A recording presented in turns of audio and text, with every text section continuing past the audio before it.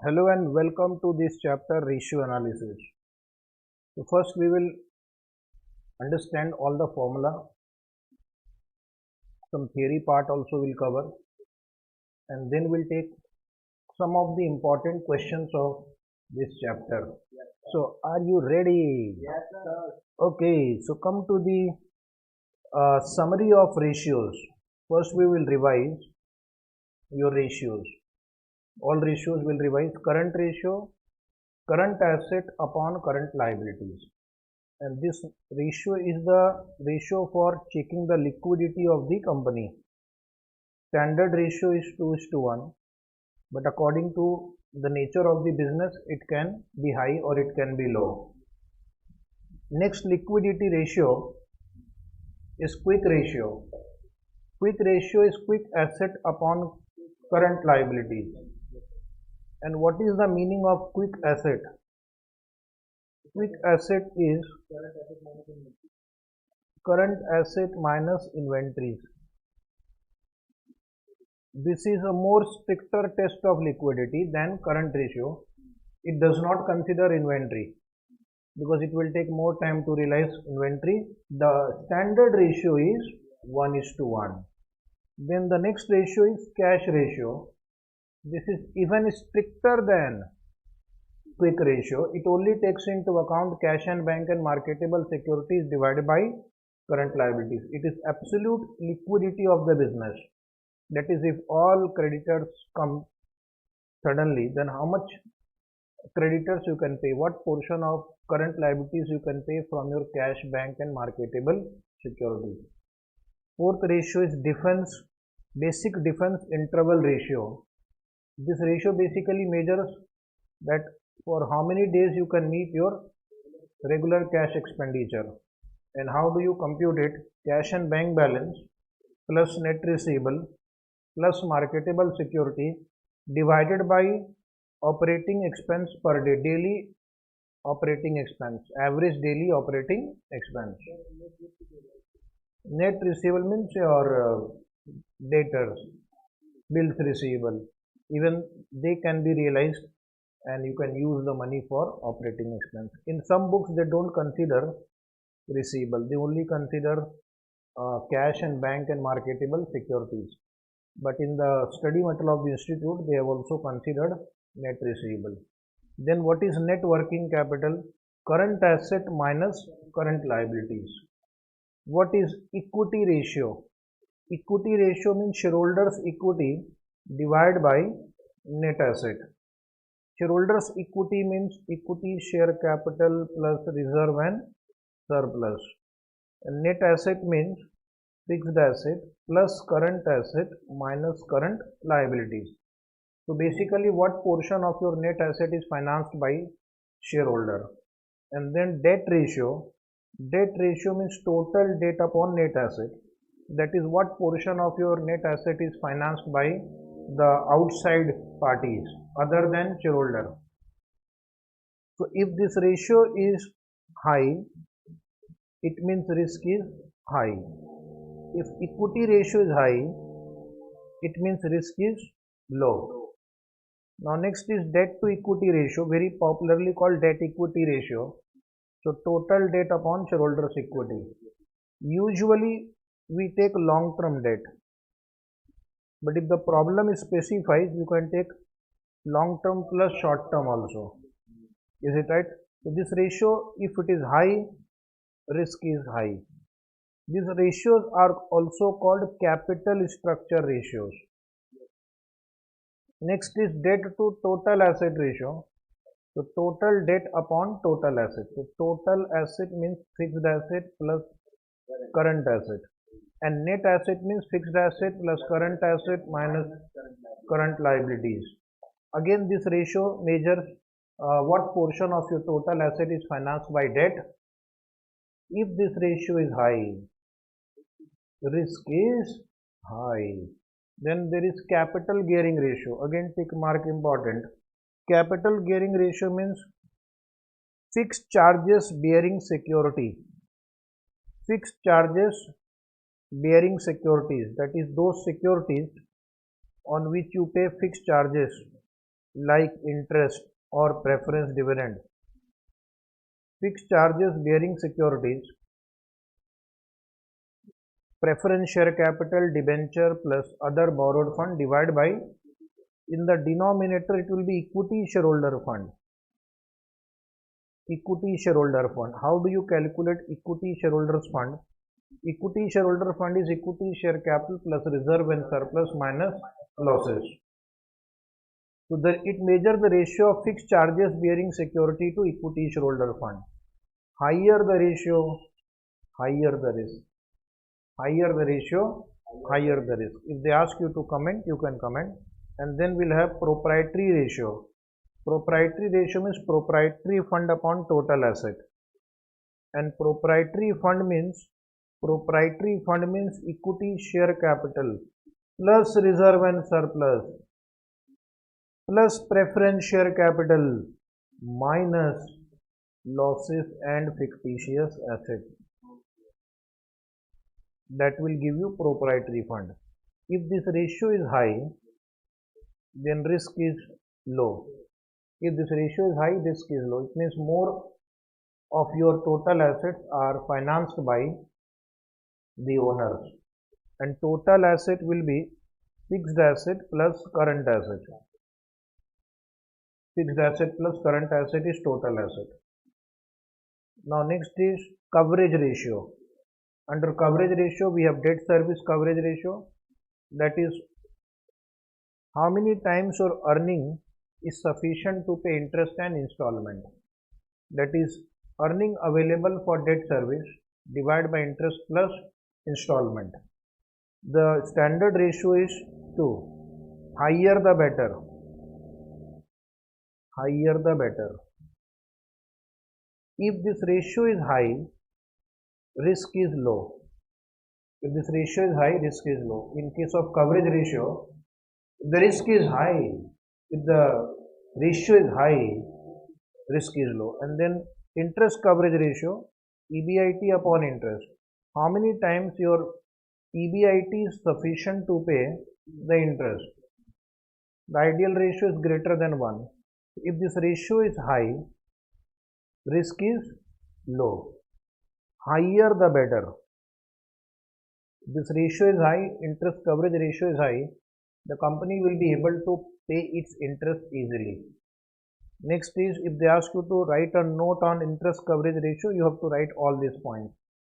Then another coverage ratio is called preference dividend coverage ratio, PAT upon preference dividend liability. Ideal ratio is greater than 1, higher the better. Higher the better. Higher the ratio, risk is lower. If ratio is high, risk is less. And then fixed charges coverage ratio, not very important but still note down, EBIT plus depreciation upon interest plus repayment of loan plus preference dividend also, because that is also fixed charge. So the ideal ratio is more than 1, higher the better. Higher the better.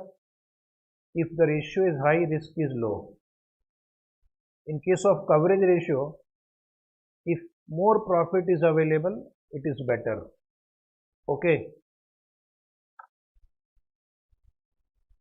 Now the next is total asset turnover ratio. These ratios are called activity ratio, efficiency ratio, performance ratio, turnover ratio. So the question in the exam can be, name 4 activity ratio, or they will give you a balance sheet and they will ask you to find out activity ratios. It shows the activity or efficiency in utilization of the asset. So total asset turnover ratio, sales or cost of goods sold upon average total assets. Wherever possible, we'll take average. Sale is for a period, so the denominator should also be average of the total asset utilized during this period. Higher the ratio, higher the capacity utilization. Lower the ratio, lower the capacity utilization. How many? What is the amount of sale generated per rupee of total asset? Okay, then similarly we have fixed asset turnover ratio, sales or cost of goods sold upon average fixed asset. If sale is available, use sales data. If sales data is not available, use cost of goods sold data. Higher the ratio, higher the capacity utilization, better the performance. Lower ratio means lower capacity utilization, poor performance. In case of turnover ratio, higher is better. Next is capital turnover ratio. Sales or cost of goods sold upon average net asset or average capital employed or average capital employed. And what is included in capital employed? Will be shareholder fund plus long-term debt. Shareholder fund plus long-term debt. Or there is one more way you can reach that number, or you can take assets minus current liabilities. Asset side minus current liabilities will give you capital employed. Higher the better. Working capital turnover ratio, working cost sales or cost of goods sold upon working capital. Higher the ratio, higher the efficiency in utilization of working capital. Inventory turnover ratio, first priority will be given to cost of goods sold. If that is not available, then take sales, or if the institute asks you to take sales, then take sales. Divide by average inventory. Average inventory means opening stock plus closing stock by 2. Higher the ratio, higher is the efficiency. Debtors turnover ratio, credit sale, not total sale, credit sale. Divide by average account receivable. Account receivable will be bills receivable plus debtor. Higher the ratio, higher the efficiency. Then based on debtors turnover ratio, we have debtors velocity or called receivable velocity, also called debtor collection period, also called debtors collection period. So there are two ways you can compute it. One is average account receivable upon average daily credit sale. There is one more formula, 365 by debtors turnover ratio. You can mention this also. So if this data is available, use this data, otherwise use this data. Higher this ratio shows how many days are taken to collect the data. Lower collection period is better. Lower collection period is better. Here lower DCP is better, so that funds are blocked for lower number of days. And now we have payable turnover ratio. It means annual net credit purchase, underline credit purchase, don't take cash purchase, upon average accounts payable. Accounts payable will be bills payable plus creditor. Okay, it tells you how many days on an average you take to make payment to your creditors. Then payable velocity, also called creditors payment period, also called creditors payable payment period, creditors payment period, also called creditors payment period. Formula is average accounts payable upon average daily credit purchase. Write down one more formula, 365 divided by payable turnover ratio. 365 divided by payable turnover ratio. If you are given payable turnover ratio, then just take 365 divided by payable turnover ratio. So how many days do you take to make payment to the creditors? Okay. Then we will now see profitability ratio based on sales. GP ratio, gross profit upon sales. Net profit ratio, net profit upon sales. Operating profit ratio, operating profit upon sales. What is the difference between these two, net profit and operating profit ratio? In net profit, non-operating income and non-operating expenses are also considered. In operating profit ratio, only operating income item and operating expense item are considered to check the operating performance of the business. Then cost of goods sold to sales ratio, very easy, COGS upon sales into 100. And then operating expenses ratio, administration expense, selling expense, distribution expense upon sales. Then operating ratio is cost of goods sold plus operating expense upon sales. So if this operating ratio is known, you can compute operating profit ratio. So somewhere below you can also mention that operating profit ratio is equal to 100 minus operating ratio. Or suppose you have to find operating ratio, then you can say is equal to 100 minus operating profit ratio. 100 minus operating profit ratio.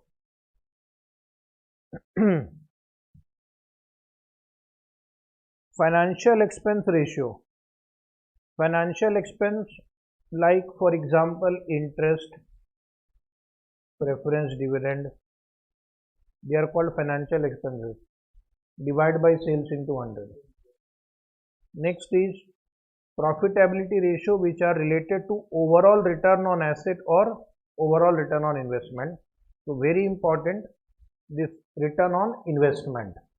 So return or profit upon investment, higher the better. Overall, it tells you overall return on your investment. Then return on asset, net profit after tax upon average total asset.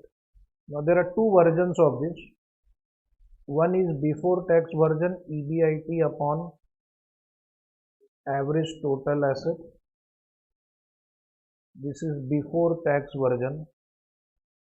And after tax version is EBIT into 1 minus T upon average total asset.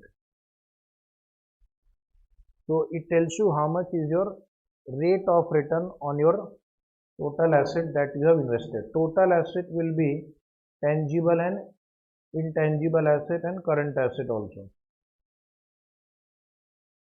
Return on capital employed on pre-tax basis, EBIT upon average capital employed, you write it average. And on post-tax basis, EBIT into 1 minus T upon average capital employed. Higher the ratio, higher the performance. This ratio is useful to check how much on an average return the company is earning on its long-term capital employed. And then return on equity. This ratio tells you what is the return earned by equity shareholder. So we will take PAT minus preference dividend upon equity shareholder fund. Higher the better.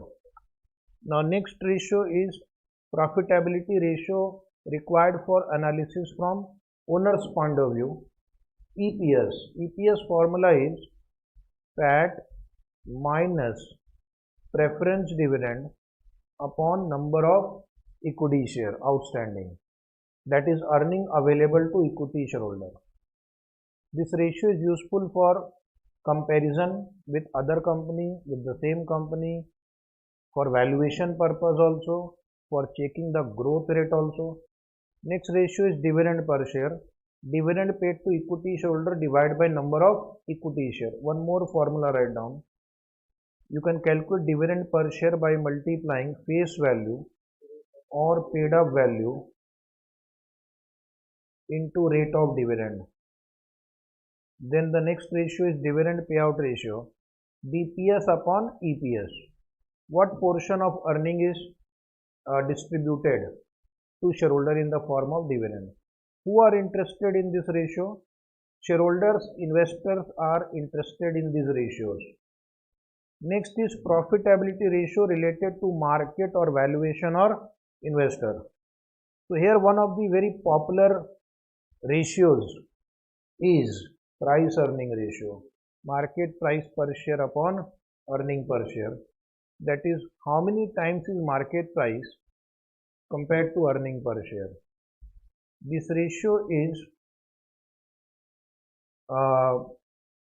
you can use P ratio into EPS to calculate the market price of the share. Is it right? So this ratio is useful for computing market value of the share, P ratio into EPS. Then next is dividend yield. Dividend yield means DPS upon MPS. That is what is your return from dividend by comparing with the market value of the share. Okay. Then in the same way we have earning yield. Earning per share upon market price per share, or you can also write 1 by price earning ratio. Earning yield is reciprocal of P ratio. That is how much is your earning as a percentage of market price. Okay. How much is your earning as a percentage of market price? Then there is a book value multiple, a formula called book value multiple. Book value multiple is the ratio of market value upon book value per share, and book value per share is equal to net worth divided by number of shares. So what is the ratio of market price to book value? Book value is taken from balance sheet. These ratios are useful for comparison purpose and for valuation purpose. So the advanced version of this ratio is Q ratio, given by Mr. Tobin, one economist called Tobin. He says instead of taking book value, take the replacement cost of the asset. So the formula is market value of the company divided by assets replacement cost. That is how much will it cost to replace the asset. Is it right? How much will it cost to replace the asset? This ratio is not very popular in the exam or in general also. Just part of your syllabus. Okay. Now the next paragraph we will discuss is users and objective of financial analysis. Who are the users and what is their objective?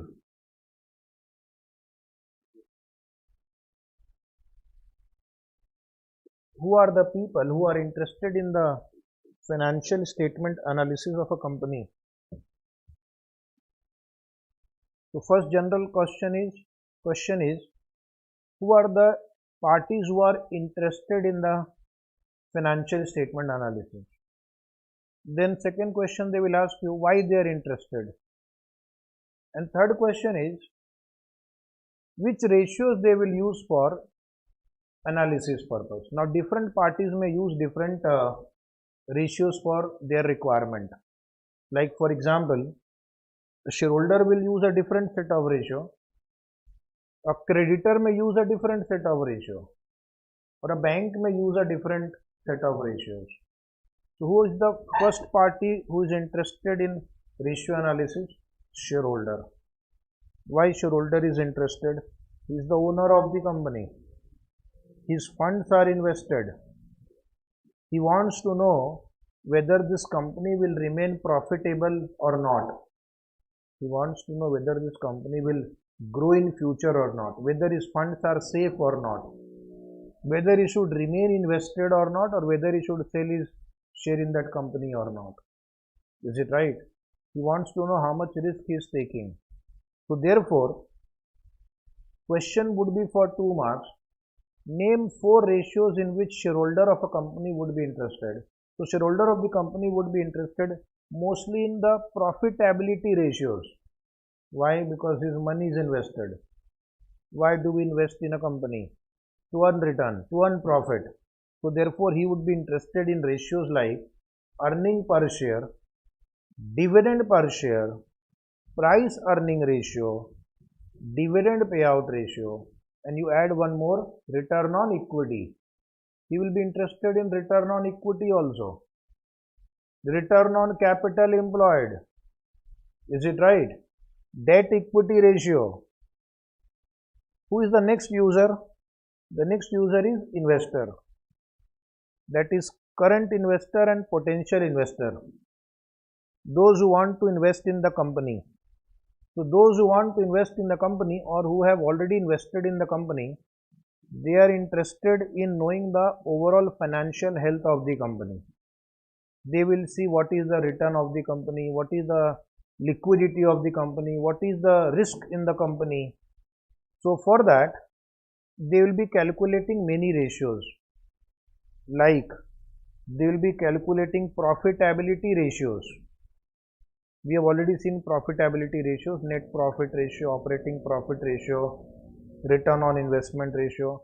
Then you will be interested in capital structure ratios like debt equity ratio, proprietary fund ratio, total debt to asset ratio, capital gearing ratio.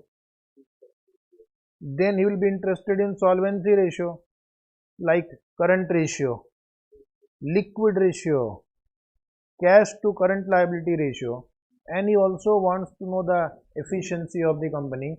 So he will be calculating the turnover ratios also: asset turnover ratio, fixed asset turnover ratio, debtors turnover ratio, stock turnover ratio, working capital turnover ratio.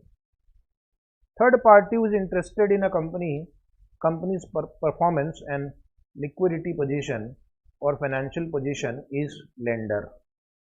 Why would a lender be interested in ratio analysis?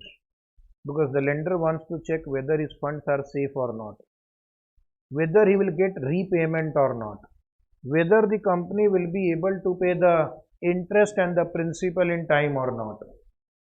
Which ratio a lender would be interested in? Coverage ratio. Name two coverage ratio in which lender would be interested. Debt service coverage ratio, interest coverage ratio.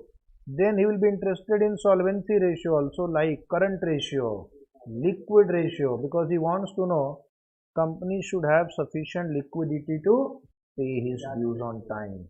Then turnover ratio, because he would be investing or lending to a company which is efficient.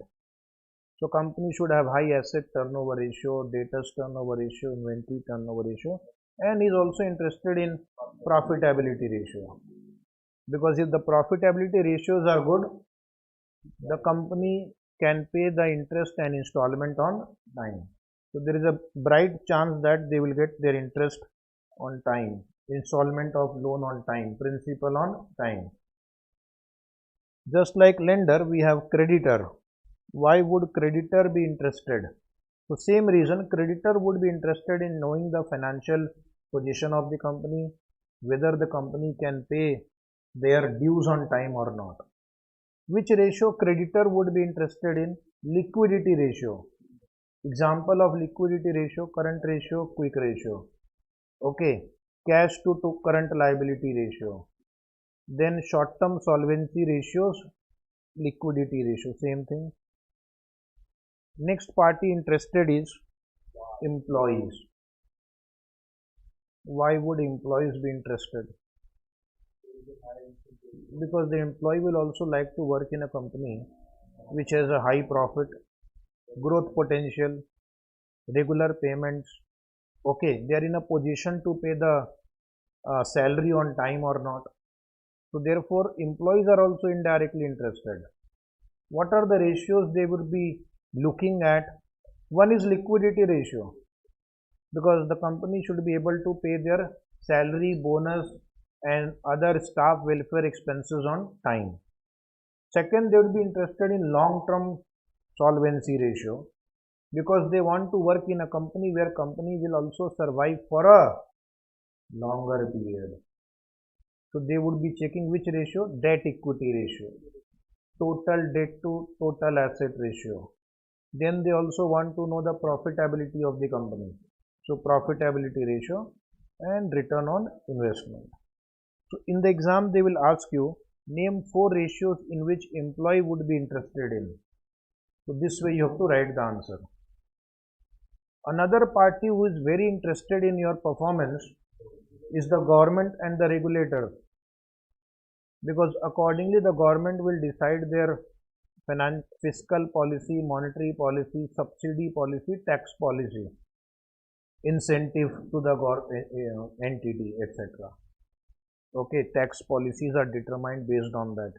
Subsidies are determined based on that. Interest subsidy are given based on that. Grants are given based on that. So they are interested in many ratios like profitability ratios. So you have to write in the exam which are the profitability ratios also. One of the most important stakeholders in the company is the management of the company because they are running the show. So management is also interested in ratio analysis.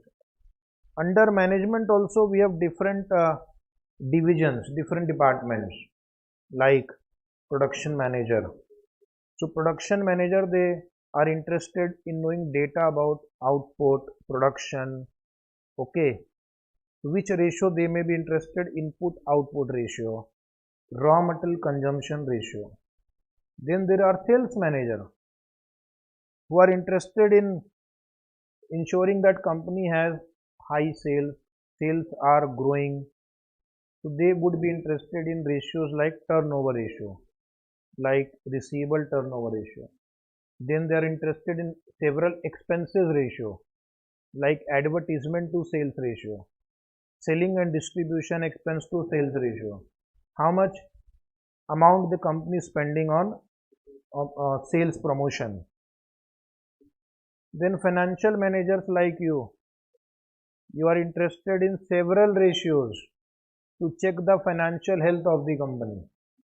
So they would be interested in almost all the ratios that we have learned, especially profitability ratio, return on investment, turnover ratio, capital structure ratio, because accordingly they have to take the correct measures also. Is it right? It is the financial manager on whose broad shoulders the company's finances are dependent. So they analyze various ratios to take corrective actions if it is not up to the mark. And then don't forget, a company has got a CEO or a general manager. The performance of a company to a large extent depends on the efficiency of the CEO. It is like a report card of the CEO. So therefore CEO also is interested in all ratios because he is responsible for sales, he is responsible for production, human resource, inventory, marketing, everything. Next point is different industries. Now I will tell you one interesting thing. In different industries there are different ratios used for understanding the performance or comparison or understanding the growth. For example, if you are a telecom company, then many ratios are related to their calls and subscribers. For example, they calculate how much is revenue per subscriber. How much revenue per subscriber? That is called ARPU, ARPU, average revenue per user. Telecom company.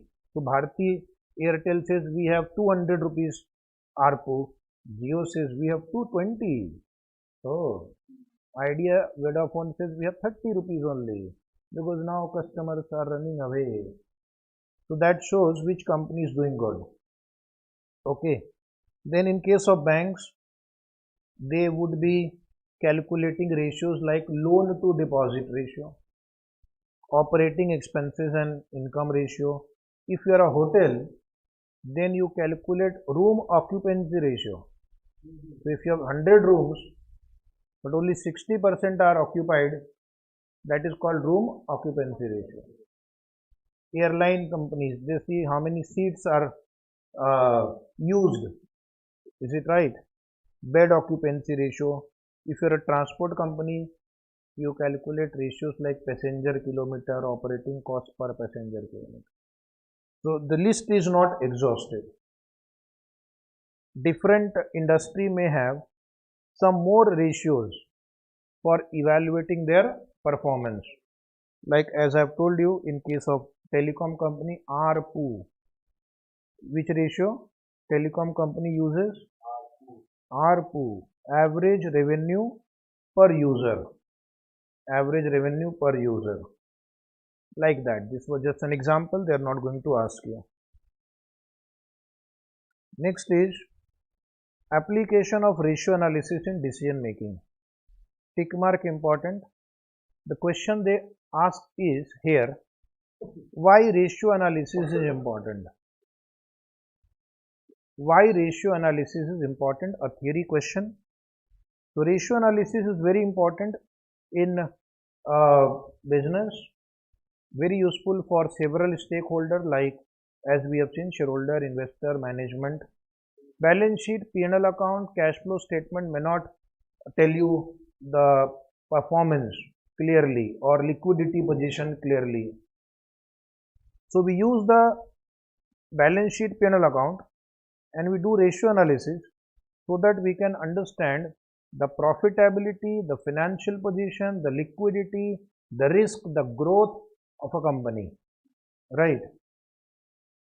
So first benefit of ratio analysis is it helps us to understand the liquidity position, whether the company has sufficient liquidity to pay its short-term obligation or not.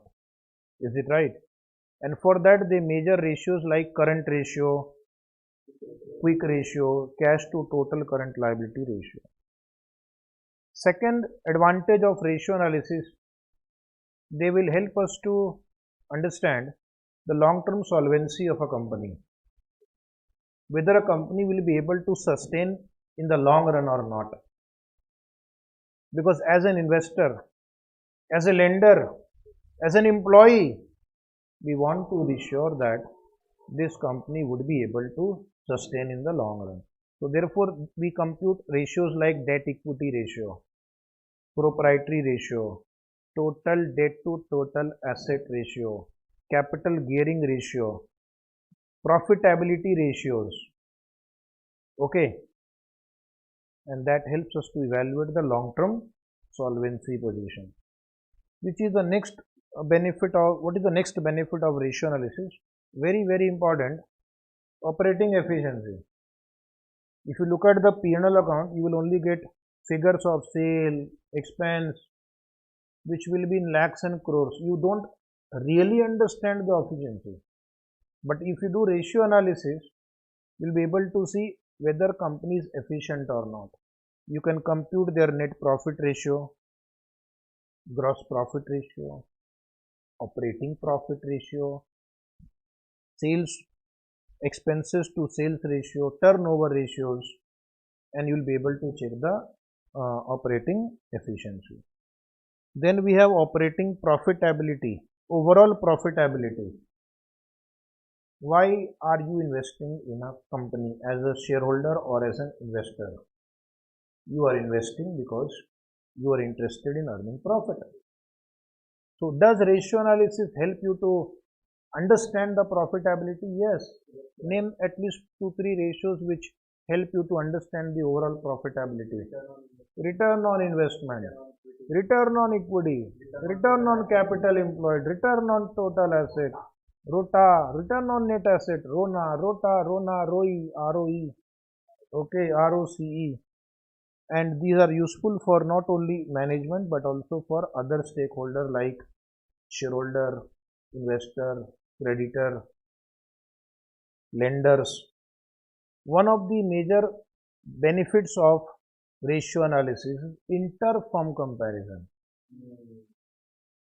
If you have to invest in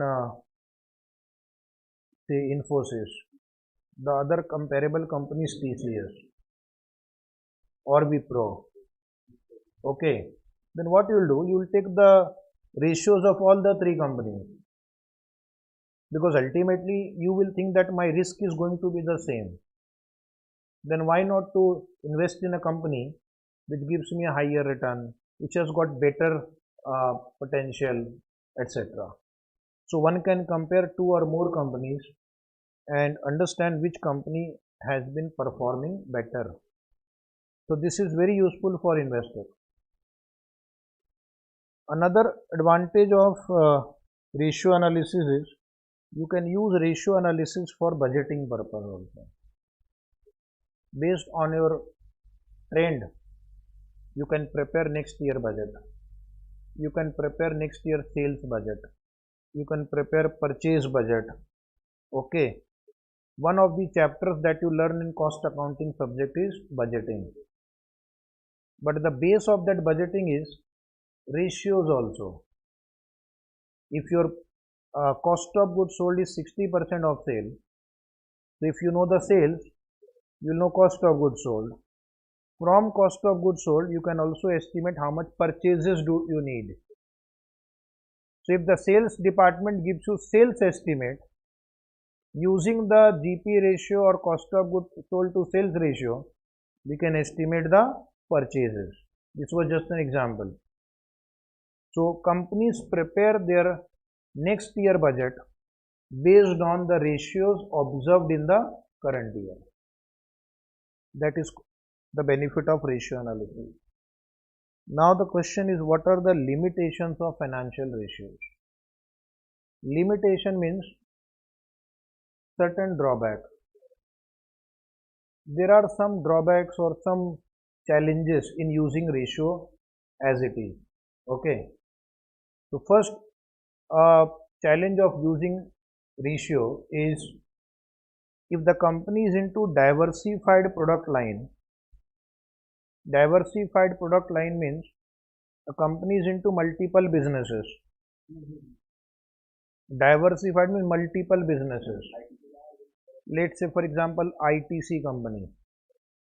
If you take total sales and total gross profit, it will not give you a correct picture, because that gross profit will include gross profit of tobacco business, hotel business, paper business, agri business, FMCG business. So then what we should do in such diversified product line companies, instead of calculating ratio for the entire company, we should compute the ratio for the business segments. Is it right? Different businesses in which they are invested or involved, and compute ratio business wise. That will help us to get the picture better. Another problem with ratio analysis is that when we are comparing different years performance, it is not directly comparable because of inflation. Inflation means high prices. So same raw material price must have gone up. Same inventory price must have gone up. So current year and previous year may not be comparable. If the inflation is high, then we will not be able to make correct comparison across different timelines. One more challenge with ratio analysis is seasonal factors. What is seasonal factor? That means in some businesses you have more sales in certain time period and less sale in other time period. So if you are comparing on quarter to quarter basis, quarter 1, quarter 2, quarter 3, quarter 4, these are the 4 quarters in a year. Is it right? So some quarter like 3 may have high revenue, high inventory, because demand for that product may be more, and in some quarter the demand may be less, sales may be less, inventory may be less. So if you are trying to compare, suppose it's a woolen garment, easy to understand example, you will have better ratios in third quarter. Third quarter in India is October, November, December. First quarter is April, May, June. Now woolen garment will sell more in November, December. So that time the ratio would be high, better ratios. Whereas in some months the ratios will be very poor. So when you are dealing with a company which is into seasonal operation business, one has to take the seasonal factors in mind. Otherwise, you can make a wrong interpretation. You can make a wrong conclusion. Okay, suppose a company sells air conditioners. So which month? So second quarter or first quarter will have more sale. First quarter, April, May, June, buying sales, high inventory, more profit. Then what happens in the third quarter? November, December, October. People don't buy much, sales go down, inventory level goes down. There can be losses also because fixed overheads will be there. So as a result of that, we have to be careful when we are using companies which are into seasonal business. Then year-end adjustment. Another problem is what? Companies, in order to do makeup of the balance sheet, what is called window dressing. What is window dressing? Makeup. Okay, you look more beautiful than you really are because of makeup. Make up. You try to improve artificially. That is why it is called make up. Okay. So companies also do makeup of their balance sheet and P&L account by year-end adjustment. What do you mean by year-end adjustment? See, balance sheet is a point figure. The balance sheet which is on 31st March is used by the analyst. So 5 days, 10 days before, if they have suppose a current ratio which was less than 1, then they will improve the current ratio by borrowing money. If they borrow money, bank account debit to loan account, bank balance will increase. If bank balance will increase, current ratio will increase.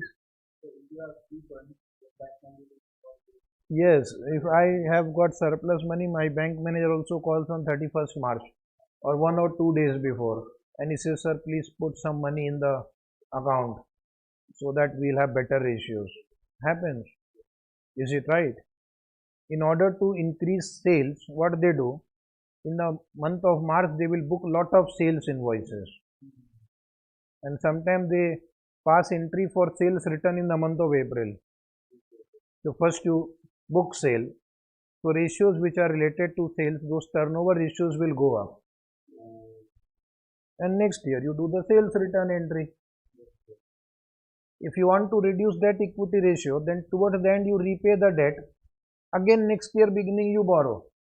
Even sometime my bankers call me and say, sir, you deposit money right now, but withdraw it on 2nd of April. At least my ratios will be very good. That is called year-end adjustment. Year-end adjustment are window dressing. They try to give better picture of the balance sheet than what it was throughout the year. So throughout the year current ratio may be less than 1, but year-end adjustment will make it more than 1. Throughout the year debt equity ratio may be 3:1, but year-end adjustment may make it 1:1 or 2:1. Okay, turnover ratio may be 2:1, year-end adjustment may make it 2.5:1. One more challenge with the ratio analysis is that if different companies are following different accounting policies, their profitability will not be comparable. Financial statement will not be comparable. One company may follow straight line method, one may follow WDV method. So their fixed asset figure can change. One company may follow FIFO method for inventory valuation, one may follow weighted average. Stock may not be comparable. Depreciation policies are different. Amortization policies for intangible assets are different.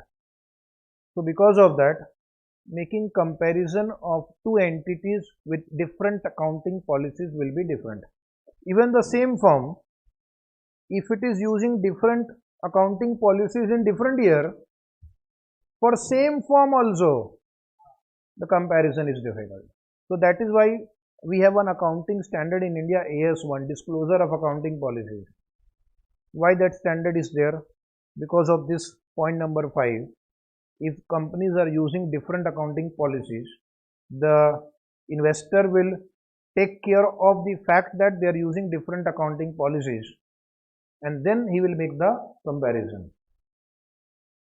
And point number 6 is there is no standard set of ratios against which a firm's ratios can be compared.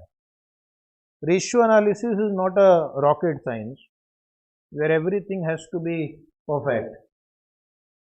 It varies from company to company, business to business, time to time, size of the organization. Okay. So if you are a banking company, your debt equity ratio will be high because your business is to borrow money and lend money. But if you are a software company, debt equity ratio will not be high.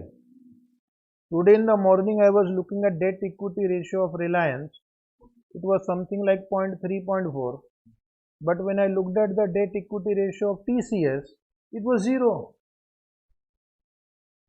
And in some case, it was 5. So it varies. Similarly, current ratio can vary. If you are a manufacturing company like a steel company, cement company, you have to carry lot of raw material because raw materials are not easily and quickly available. So they carry lot of raw material. Then they have work in progress. Factory sizes are huge. Lot of finished goods they have to keep.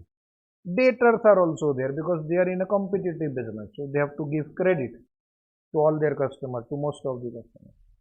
But if you are a service company, let us say you are a Infosys software company, you don't need raw material. You don't need work in progress, finished goods like that.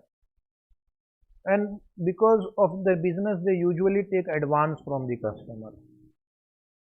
They take a major portion of the work that has to be done in the form of advance from the customer. So that is why they may not have a high current ratio. So there is no standard set of ratios to come to a conclusion. So one has to see what kind of industry is that, what kind of business is that, what is the size of the business, and then you can form a conclusion. And the same point is repeated here. Difficult to generalize whether a particular ratio is good or bad. Is current ratio 3:1 good or bad? 3:1. For some company 3:1 is good. But for some company it may be bad because you are carrying excess liquidity. You are carrying excess liquidity. You are keeping inventory, debtor, cash in hand, prepaid expense, bills receivable, which do not generate any profit. They are idle funds basically. So therefore it can be good for one party but bad for another entity. Debt equity ratio can be good if it is 6:1 for a banking company, NBFC, non-banking finance company, debt equity, but bad for a service company. Okay. One has to look at the industry.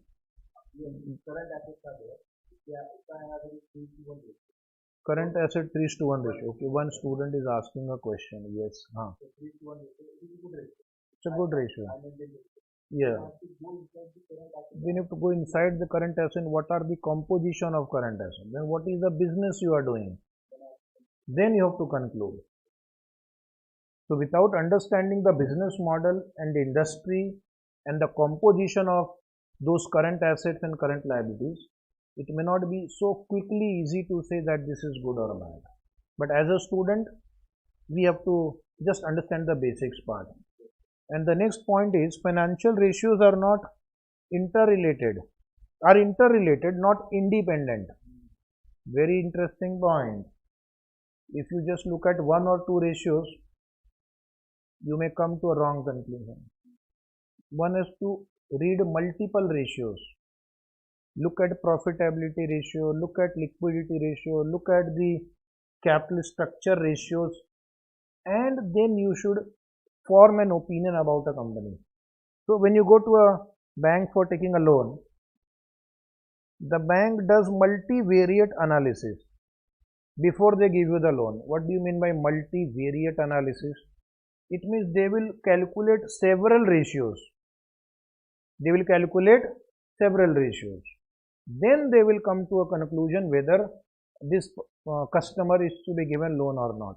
So what banks do, they will calculate many ratios then they will give them weightage, give them weight. For example, they have a matrix. If the ratio is between this and this, I will give so much weight.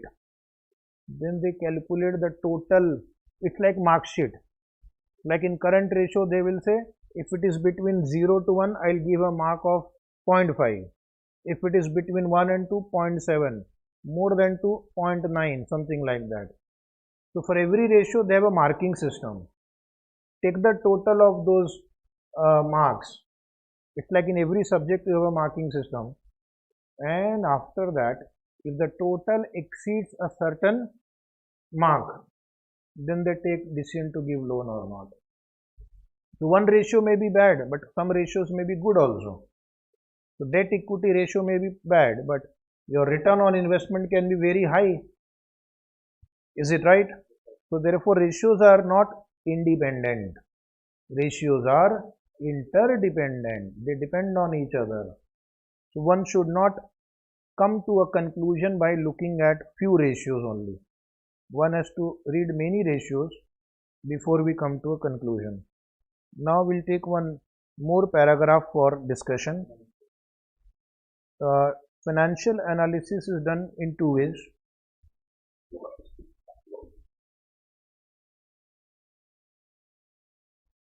One is called horizontal analysis and one is called vertical analysis. So what do you mean by horizontal analysis? Suppose year 2022 is given, 2023. So that is horizontal. Is it right? Then you are given current ratio. This was 1.5, 1.8. So we will say current ratio has improved.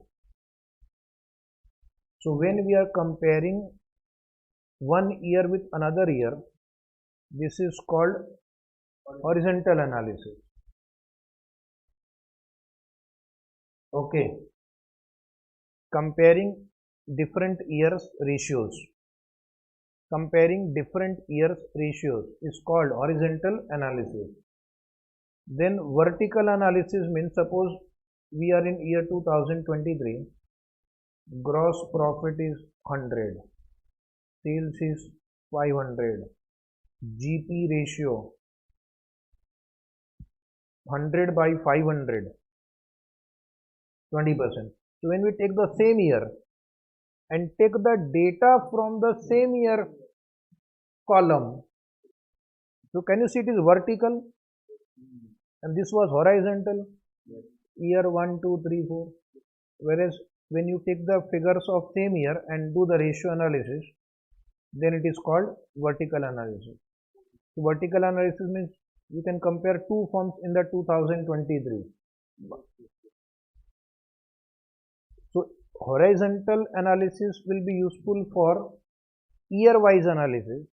Vertical analysis is useful for comparing one firm with another firm in the same year.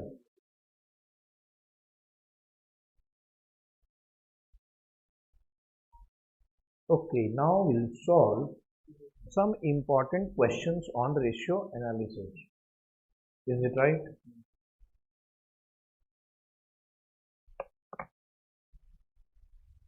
Some important questions we will solve on ratio analysis. So please come to question number 14. Question is,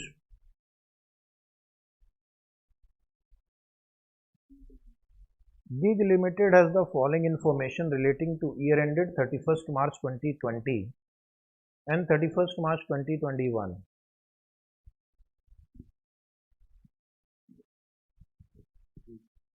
GIG Limited.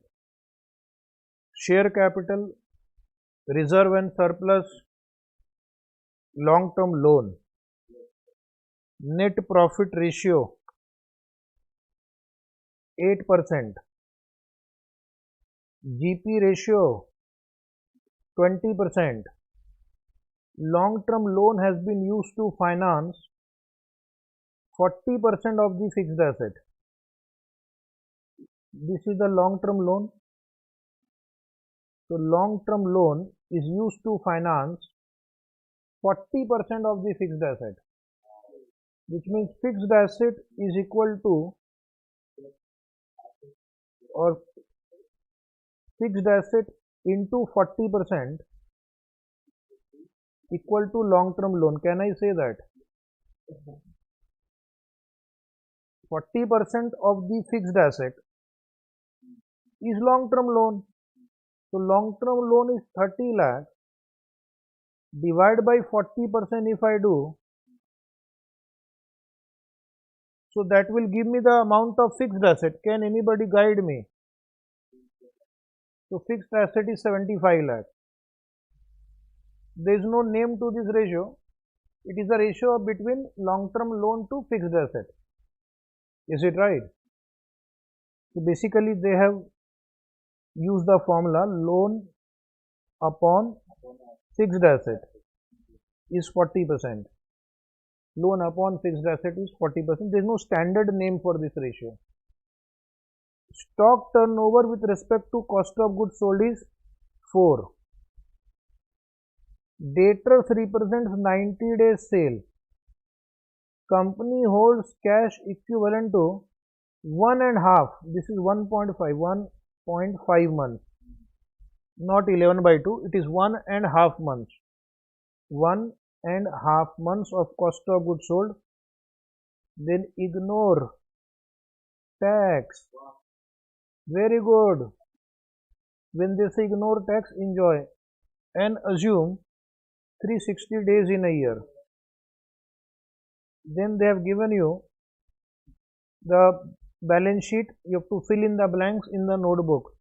Prepare balance sheet on 31st March 2021. Is it right? So from the limited information, you have to find lot of missing data. Question number 14. So write down, but first you look at this balance sheet carefully. There is a hint here. Share capital has not changed. This is a new problem, new type. Mark important. Source is study material of the institute. Share capital no change. But if you look at the reserve and surplus, it was 20 lakh. Now it is 25 lakh. So why the reserve and surplus has gone up? Because of current year PAT. Because of current year PAT. So can you guess what is the PAT of the current year? PAT of the current year is 5 lakh. Suppose opening balance is 20 lakh. Current year profit 5 lakh. So closing reserve will become 25 lakh. If PAT is 5 lakh, you can compute the sales figure because PAT is 5 lakh. Net profit is 8%. So from PAT, you can calculate sales. From sales, you can calculate gross profit. From gross profit, you can calculate cost of goods sold. From cost of goods sold, you can calculate cash and stock. From sales, you can calculate debtors. Is it right? So once you get cash, stock, debtor, and you've already got the fixed asset from loan, you can get the asset side total. So creditor will become balancing figure. Can I say creditor will become balancing figure? Because from the information, you can find out all other figures. Creditor will become balancing figure. These three are already given to you. Is it right? So this is a good question. So first you write down this balance sheet in the notebook. Right? Balance sheet. Write in the notebook this format. Balance sheet as at 31st March 2021, same copy. When the institute gives you format, use the same format. Question is from study material. Are you ready now? Share capital, write down how much share capital is given.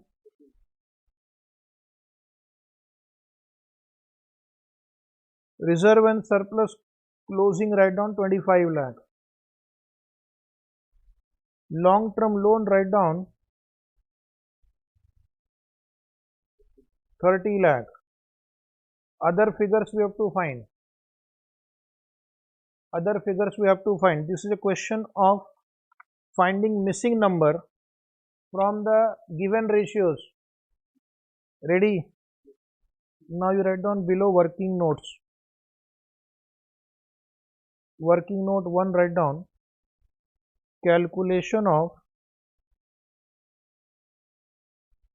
current year's profit. Calculation of current year profit.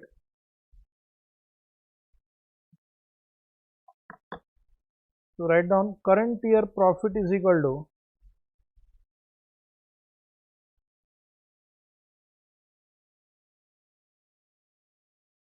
closing reserve and surplus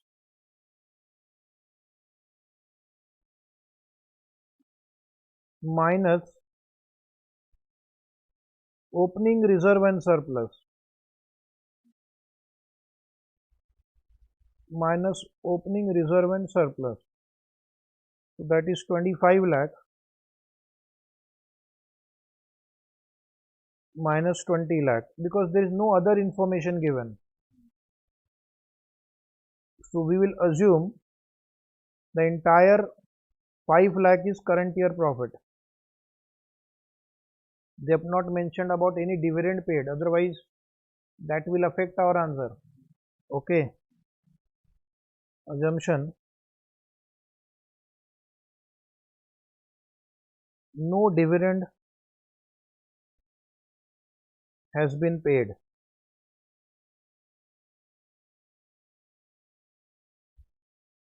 Assumption: no dividend has been paid. Now we will calculate working note 2, calculation of sales. Right hand side rupees. What is the net profit of this company for the year? 5 lakh. And in the question, what is net profit ratio? 8%. Therefore, sales will be A by B.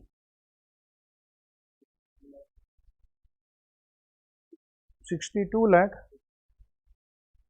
50,000. This is understandable format. Working note 3, calculation of cost of goods sold. Right hand side rupees. Point A, sales 62 lakh 50,000 less gross profit. What is gross profit ratio in the problem? 20% into 62.5 lakh, 12 lakh 50,000. Therefore, cost of goods sold A minus B. Presentation is important. Every line is understandable. And you have to divide your answer into small points. Psychological advantage. They will give more marks. They will think each point is 1 mark. Okay. Calculation of stock. So you have to write stock equal to cost of goods sold upon stock turnover ratio, stock turnover ratio, cost of goods sold 50 lakh, stock turnover ratio 4. Therefore, the answer is 12,50,000. Is it right?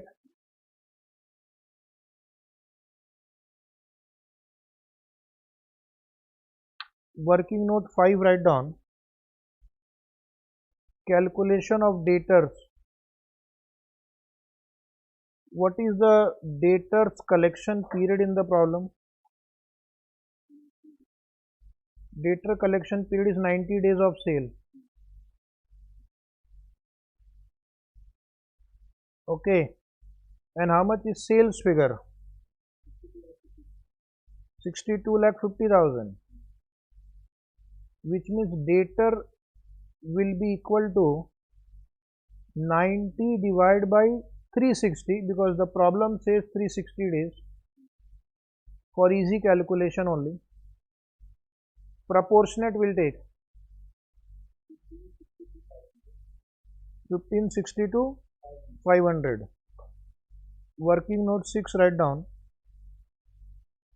cash in hand is equal to 1.5 months divided by 12 months into COGS as per the note given in the question. As per the note given in the question, 1.5 divided by 12 into 50 lakh. Come on. 6,25,000. Last working note 7. Calculation of fixed asset. This will complete asset side. Write down long term loan is rupees 30 lakh.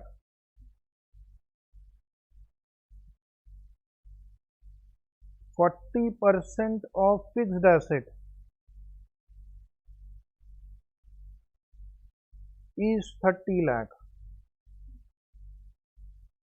Therefore, fixed asset is 30 lakh divided by 40% is how much? 75 lakh. Up to this, write down properly. Any query you are welcome to ask. Anybody, any query? Yes. If you practice such questions, you will be able to handle the exam. Otherwise, it may not have come to your mind that the difference between closing reserve and opening reserve can be net profit, and that is your starting point. Without that, you can't get the stock, debtor and cash in hand figure. 4 marks or 8 marks, somewhere between 4 to 8 marks. So come back to your balance sheet. Fixed asset, just now you got some amount. How much was that? Fixed asset 75 lakh. Debtor, how much we had got? Debtor 1562 500. Closing stock, how much you had got? 12,50,000. Cash in hand, how much you had got? 6,25,000. So you please tell me the total of the asset side first.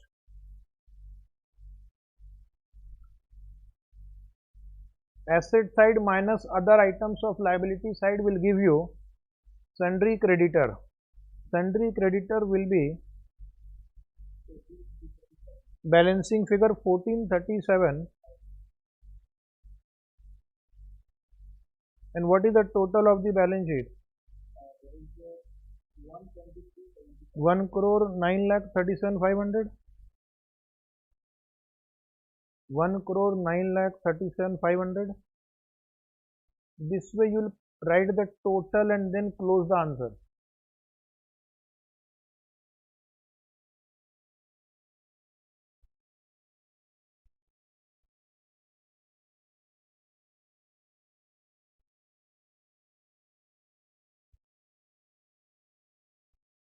Have you done?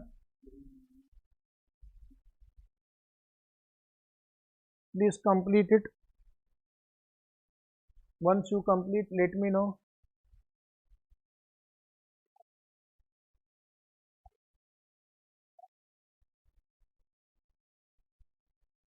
We'll go to next question 15. Question number 15. This question was asked in October 18 MTP for 5 marks. Write down important. Similar questions have been asked in past exams. And what is new about this question? You will get bills receivable and bills payable also in the problem. Okay. Debtor velocity is 3 months. What is debtor velocity? Debtor's collection period. Very good. 3 months means 3 by 12 of credit sales. Okay. So once you want to find debtor, 3 by 12 of credit sales. Same thing for creditor. 2 months. It means creditor's payment period. How many days or months on an average do we take to make payment to creditor? 2 months. So if you have to find creditor, 2 by 12 of credit purchases. 2 by 12 of credit purchases will give you creditor figure. Then stock turnover ratio is 1.5 times. Gross profit ratio 25%. Bills receivable, bills payable. So debtors will include bills receivable. Creditor will also include bills payable. So by applying the formula, if you get debtor figure, it includes bills payable also. Bills receivable and bills payable. GP, this is my starting point. Because only one figure is given. Sorry, gross profit is given. So from gross profit, we'll calculate sales. From sales, we'll get cost of goods sold. Then from sales, we'll get debtor. From COGS, we'll get stock. Using this two, we'll get purchase. From purchase, we'll calculate creditor. Is it right? So one has to understand which answer will lead to which place. And then fixed asset turnover ratio is 4. So from sale you can get fixed asset also. So what is the question? Sales. So sales will get from GP ratio. And cost of goods sold. From sales and GP will get cost of goods sold. Then sundry debtor. From sales and your debtor velocity, you will get debtors. From COGS and stock, you will get purchase. From purchase, you will get creditor and using creditor velocity. Closing stock will get using COGS and stock turnover ratio. You will get the stock. And then we have fixed asset from this ratio. There is a note, closing stock is more than the opening stock by 10,000 rupees. So you have to find out first average stock. From average stock we will get the closing stock, because opening stock and closing stock has a difference of 10,000. So you have to find out closing stock, right? So what will be my starting point in this question? Using gross profit and GP ratio, we can find out the sales. Once you get sales, then lot of answers you can easily derive. So first you write down step 1, calculation of sales and cost of goods sold. Right hand side rupees, Point A, gross profit. We can go by formula also. Presentation can change. GP ratio. How much is GP ratio? 25%.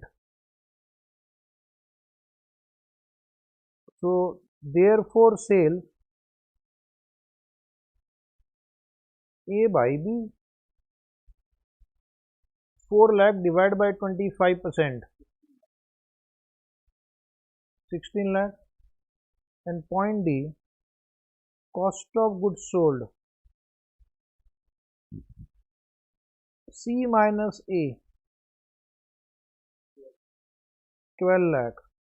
And one more thing, write down E, stock turnover ratio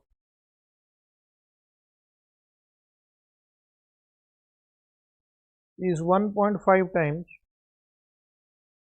So F, average stock,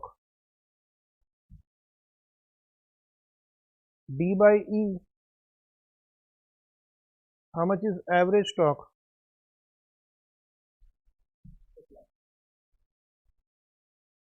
Average stock is 8 lakh.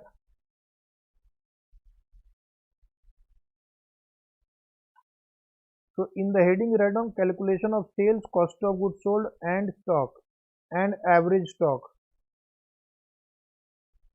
You could have prepared 3 working notes also. Is it right? Choice is yours. Now from average stock and opening stock, we will calculate closing stock. So step number 2, calculation of closing stock.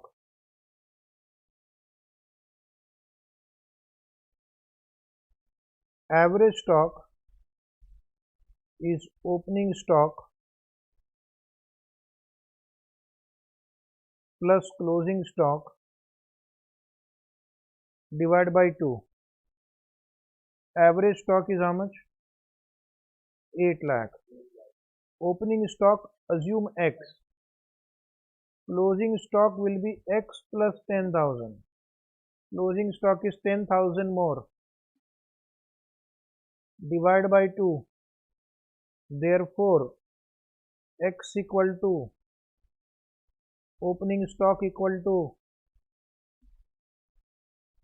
7,95,000. Therefore, closing stock 7,95,000 plus 10,000, 8,05,000. Is it right? Now we will find out step 3, calculation of purchases. Because to find creditor, I need purchases. Purchases equal to cost of goods sold plus closing stock minus opening stock. Is it right? Can I put these two in a bracket? Closing stock minus opening stock. COGS is how much? 12 lakh. Difference between closing stock minus opening stock is 10,000. You don't have to write both the figures. Save time. Or you can write 8,05,000 minus 7,95,000. But if you have understood, then just write 10,000. So how much it comes to? Purchases is 12,10,000. Why do I need purchase? To find creditor. Any query on step 3?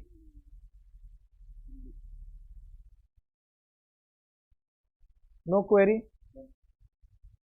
Okay. Step 4, calculation of creditors. creditor velocity is equal to how many months? 2 months. Debtor is 3 months. Creditor is 2 months. So it means creditor plus bills payable is equal to 2 by 12 into credit purchases. 2 by 12 into credit purchases. Assumed all purchases are credit. No need to write also. Now creditor figure we don't know, but bills payable we know.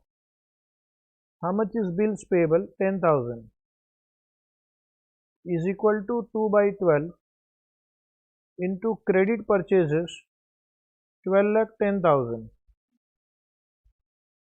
Now after solving this equation on your calculator, you will tell me what is creditor equal to. 1,91,667.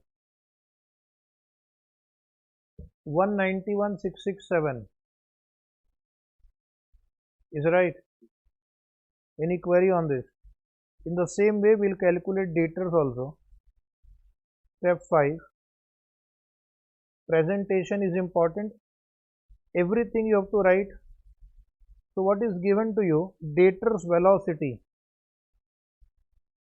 How many months given? 3 months. It means debtor plus bills receivable represent 3 by 12 into credit sales. But if nothing is given, all sales are credit. How much is debtor missing? Bills receivable figure is there. 25,000. 3 by 12 into credit sale was how much?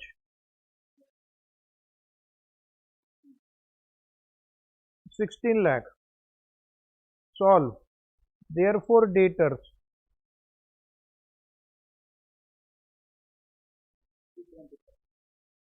final figure 3,75,000. Last working note. So we have found sale, cost of goods sold, debtor, creditor and closing stock. What is pending? Calculation of fixed assets. For that they have given fixed asset turnover ratio 4 times. Fixed assets turnover ratio is 4, which means sales upon fixed asset is equal to sales is upon fixed asset equal to 4. So fixed assets equal to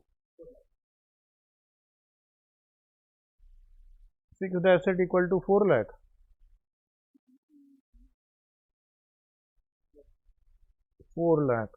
Now this question is not clear whether fixed asset turnover ratio is based on sales or cost of goods sold.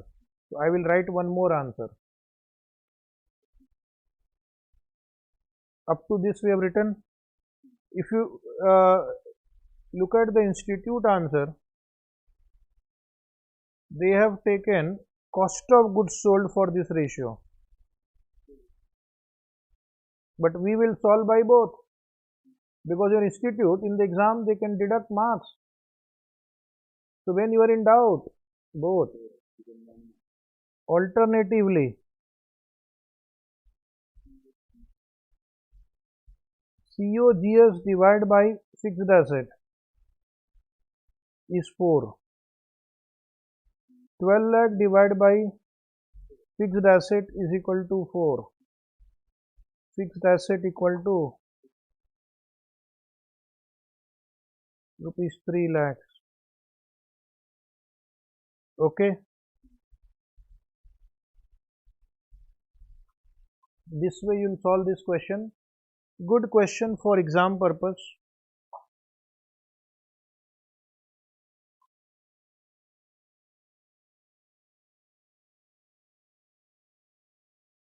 Now we'll come to question number 16. Question is from May 18 RTP. Okay. Following figures are available in the books of Tirupati Limited. Fixed asset turnover ratio 8 times means sales upon fixed asset. Capital turnover ratio 2 times means sales upon capital employed. Inventory turnover ratio, cost of goods sold upon average stock. Is it right? Receivable turnover ratio, credit sale upon average receivable. Payable turnover ratio, credit purchases upon average creditor. GP ratio, GP upon sale. GP during there is 8 lakh. So this is my starting point. Is it right? From GP you will get sales. From sales you will get cost of goods sold. And then fixed asset turnover ratio is given. So you can get fixed asset, you can get capital employed, you can get debtors. Then from COGS you can calculate stock. From COGS and stock you can get purchases. From purchases you can get creditor. There is no long-term loans or overdraft. So in balance sheet there is no long-term loan or overdraft. Reserve and surplus is 2 lakh. So once you get capital employed here, capital employed minus reserve and surplus will give you share capital. Is it right? Closing stock is more than opening stock by 20,000. So that I will require here for calculating purchases. Calculate various assets and liabilities and prepare a balance sheet of Tirupati Limited. This you can delete. And prepare balance sheet of Tirupati Limited. Is it right? This question has not given us whether this fixed asset turnover ratio, capital turnover ratio, whether they are based on sales or whether they are based on COGS. So that is a very challenging problem before the student. Is it right? So what we'll do, we'll first solve by sales figure. If it is not going to tally, then we are going to change by using cost of goods sold. Only after looking at the institute's answer, I got to know that they have used cost of goods sold figure instead of sales figure for fixed asset turnover ratio and capital turnover ratio. How will the student know in the exam? Is it right? So you have to take a chance to start.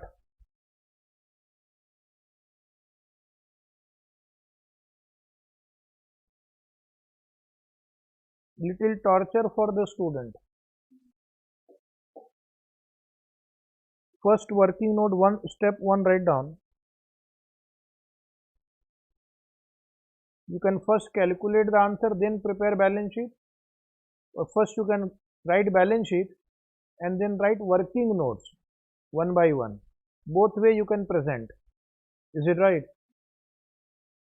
Calculation of sales, cost of goods sold and average stock. So in one table we will get 3 answers. First you write down gross profit. Question in front of you. How much is gross profit?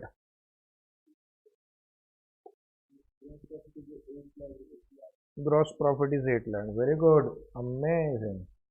And how much is GP ratio? GP ratio is 25%. So therefore, sales is equal to A by B. Is it 32 lakh? Yes. Point number D. Cost of goods sold C minus A. 24 lakh. Point number E. Stock turnover ratio. Any other presentation is also welcome. You will not lose mark, don't worry. So what is the inventory turnover ratio given in the question? Inventory turnover ratio 8 times. So point number F will get average stock. Average stock will be D upon E. D upon E. So that is 3 lakh.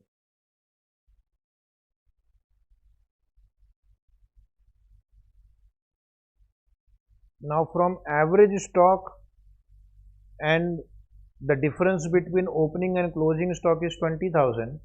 We will be able to find out the opening stock figure and closing stock figure both. Is it right? So step number 2. Calculation of closing stock. So this is another type of question they ask in the exam. Average stock is equal to opening stock plus closing stock divided by 2. Average stock is 3 lakh. Opening stock assume X. Closing stock assume X plus 20,000 divided by 2. So student will solve and give me the answer. What is X equal to?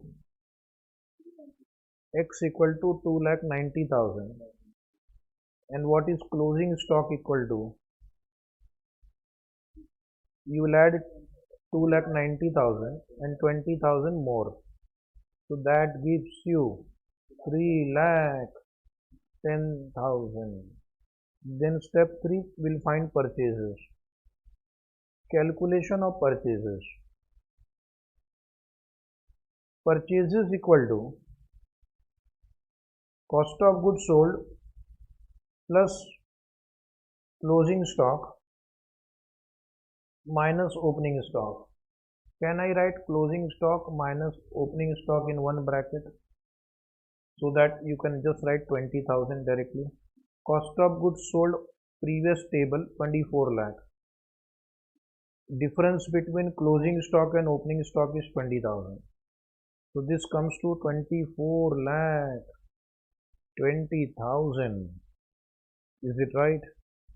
So can I use this figure to find out the creditors now? For creditors, payable turnover is given. Payable turnover. So using payable turnover and purchases figure, we can find the creditor figure. So step number, how many steps you have done? This is 4. Calculation of creditor.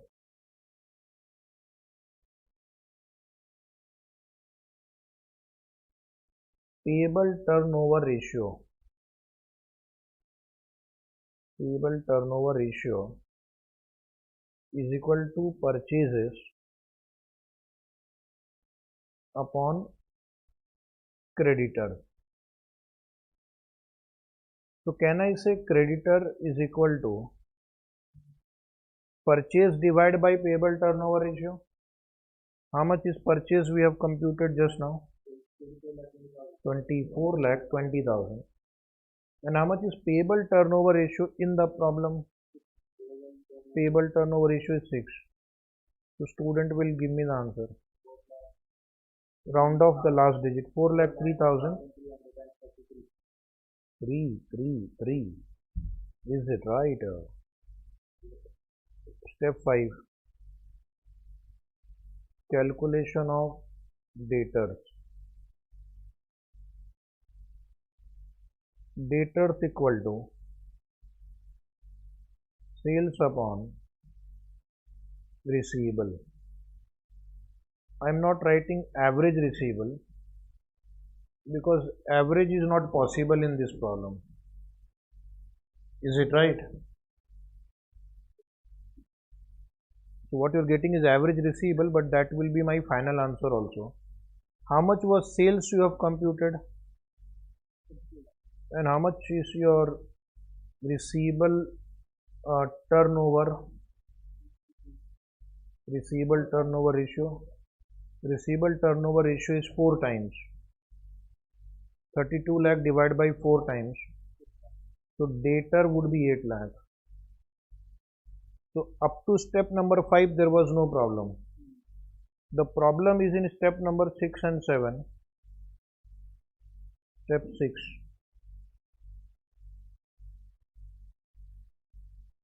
Calculation of fixed assets.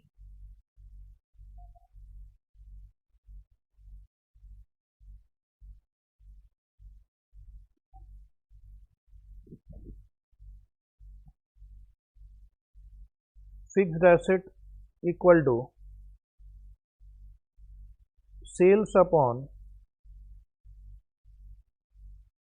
fixed asset turnover ratio. Yes or no? Sales upon fixed asset turnover ratio. Sales is 32 lakh. Fixed asset turnover ratio 8. Answer 4 lakh.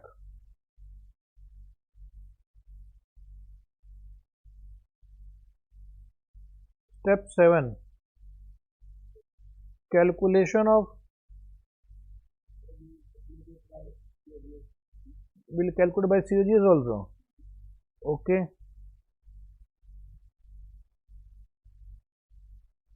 Alternatively, right here.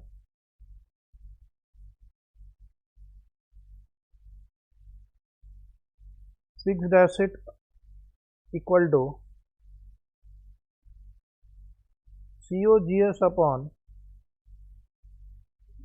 fixed asset turnover ratio. We will see which answer will help us to tally the balance sheet, because balance sheet is also asked, so balance sheet should tally.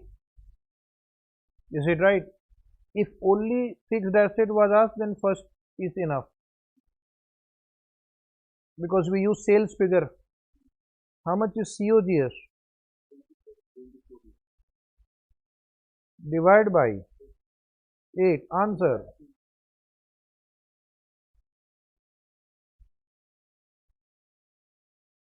Step 7.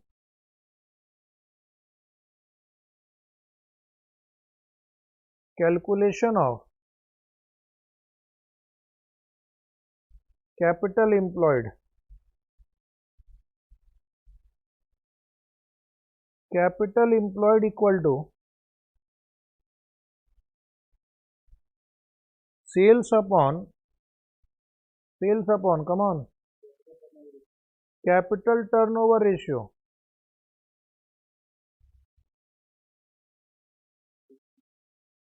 Sale is how much? 32 lakh. Capital turnover ratio 2. 16 lakh. Write alternatively.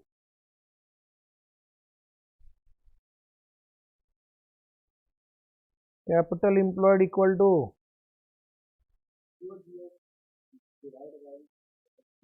COGS divided by capital turnover ratio.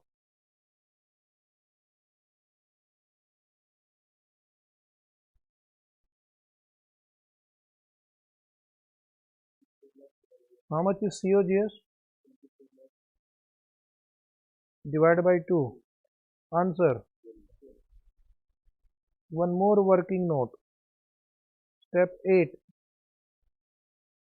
Calculation of share capital.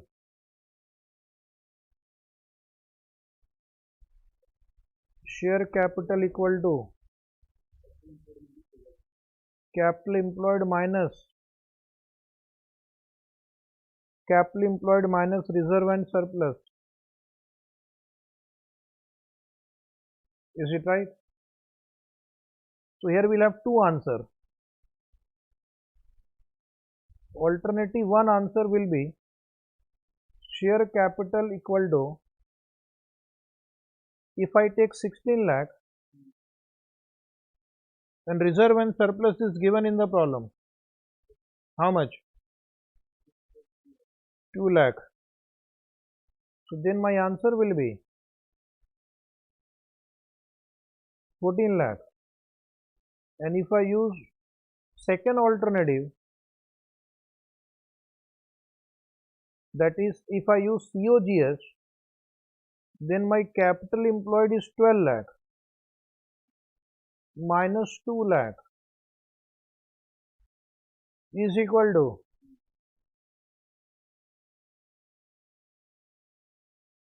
10 lakh. Is it right? Now wait, we will check on calculator whether COGS will help us to tally the balance sheet or sales will help us to tally the balance sheet. Okay. What are the items on the liability side? First you check. You have share capital, you have reserve and surplus, and you have creditor. So what is the total you are getting? If I take share capital, how much is share capital if I take on sales basis? 14 lakh. Reserve and surplus was 2 lakh. And creditor was how much? 4,03,333. On the asset side, fixed asset on sales basis was how much?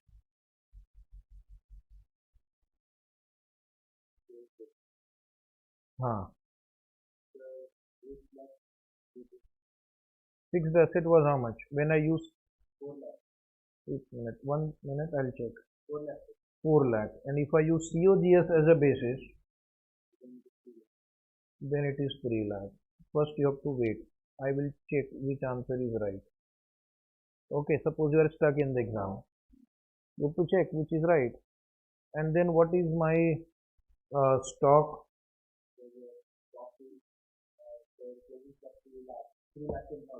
Closing stock is 3,10,000. That will be same. Debtor will also be same. How much is debtor? Debtor will also not change. 8 lakh.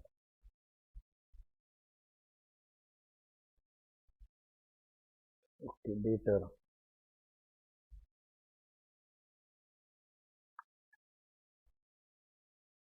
So if I use sales figure, other current asset will be balancing figure.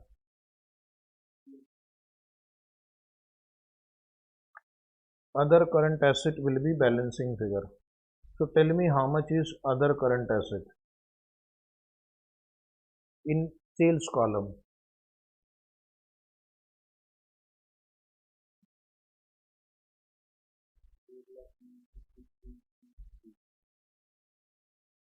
Four lakh.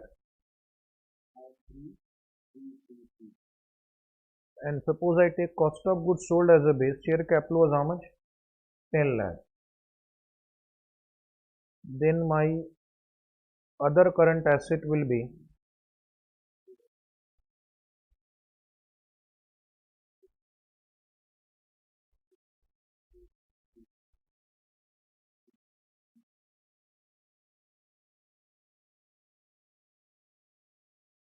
this will be 16 lakh 3,330. 1,93,333. Write both the answers.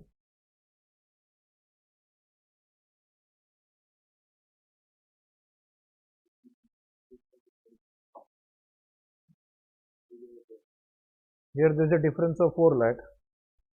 Here the difference is 1 lakh. So 4 minus 1, 3 lakh difference. So exactly the difference is 3 lakh here. So now you write down balance sheet.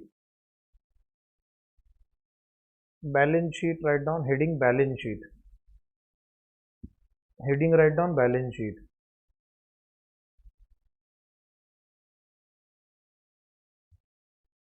Then under balance sheet, write down two columns, sales basis, COGS basis. Sales basis, COGS basis. Sales basis and COGS basis. Now you can copy.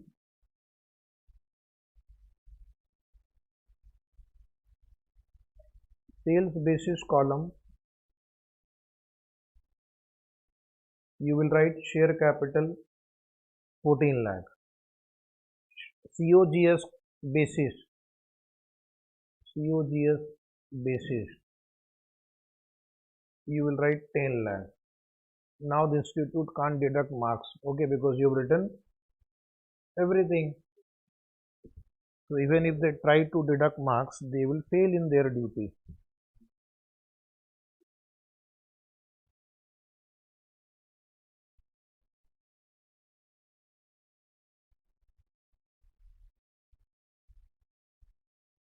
Reserve and surplus will be same because this figure is given in question, 2 lakh, 2 lakh. Creditor figure will be same. It is based on purchase, 4,03,333. 4,03,333. Fixed asset figure will change. Fixed asset figure will change. It will be 4 lakh or 3 lakh. Remaining figure, stock and debtor, will not change. 3,10,000, 3,10,000. Debtor will be same, 8 lakh, 8 lakh. Other current asset is a balancing figure and therefore this will change. According to assumption, your answer can change. So instead of writing only on basis of one assumption, what I did, I solved by both the assumptions.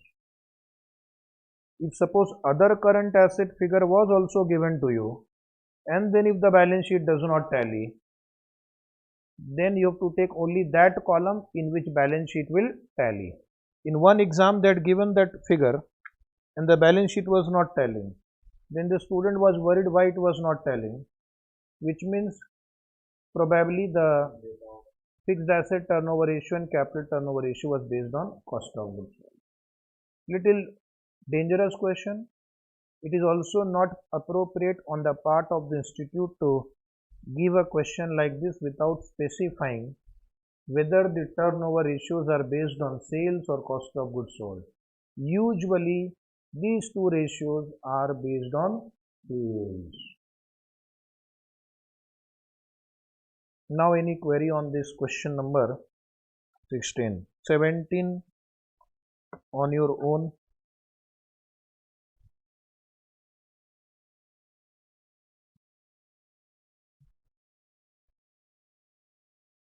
Come to question number 18. Question number 18. From the following table of financial ratio of R textiles, comment on the various ratios given at the end. Very good. This is a question of comment only. No need to calculate anything.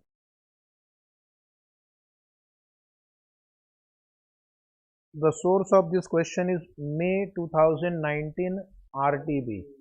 So even this kind of questions have been asked in the past exams for 4 marks, and these are good questions because it helps you to understand whether the student is conceptually clear or not, because you should know what is happening. Current ratio was 2.2, 2.5, 2.5.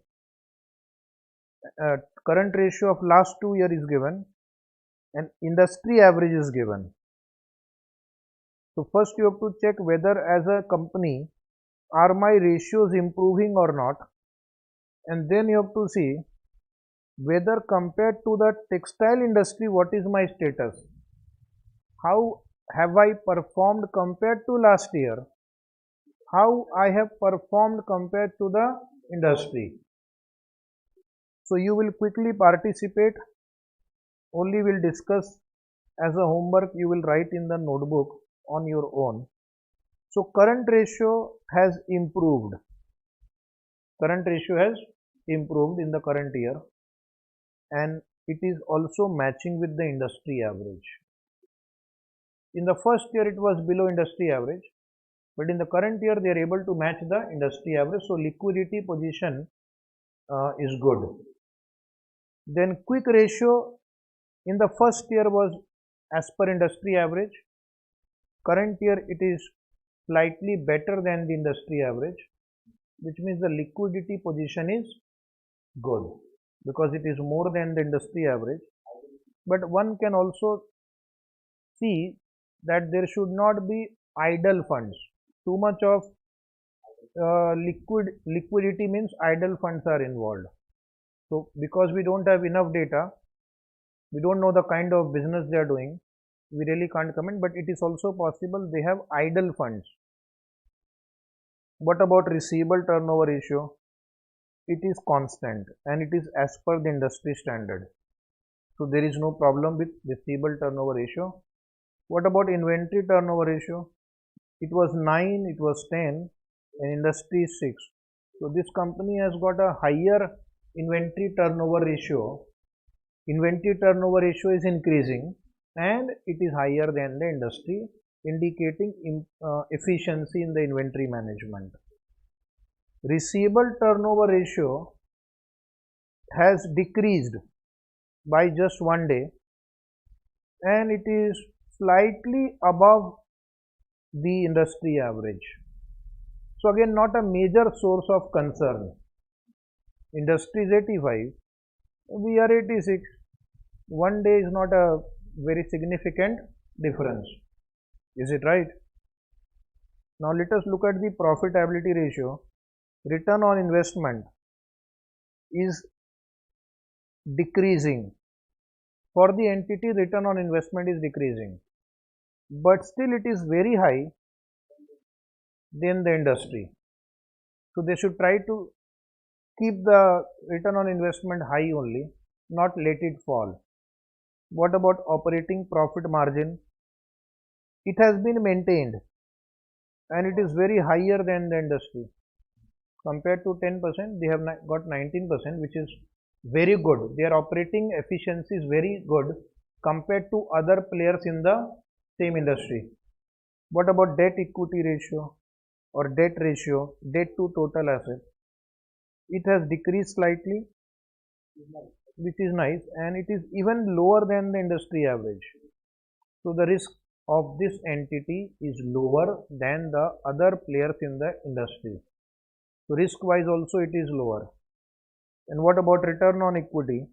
Return on equity has improved in the last year compared to previous year, and it is very high. So this company has performed better than its competitors, peers, and the industry. So if you have this kind of data, you can say yes, this company is good and we can invest in this company. So this way you have to comment on the liquidity position, operating profit, financing, and return to the shareholders cost of capital. Okay, you will be able to solve such question. Okay, now we'll come to question number 21. Question number 21.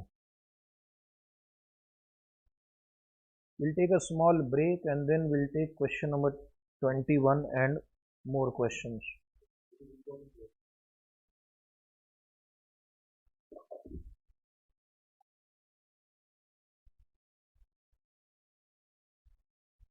Okay, welcome back to this wonderful chapter, ratio analysis again. So we are going to solve an important question now. Question number 21. Again a very different question, and the source of this question is May 2021 RTP. So in the exam we have seen questions from RTP, MTP and study material are getting repeated. and even the past exam questions are getting repeated. So from that angle, this is an important question. Given below are the estimates for the next year by Niti Limited, rupees in crore. So understand, question is very different from the previous problems. Fixed asset, current liabilities, current assets, sales and EBIT. So they will be required for ratio calculation. The company will issue equity fund of rupees 5 crore in the next year. And these estimates are also for next year. Can you see this next year? Next year. The company will issue 5 crore in the next year. It is also considering the debt alternative of 3.32 crore. So 5 crore they are going to raise from equity, 3.32 they are going to raise from debt. Total they want to raise 8.32 crore for financing the assets. For financing the assets, because they need funds. If you look at the fixed asset, take on your calculator fixed asset 5.20, current liability, current asset you add, fixed asset 5.20 plus current asset 7.80. How much is that? Is it 13? Out of 13, 4.68 is financed from current liability. 4.68 will be financed out of current liabilities. So is it 8.32? So they need 8.32 more, and that is why they have decided to raise 8.32 from equity and debt. That is the hidden information. Oh. The company wants to adopt one of the following policies given below. So now there are 3 policy options in front of this company. What are the policy options? That means they can either go with conservative financial policy. Conservative financial policy means low use of debt, low debt, not low debt. In this case the debt will remain 3.32, but low short term debt. In this example it means low short term debt, because short term debt means you have to pay them immediately. So you don't want to keep too much of short term debt, otherwise repayment obligation will come.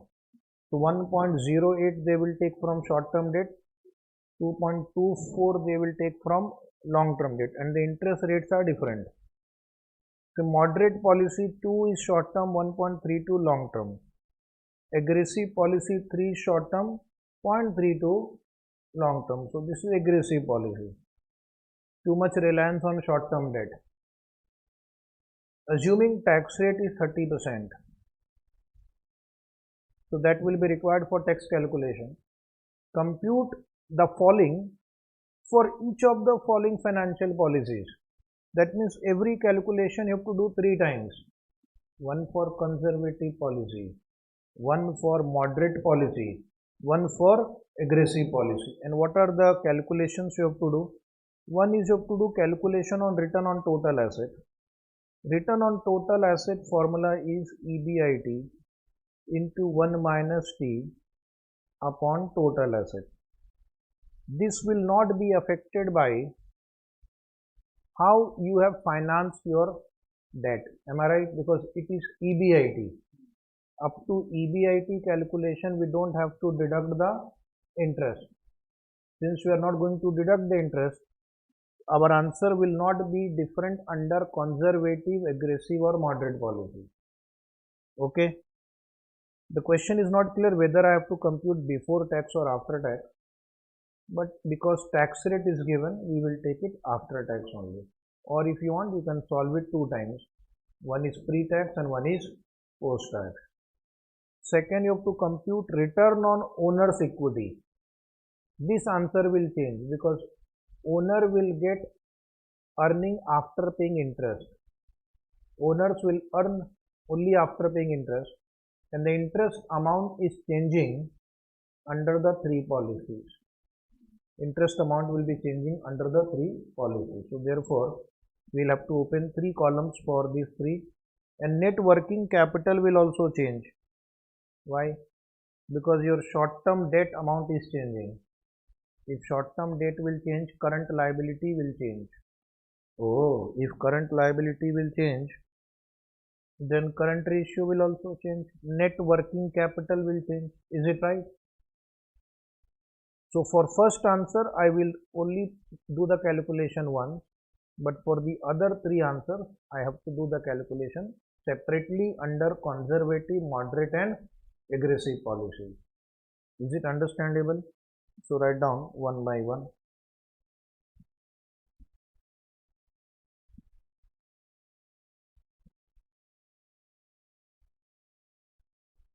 Step 1.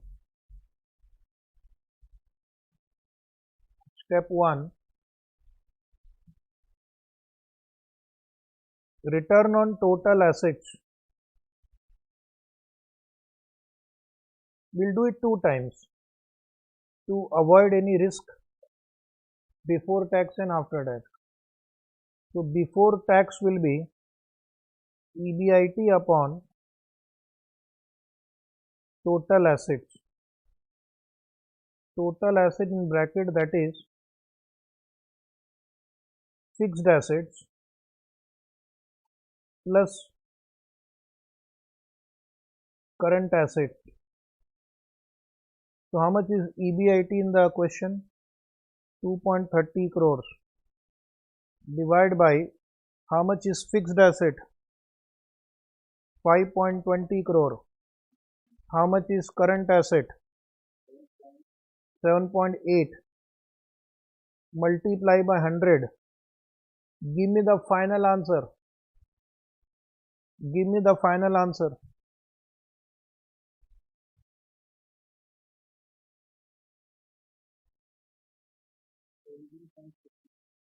17.69%.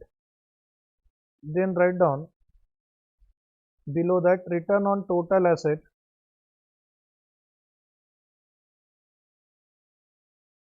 after tax. So that formula will be, now you can simplify it, return on total asset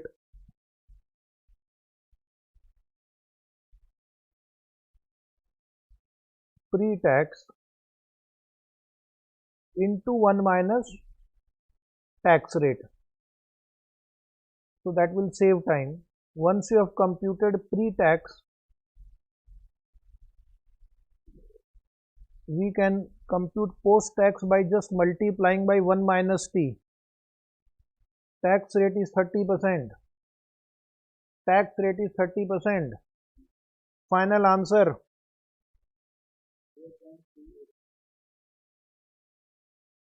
12.38%. This will not be affected by the debt alternative. Note, this answer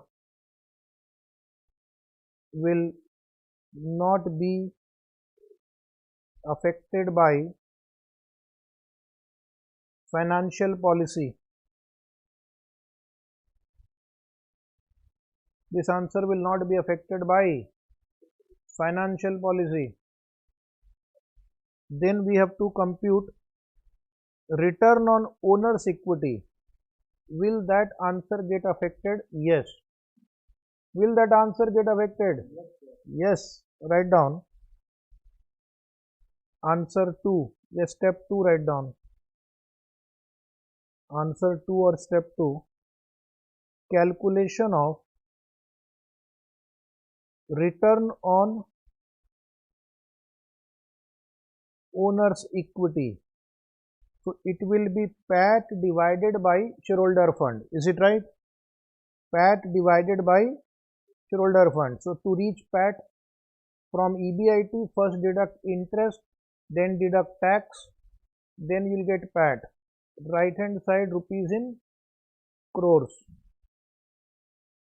and we'll draw three policies.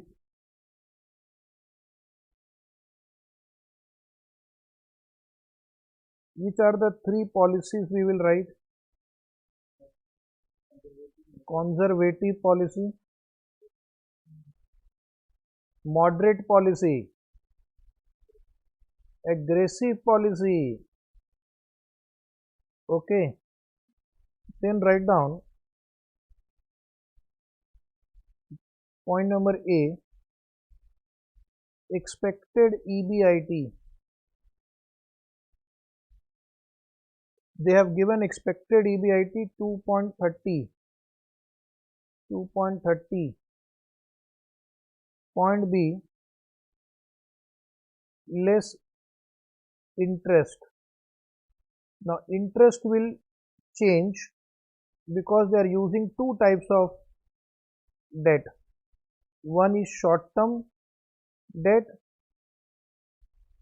Now see, in the conservative policy, short term debt is 12% of 1.08.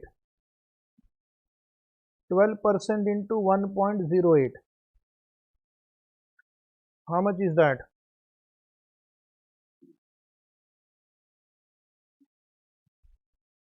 12% is rate, 1.08 is the amount of debt amount.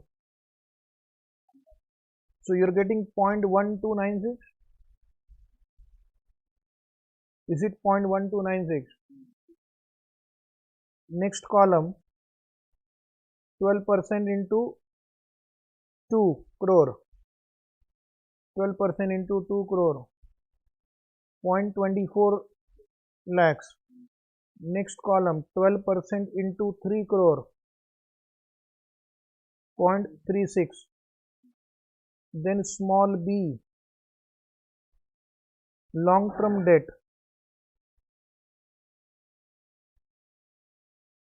Long term debt, you will take 16% of 2.24. Question in front of you. Come on. 16% of 2.24. 0.3584. 16% of 1.32. 16% of 1.32. 0.2112. 16% of 0.32.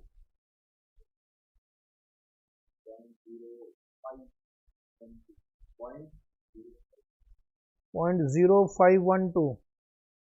Is it right? So point number C will be EBT A minus B. So what you will have to do, take 2.30 minus and minus, both interest deduct both the interest, you will get EBT. So you get 1.812. Very good. Next.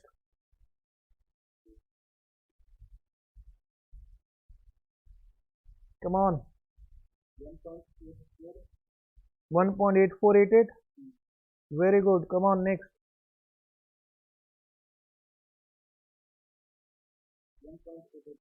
1.8888. Point number D, write down earning after tax. Earning after tax will be EBT into 1 minus 0.30. That means EBT multiplied by 0.70. Is it right? No need to write tax. We don't want tax. I want earning after tax. So to save time and one line, you can do it. Take 70%. If tax is 30%, take 70%. You'll get earning after tax. Yes, come on. 1.2684. Very good. Take 70% of this. 1.29416. Very good. Come on, next. 1.32216. Point number E, write down owner's equity, which is in all the three columns. 5 crore. Is it right? So point number F will be return on owner's equity D upon E into 100 multiply by 100 also. D means earning after tax. Take 1.2684 divide by 5 into 100.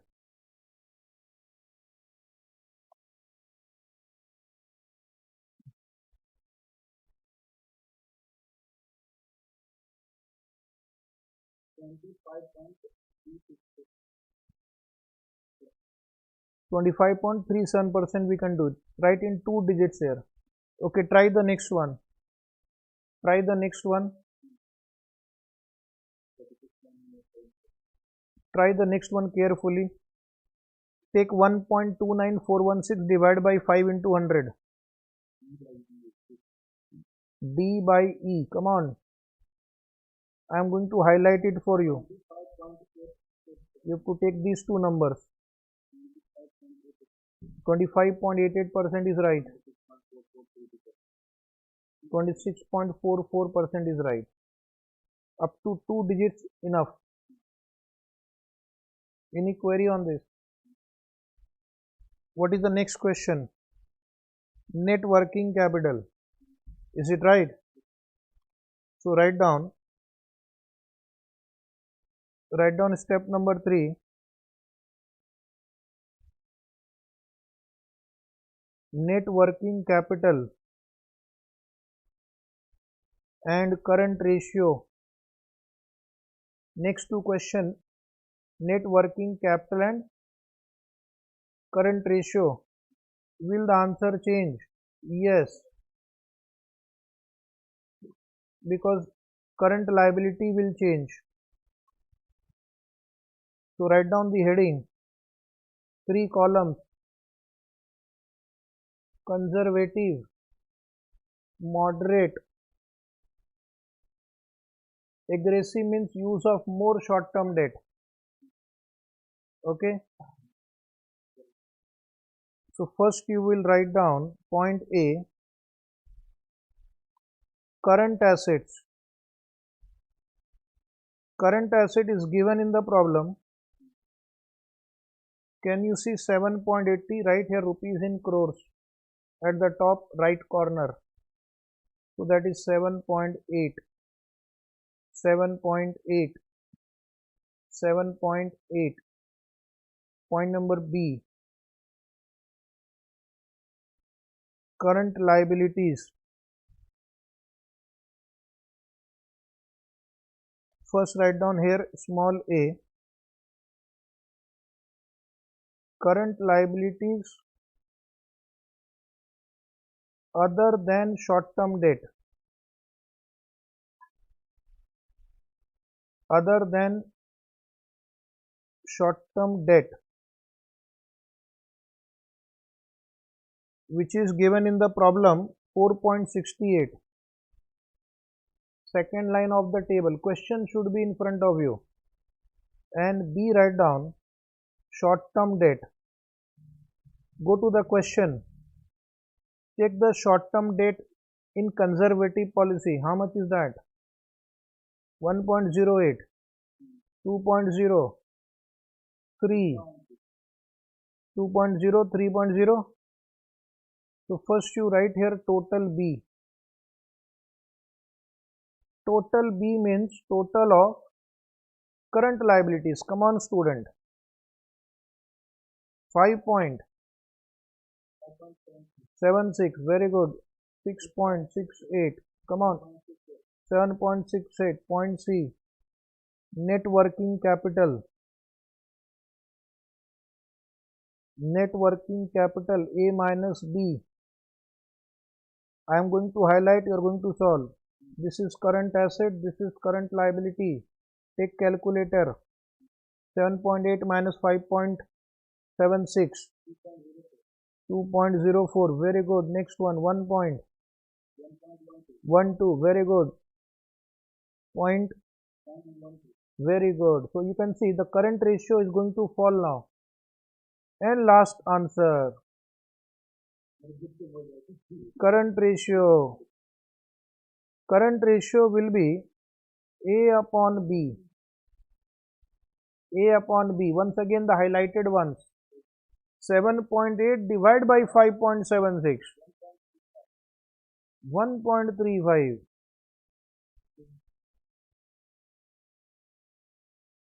7.8 divided by 1.12. Sorry, 7.8 divided by 6.68. These two number. Solve yourself. Next one. 7.8 divided by 7.68.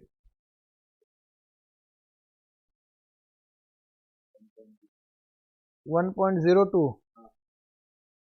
Okay, wait, the answer is not over. First you write down this much.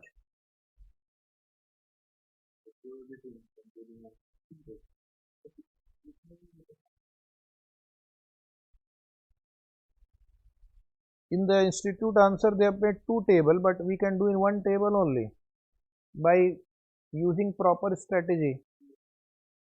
Sometime in the exam we are running short of time, so why to waste time on drawing the same format one more time. Now come to your question last line. In your question last line it is written on the screen, also in your book also advise which financial policy should be adopted if the company wants high return. If the company wants high return. If the company wants high return, the answer is on the screen. Can you see aggressive policy gives you higher return on equity? On the screen last column. So if your objective is to earn high return, you will go with aggressive policy. You will use more short-term debt and less long-term debt. So write down, I will dictate, you will write down. If the company wants, write down, note or advice, write down, because they have asked you advice. Note or advice, if the company wants higher return,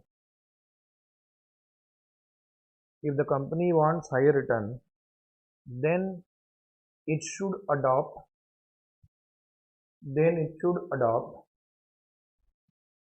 aggressive policy.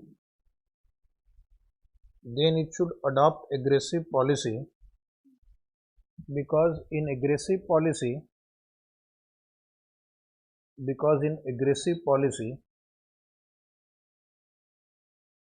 the return on equity is maximum. Because in aggressive policy the return on equity is maximum. In aggressive policy the return on equity is maximum. So they can ask you to comment also. Is it right?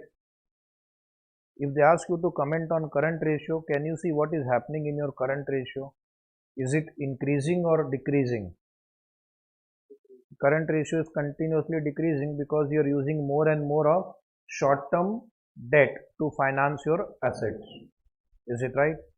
So it depends on the person's ability to take the risk. So they are willing to take a high risk for a high return. So now we'll come to question number 22. Following information has been gathered from the books of CRAM Limited for the year ended 31st March 2021. The equity share of which is trading in the market at rupees 28. The stock price is given 28 underline. Now they are giving you share capital 20 lakh. Face value is 20 rupees and total amount is 20 lakh rupees. So can you tell me number of shares? Number of shares is 1 lakh because that will be required here for EPS. Then 10% preference share capital is 4 lakh, reserve and surplus is 16 lakh, debenture 12 lakh profit before interest and tax. EBIT is given 8 lakh. Then tax rate is 25%. Can you see 25% here? First question is return on capital employed. Second question is earning per share. Third question is P ratio.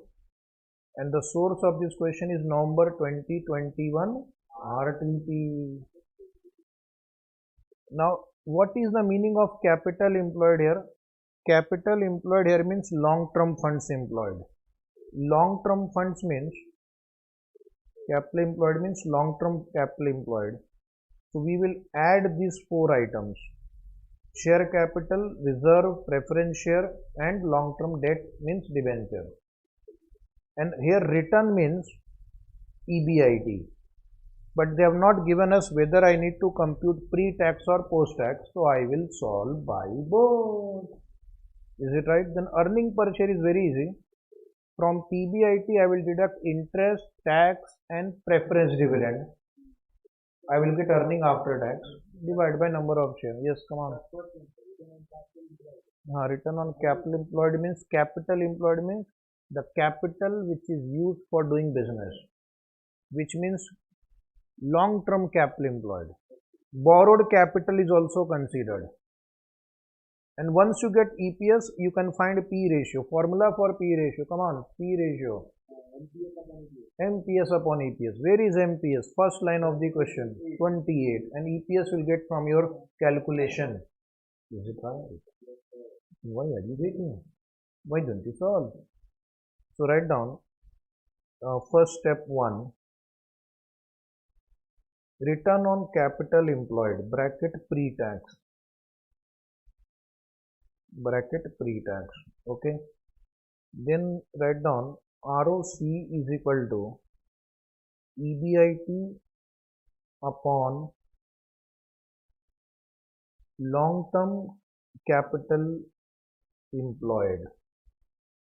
EBIT upon long-term capital employed, that is, I will write in detail, share capital plus reserve and surplus plus debenture.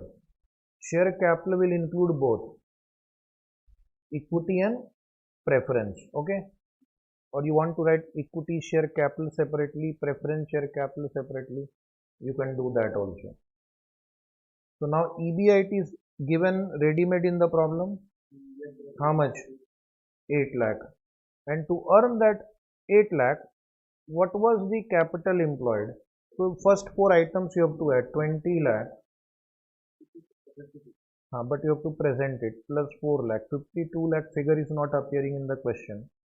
So the student will have to put effort. No shortcut. Otherwise institute will apply shortcut on you. And then multiply by 100. So the answer is 15.38% approximately. And you write one more line. ROCE post-tax. In some answer they are solving by pre-tax, in some answer they are solving by post-tax. Will give both. So the answer will be ROCE bracket pre-tax into 1 minus tax rate. Keep writing also, because this they have not written in the answer. In the institute's answer, this post-tax, okay, they have given, I think, yeah, both they have given. In one exam they had not given. And what is the tax rate they are given? 25%. So 1 minus 0.25. 11.54% approximately. When you are rounding off the second digit, write approximately. Any query on this? What is step 2? Earning per share. Very easy. So write down step 2. Earning per share and market price per share and P ratio, and P ratio. Both will get in the same table. Yes, we have less time in the exam. If you have less time, 1 working, more time, 3 working, 4 working. Okay. So first we will write EBIT. How much is EBIT? 8 lakh. Check whether we have to pay interest. Less interest. If you see the question, you have 12% debenture. 12.5. Is it 12.5 or 12? Okay, 12.5%. And what is the amount of debenture? What is the amount of debenture? 12 lakh. Very good. So 1,50,000. So what we'll get is called EBT. A minus B. 6,50,000. Preference dividend will be deducted after earning after tax. EAT. EAT will be EBT into 1 minus 0.25. It means you take EBT 6,50,000 into 75%. 25% goes in tax payment. 25% goes in tax payment. First you type 6,50,000 into 0.75. 487,500. Okay, point E write down. Now if you have preference dividend also, you will deduct that also. Less preference dividend. Calculation must be shown. What is the rate of dividend? 10%. What is the face value of preference share? Total 4 lakh. Is it 4 lakh? So you will get 40,000 here. Am I right? So point number F is called earnings available to equity shareholders. Earnings available to equity shareholder D minus E. Little fast now. 447,500.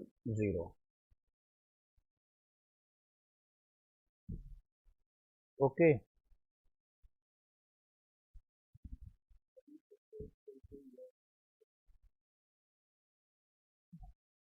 So point number G would be number of equity shares. Number of equity shares are 20 lakh divided by 20 rupees face value, which comes to 1 lakh.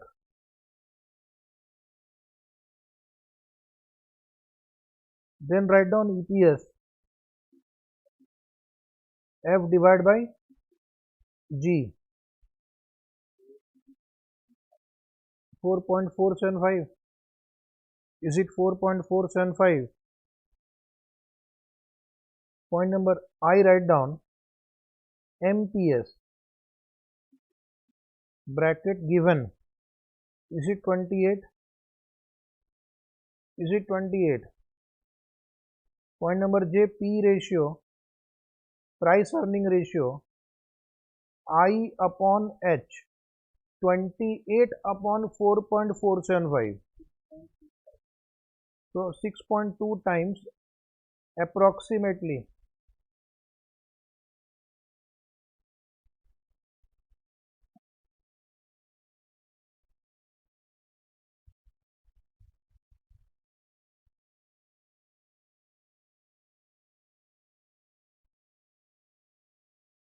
Is it 6.26 times approximately? Any query on this wonderful question? No query? So that is another important question for 4 to 6 marks, maybe 8 marks. Question number 23 now. This question is from May 2022 RTP. Oh.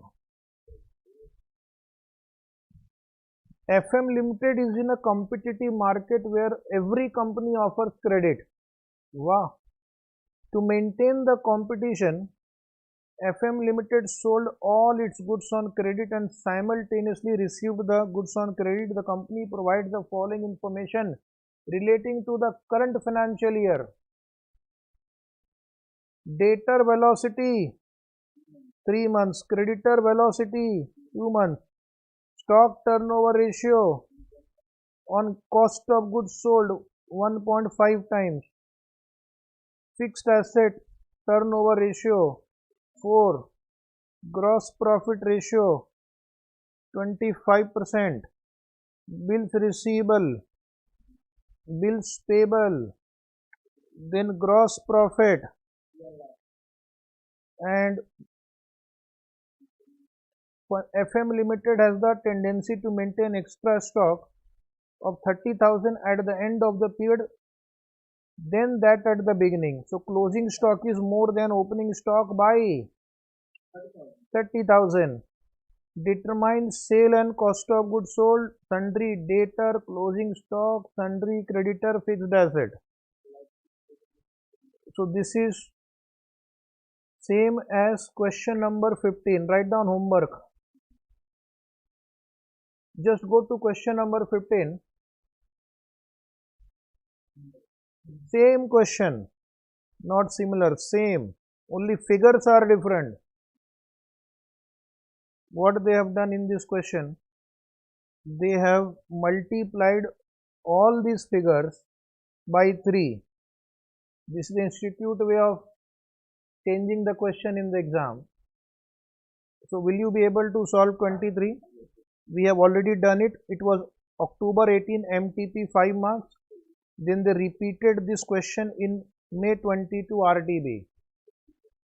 So from MTP it has moved to RTP. Now from RTP it will move to question paper. You are right, once in a while. Question number 24.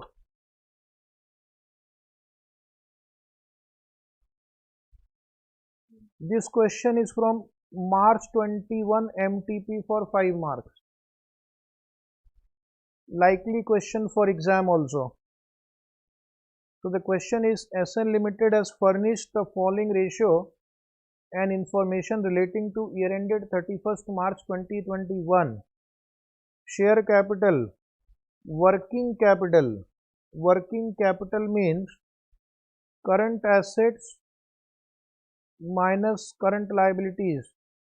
Gross margin 25%, inventory turnover ratio 5 times, average collection period 1.5 months, current ratio, quick ratio, reserve and surplus to cash and bank 3 times. Further, the assets of the company consist of fixed asset and current asset, while its current liabilities consist of bank, credit and other in the ratio of 3:1. Assume 360 days a year. Okay. You are required to prepare the balance sheet on 31st March 2021. So will you be able to solve? Write down, we will solve together. Together we can achieve great things. Okay. What will be my starting point? Current ratio is given. Working capital is given. So current ratio and working capital will help you to find out current asset, current liabilities. Is it right? Then quick ratio and current liability will give you quick asset. Current liability and quick ratio, quick asset. Current asset and quick asset will give you stock or inventory. Is it right? Inventory and inventory turnover ratio will give you COGS. COGS and gross profit margin, you can find sales. From sales and average collection period, you can find debtors. Is it right? current asset minus debtor minus stock will give you cash and bank. Cash and bank and ratio will give you reserve and surplus. Share capital is already given to you. You will find reserve and surplus. You have found current liability. So you will prepare a balance sheet. What about fixed asset? Fixed asset is balancing figure. Is it right? So will you be able to solve? I'll repeat the answer. You will show it to me, okay? Current ratio and working capital will give you current asset and current liability. Current liability and quick ratio will give you quick asset. Current asset minus quick asset will give you stock. Stock and inventory turnover ratio will give you cost of goods sold. Cost of goods sold, gross profit margin will give you sale. Sale and average collection period will give you debtor. Then cash will be current asset minus debtor minus stock. Reserve and surplus to cash ratio will give you reserve. And then you can prepare balance sheet. Fixed asset is the balancing figure on the asset side. Similar problem we have done, or you can do it. I have given you the answer. Will you try? Very good. Tomorrow you show it to me. I will check your sincerity and dedication. Is it right? Next question, number 25. In this question they have given us current debt to total debt 0.3. Total debt to owner's equity 0.5 and owner's equity is given here at the top 2 lakh. So from owner's equity and this ratio you will be able to get total debt. From total debt and current debt ratio you will get current debt. Am I right? This you will get total and owner's equity. So liability side is over. Total of liability side is equal to total of asset side. Then fixed asset to owner's equity is 0.6. So you can use owner's equity and this ratio to find fixed asset. Total asset turnover is given 2 times. So you can find sales from that, because total asset is equal to total liabilities. Once you get sales, you can get inventory also. Because I can't calculate cost of goods sold in this problem, so my sales figure will be based on, come on, sales figure will be based on inventory turnover is, say inventory turnover is based on sales, not cost of goods sold. Sir, why? This is based on sales, because there is no way you can find out the cost of goods sold. GP ratio is not given. Am I right? So what the student will do, please write down quickly balance sheet in your notebook.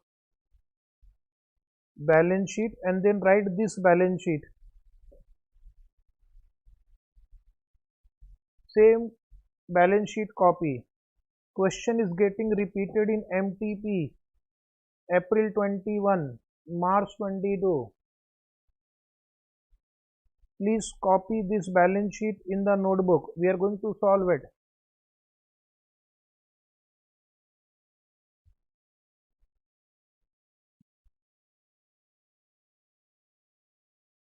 For 4 to 5 marks, they will ask you. 5 marks usually they will ask you. Have you drawn the format of balance sheet? Say yes.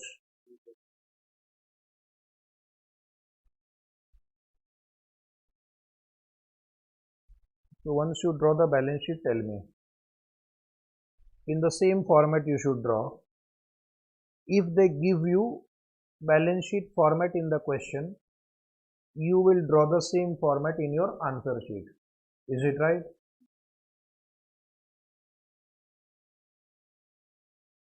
Now we will write down first whatever information is available. So owner's equity data is available 2 lakh. Owner's equity data is available 2 lakh. Write down owner's equity 2 lakh. Other figures we will calculate one by one. Below this balance sheet, you should write working notes. Working note 1. Always write the heading calculation of total debt. Okay, heading. After heading, you have to write the ratio given to you. Total debt to owner's equity is equal to 0.5. Second line of the table. Question. Total debt. Presentation is important to get full marks. Owner's equity is 2 lakh. Is 0.5. Therefore, total debt cross multiply 0.5 into 2 lakh is 1 lakh. Okay. Now write down working note 2. Calculation of current debt. So you will write down current debt upon total debt. Question in front of you. Question number 25 is equal to 0.3. So current debt will be equal to 0.3 multiplied by 1 lakh,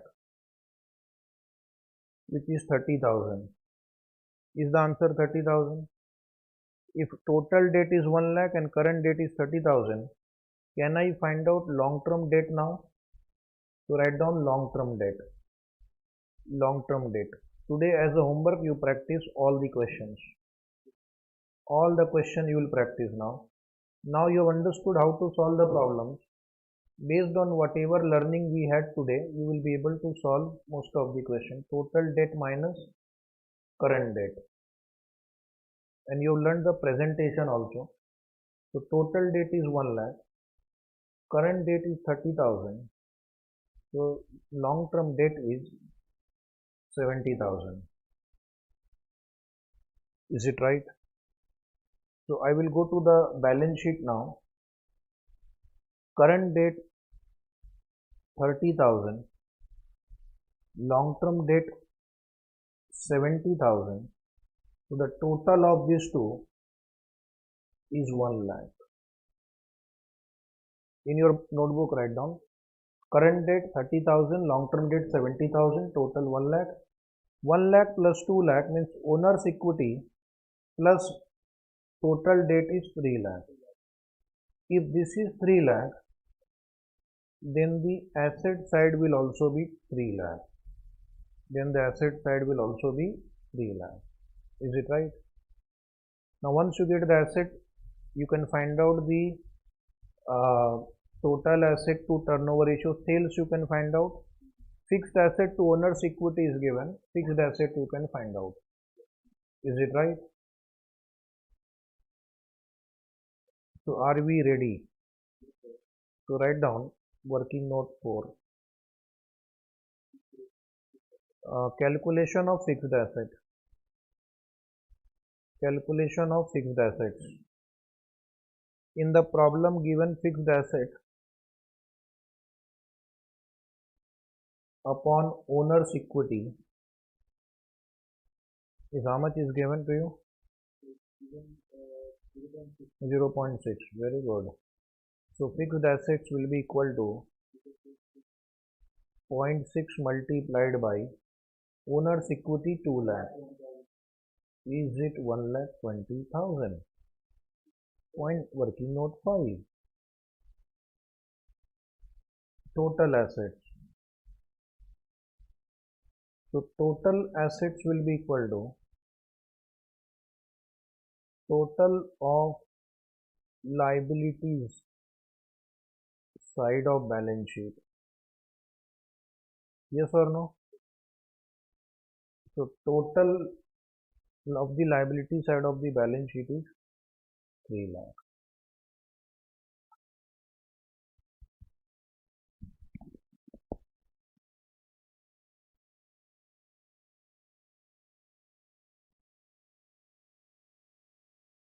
Now there is a ratio total asset turnover 2 times.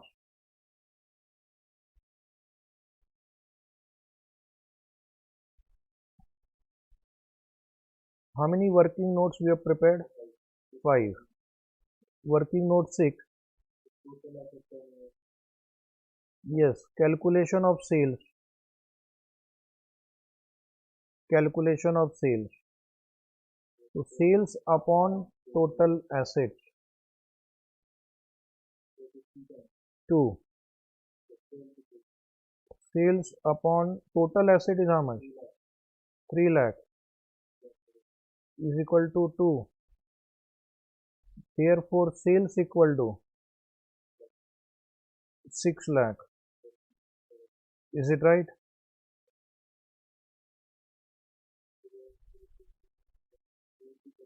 Working notes on calculation of inventory.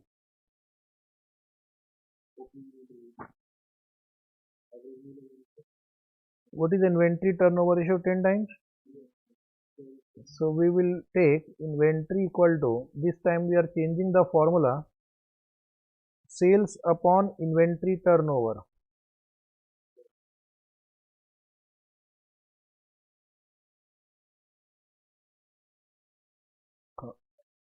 How much is sale and how much is inventory turnover? So how much is the answer? 60,000. Write a note here.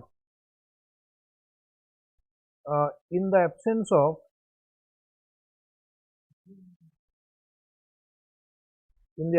of information about cost of goods sold, we have used sales figures. Okay. So this time we are deviating from the normal formula. So write a note. Now write down working note 8. What is missing in the balance sheet now? Let us check first. Fixed asset, how much we have got? Fixed asset is 1,20,000. Total current asset is 3 lakh. So current asset will be 1,80,000. Inventory, how much we have got? 60,000. So cash will be balancing figure. How much is cash? 1,20,000. Is it right? Understandable? Just write one more line. Working note 8. Calculation of current asset. Current asset in this question is equal to total assets. Keep writing. Minus, because we are doing practice. By looking at the answer, you will not learn. You will learn when you solve yourself. So how much was fixed asset? 1,20,000. So what is your current asset? 1,80,000. If you write the answer like this, you will get full marks. And this comes with practice. Okay, just reading the answer is not enough. That is what many students do. We are here for practicing. Question number 26. ABC has a total sale of 10 lakh, all of which are credit sale.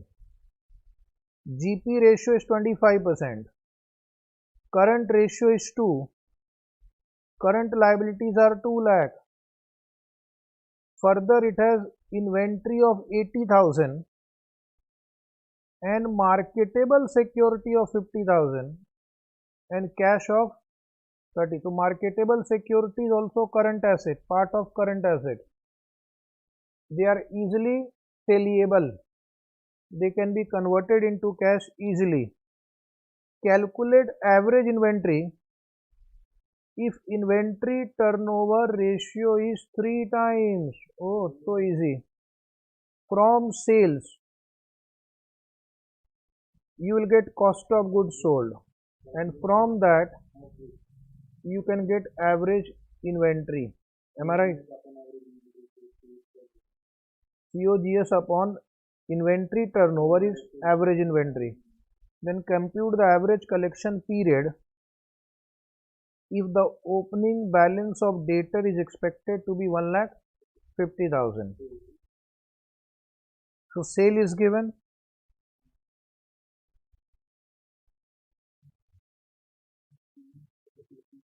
So you can find out first closing debtor. First you will find closing debtor. Then you will find average debtor. Average debtor divided by credit sale per day will give you average collection period. So write down little fast. It will take 2 minutes only, don't worry. And if it is asked in the exam, you can quickly get 4 marks. So step number 1 is average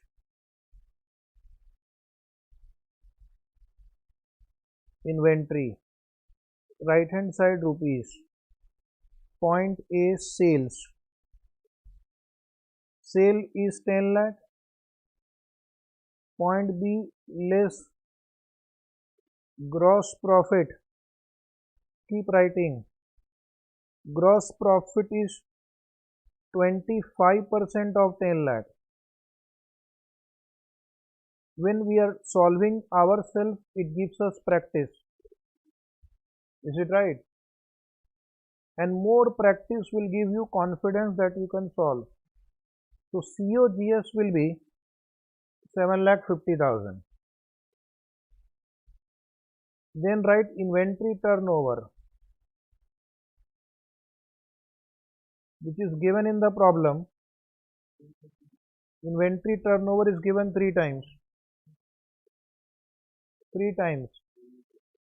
So point E average inventory, and you get 2 marks for this much effort. C divided by D. Rupees 2,50,000. Do you agree or don't agree? Step 2. Calculation of closing debtor. Because opening debtor is given, it means they want us to use average receivable for calculating the collection period. Okay. Now how do I reach closing debtor? You are given in the question current liabilities. Yes or no? How much is current liabilities? 2 lakh. And you are given current ratio. Second line of the question. What will you get if you have current liability and current ratio? You can calculate current assets A into B. How much is that? 4 lakh. Now we have got the inventory figure, we have got cash, we have got marketable security. Is it right? So can we not find out the debtor as a balancing figure? Say yes. So point number D, less. Under less write down 1,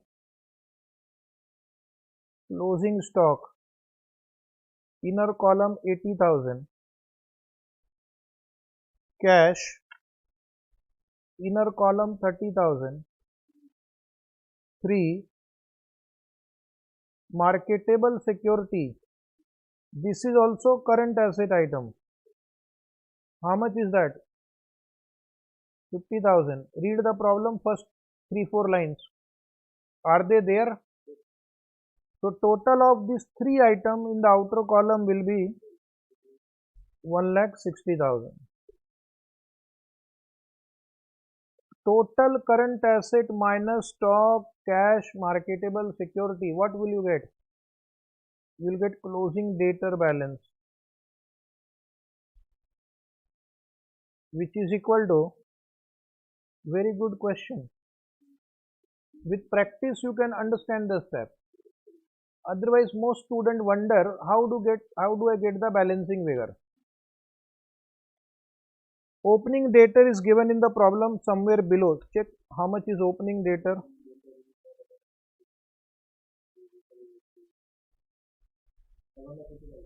Calculation of average debtor, write down now. Average debtor will be opening debtors plus closing debtors divided by 2. How much is opening debtor? Last paragraph of the question. Closing debtor you have computed just now. 2,40,000 divided by 2. Come on. Average. Is it 1,95,000? Step 4 write down, which is your question number 2. Average collection period.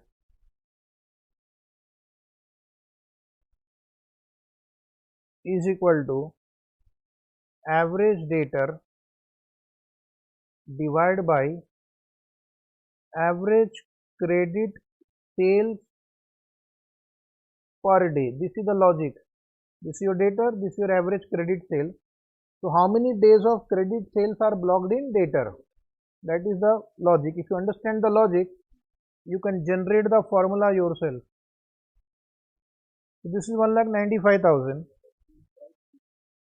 Sale is 10 lakh. Number of days in the problem 360 is mentioned. Please answer in days. Round off the number of days. 70 days approximately. 4 marks you'll get for this much effort. But only the students who have done prior practice will be able to get it.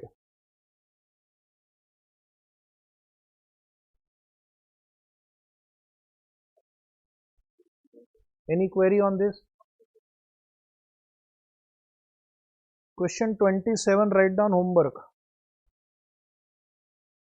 Question 27 homework. You will try yourself. It will take some time because you have to compute ratios for all the 3 years. Then compare with the industry and comment on the performance. Is it right?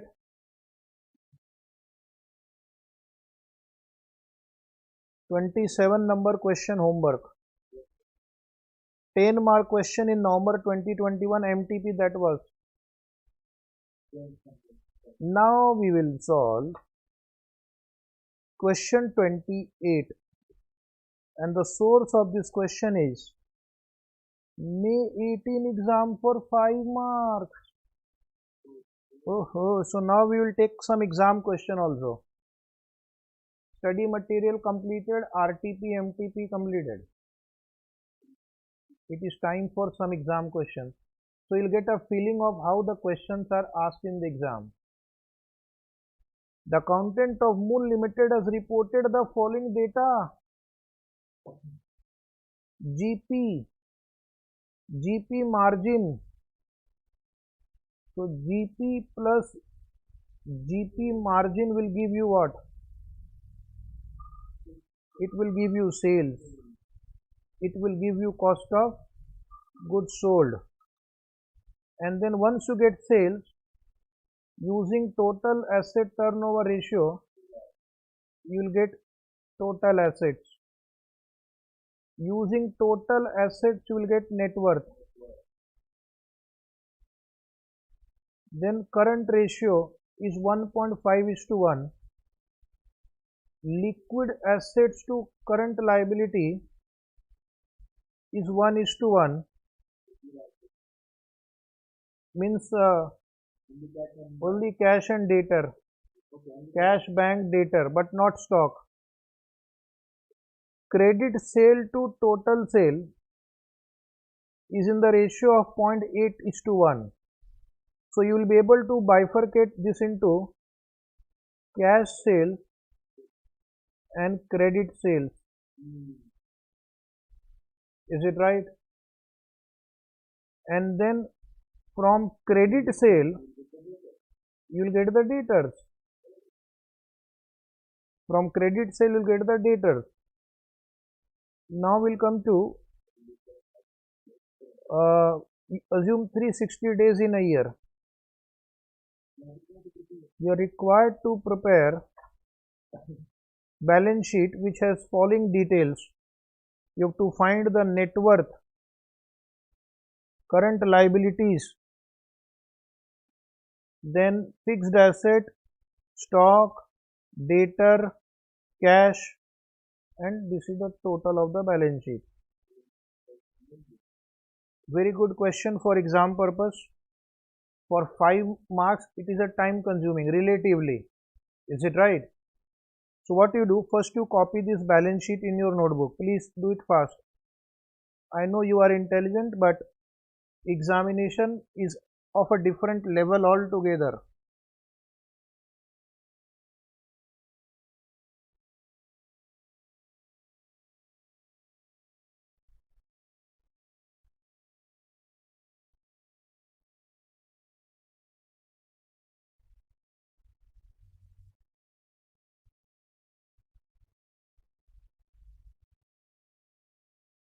Have you drawn the balance sheet format? Can we start now?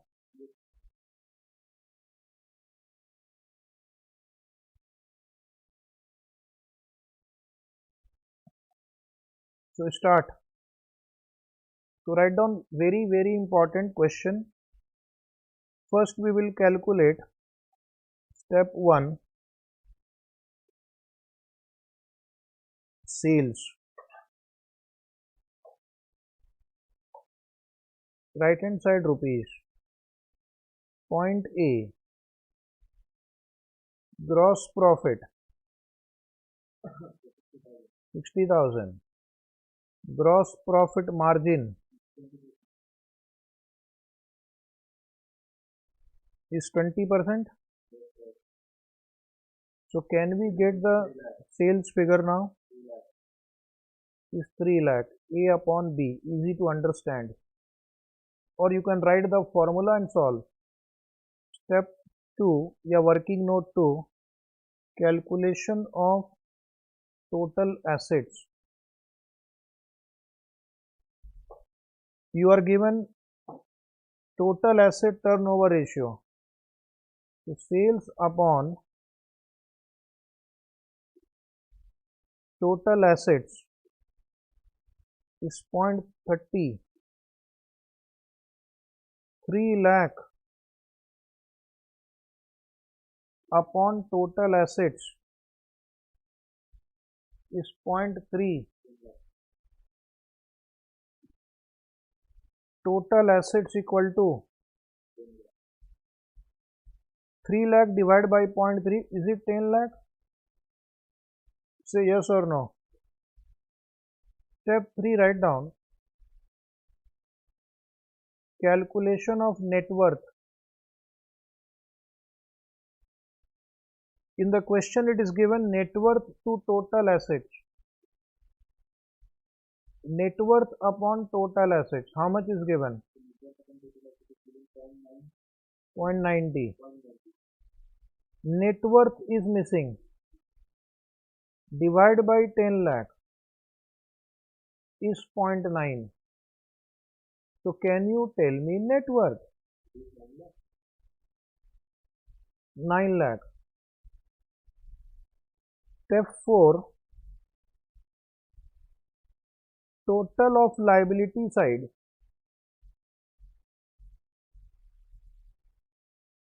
will be equal to total assets will be equal to 10 lakh.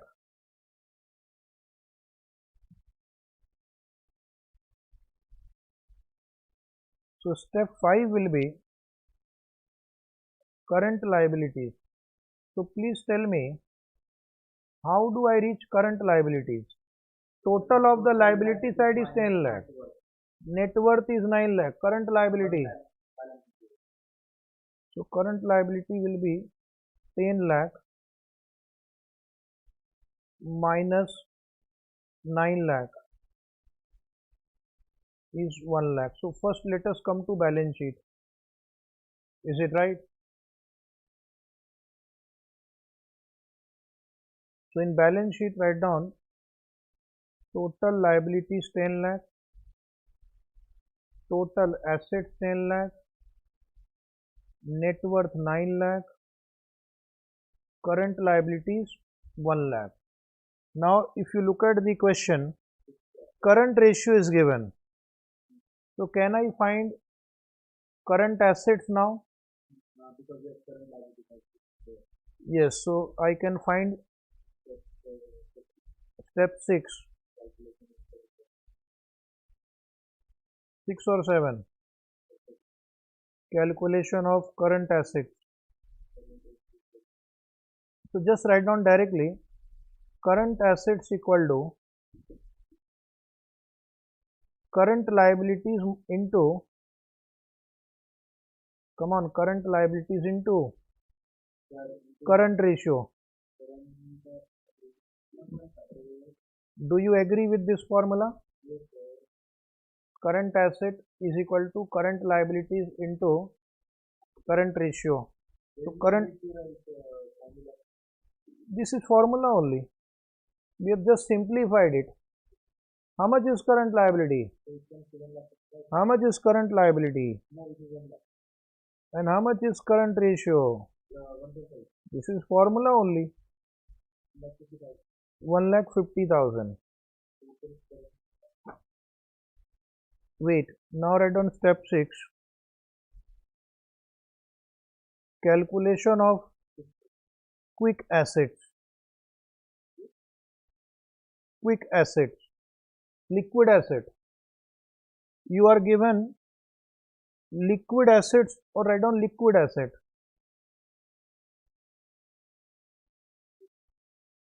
It is given in the question liquid assets upon current liabilities. Can you see the question? Is equal to 1. So liquid asset will be equal to current liabilities. Yes. So once we get liquid asset, we'll get inventory. You are right. So what is current liability? Is 1 lakh. So liquid asset is 1 lakh. So step number 8 now.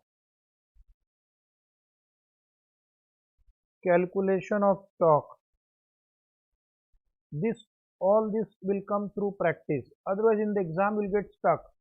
Trust me. Is it right? So how do you get stock now? Current assets minus quick asset. Very good. Current asset is how much? Quick assets are how much? 1 lakh. Previous step. This is your quick asset. 50,000. Quick asset means liquid asset. Is it right? Now step 9 write down. Calculation of debtors.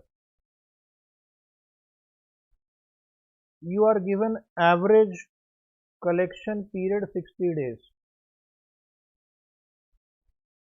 What does average collection period 60 days represent? Credit sale of 60 days are tied up in debtor. Therefore, debtors equal to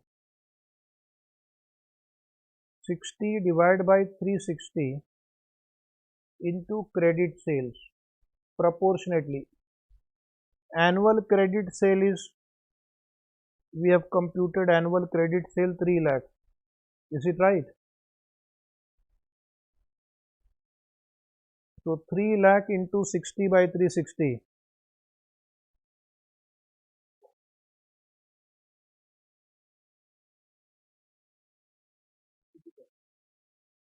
No, wait a minute. There is a small correction required. Credit sale we have not yet calculated. We have been given in the question credit sale to total sale is 0.8. So just multiply by 0.8 also. Yeah, this is now you can do it. Credit sale to total sale is 0.8. So which means credit sale is 80% of 3 lakh. So the answer is 40,000. Okay. Any query on this? We have to be careful. Otherwise here we could have made a mistake. Now we have got the stock, we have got the current asset, we have got data. Can we find out the cash balance? Last step, number 9. Step 10, sorry. Calculation of cash is equal to current asset minus debtor minus stock. 1,50,000 minus 40,000 minus 50,000. Anybody, how much is cash? Cash is 60,000. Yes, balancing figure also, but there will be too many balancing figure then in the balance sheet. Okay. Fixed asset will be balancing figure. One balancing figure is okay. If I write two balancing figure on the asset side, it is confusing. Okay, now you please reply. Stock was how much? 50,000. Debtor was how much? Cash was how much? So fixed asset balancing figure 8,50,000. Is it right? In the exam you will mention the working note number also in front of it. Okay, you can do that much? Louder, yes. Yes, sir. Question number 29. November 18 exam 5 marks. And in this question you have to write one more line here which is not there in your book. Calculate.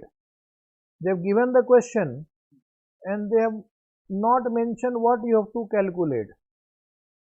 That is interesting. So write down calculate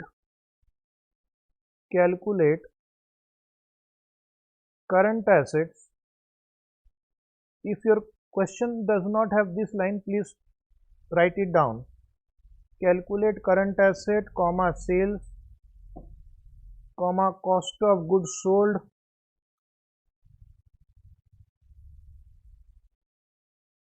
stock, debtors and cash.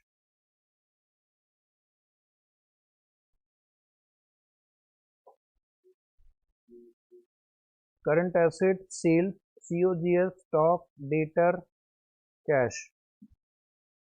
Right. Now read the problem. Following is the information of XML Limited relating to year ended 31st March 2018.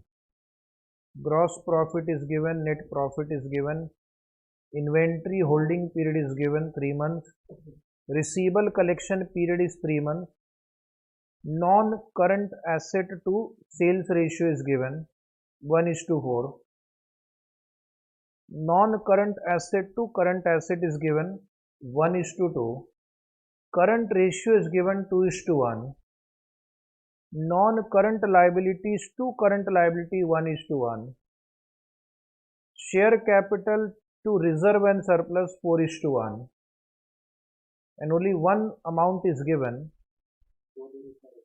that is non-current asset, 50 lakh. And from this, you have to find all other figures. So first let us discuss non-current asset will help us to compute sales and we'll get current asset. Okay.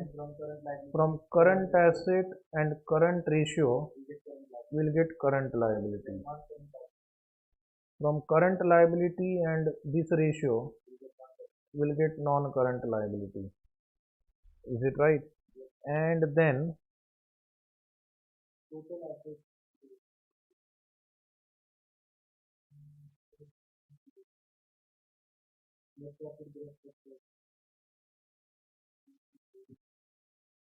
is some information missing?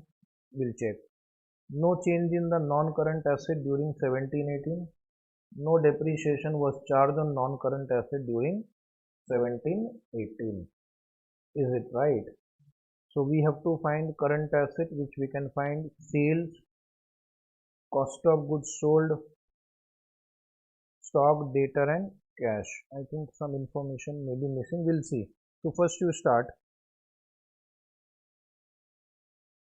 Write down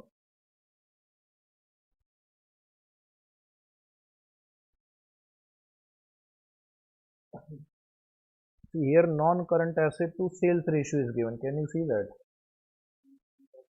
Sales. So once we get sales figure, we can find out net profit, gross profit, cost of goods sold.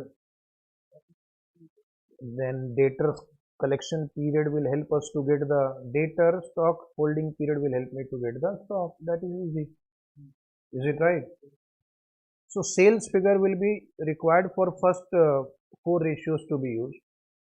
So how do I start the problem? You check what is given to you. You are given non-current asset. With non-current asset, what are the ratios given to you? These two ratios are given to you. Is it right? And then you have to create link one after the other. Write down. Very good question. In the exam, the student have to be careful. As I am telling you again and again, now they are asking you reverse questions. This is also a reverse question. The previous May 18 exam was also reverse question.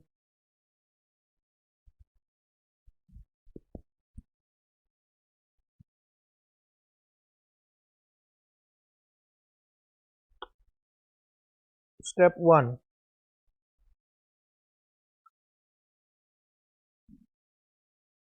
Calculation of current assets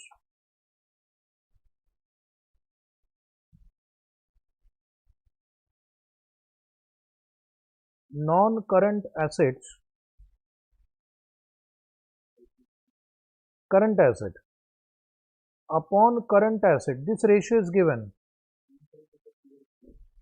Non-current asset is given in the last line on the screen, 50 lakh.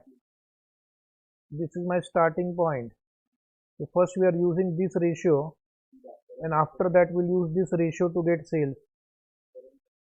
How much is ratio? Non-current asset to current asset? 1/2. So non-current asset figure you put 50 lakh. Current asset is missing. Is equal to 1/2. Therefore current asset will be 1 crore.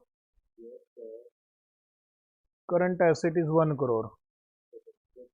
Step 2, write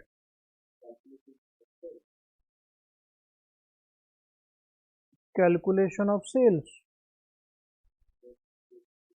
So now the ratio is non-current asset upon sales. Look into your question book and tell me what is the ratio given. 1/4. So 50 lakh divided by sales is 1/4. So sales will be equal to 2 crore. Is it right? Now we'll prepare a big working note which will calculate many things. Calculation of COGS, net profit and stock.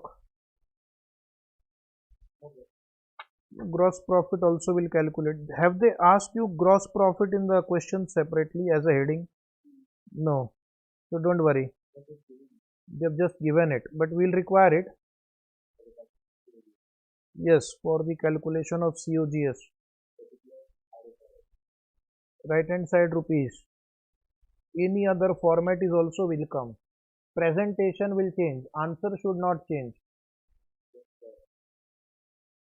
So first point A, sales. Sale is 2 crore less gross profit. First line of the question,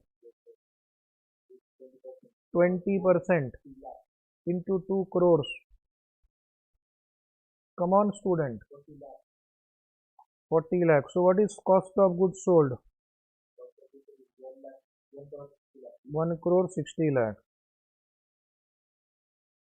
Point D is inventory holding period is given to you.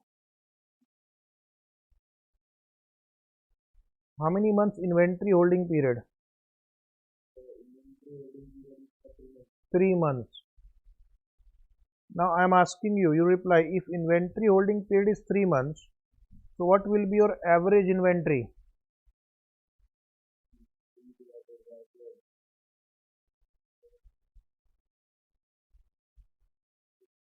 Inventory holding period will be 3 divided by 12 into COGS.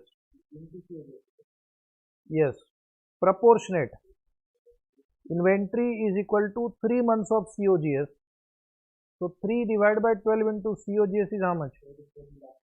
So average inventory is 40 lakh. In your question you add one more thing. You have written calculate, write one more item, calculate net profit. So we will write net profit also, because they have asked 10% of 2 crores. So how much will be net profit? 20 lakh. Net profit is 20 lakh. Average inventory you got 40 lakh.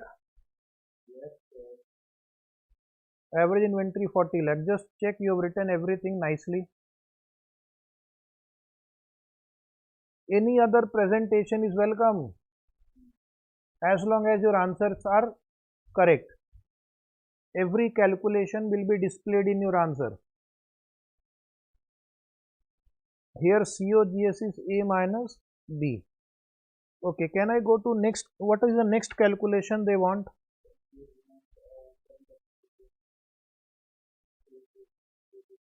Debtor. Stock we have computed. Is it debtor pending?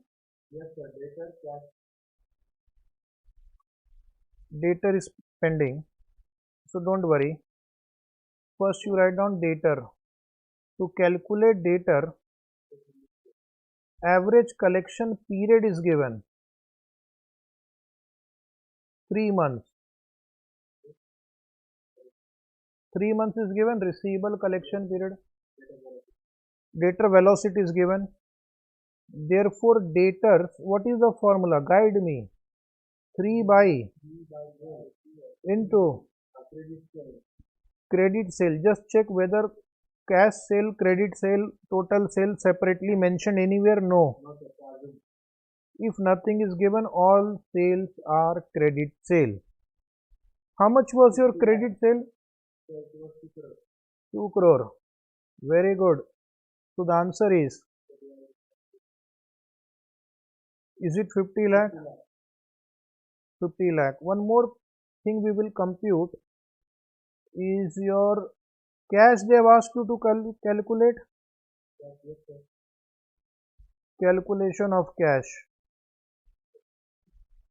Cash is equal to, please help me, help me, help. Current asset minus stock minus, we need to calculate current asset. What was your first step? Current asset only. 1 crore. Where is the stock? 40 lakh.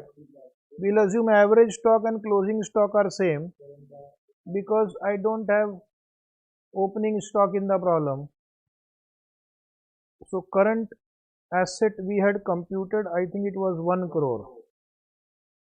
Stock or average stock we have computed 40 lakh. Debtors just above that 50 lakh.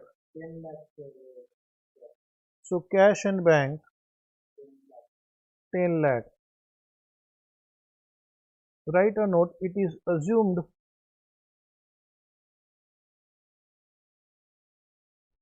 that there are no other item in current asset. No other items in current asset. So whatever difference is there is cash, because current asset can have other current asset also. Say yes or no. Yes.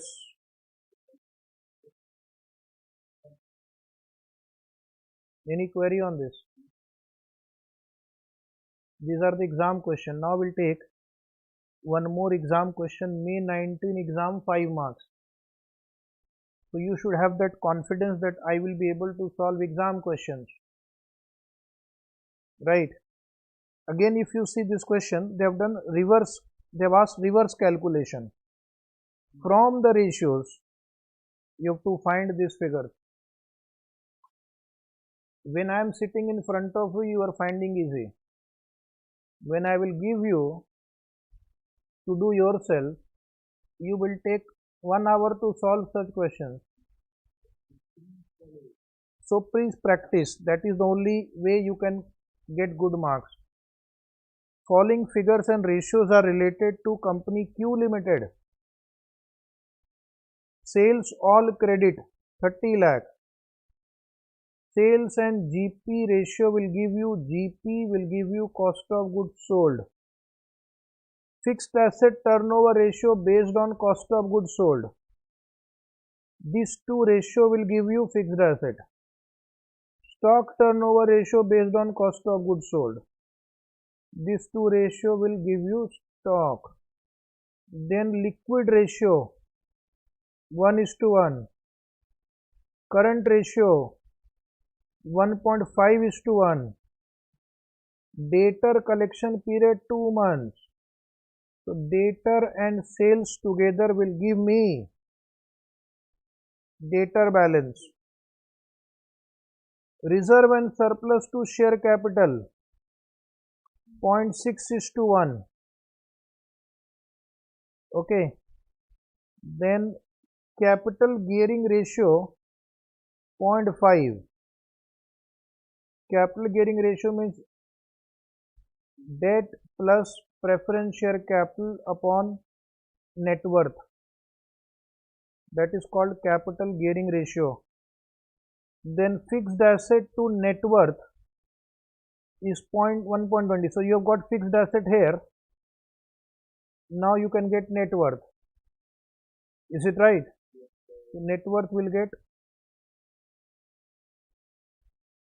Then current asset, fixed asset, closing stock. 5 items you have to find, and you will get only 5 marks.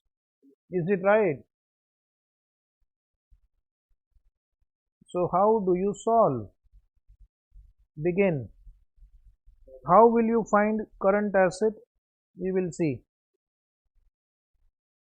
Can you tell me how will you find current asset? So we will find stock,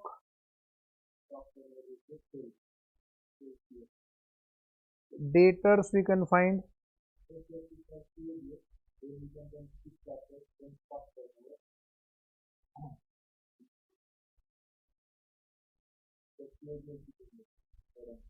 Yes.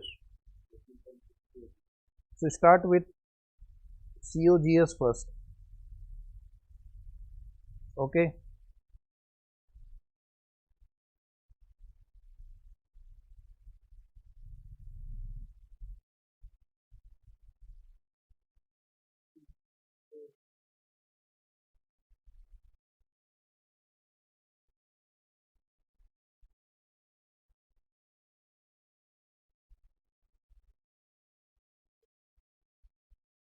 Step 1, calculation of COGS and stock.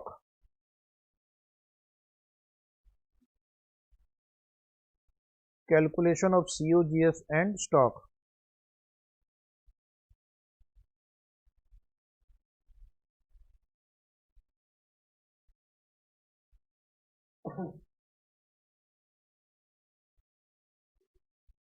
So write down first sales.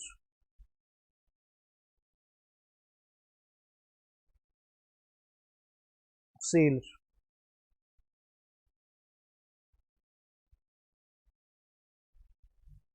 less gross profit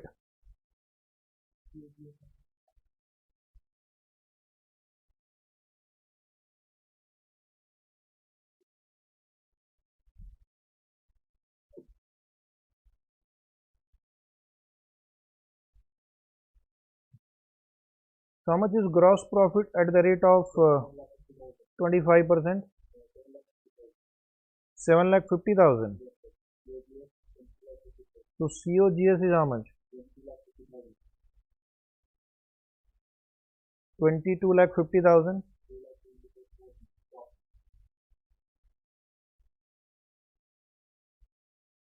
And what is the stock turnover ratio?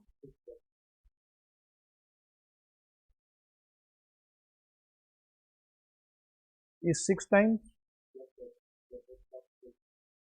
Therefore, stock,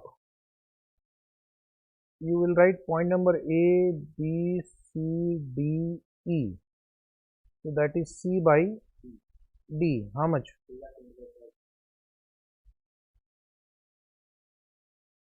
3,25,000. Is it right?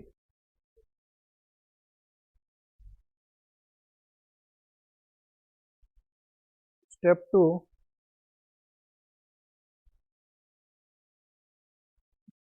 calculation of fixed asset.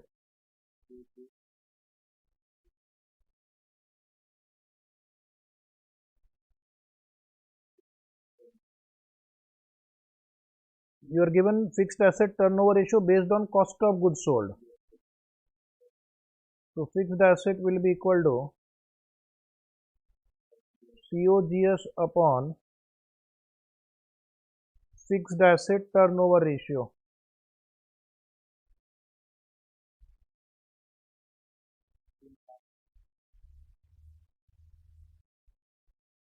COGS is how much?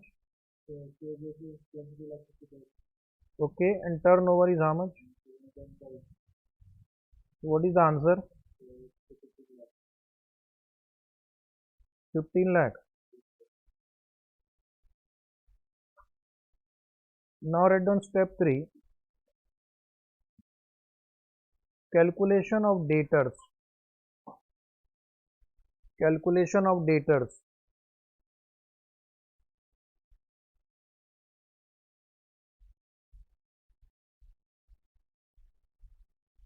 Average collection period.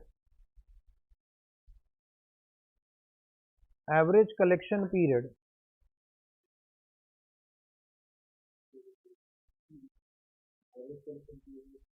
is 2 months. Therefore, debtor will be equal to how much? 2 by 12 into credit sale.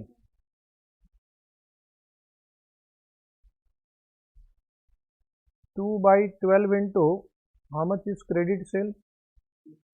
30 lakh. So 5 lakh. So you got the debtors also. Now one ratio in the last given, fixed asset to net worth 1.20 is to 1. Fixed asset we have got it. Net worth I can find out using this ratio, and fixed asset figure we can find net worth. So step number 4,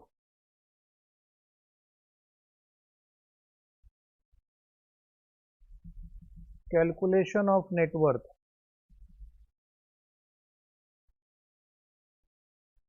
Fixed asset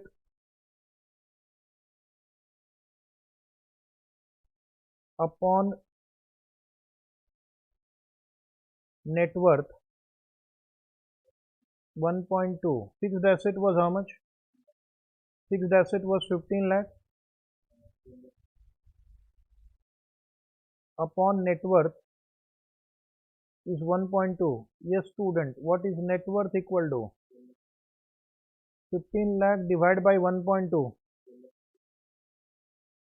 is 12 lakh 50,000.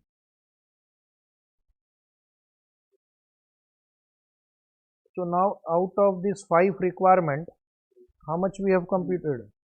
Closing stock is over. First answer was closing stock. Fixed asset is over. Debtor is over. Net worth is over.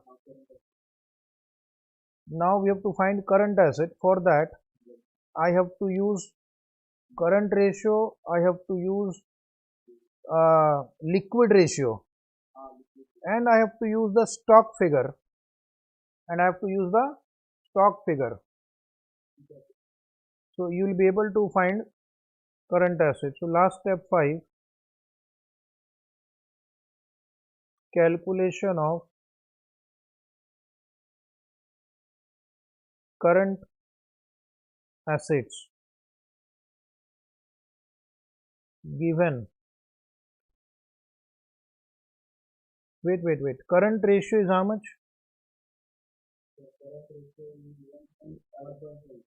1.5 is to 1. Liquid ratio is how much? 1. Stock, how much you have computed? Stock we have computed 3 lakh. You don't have current liabilities. So try yourself now.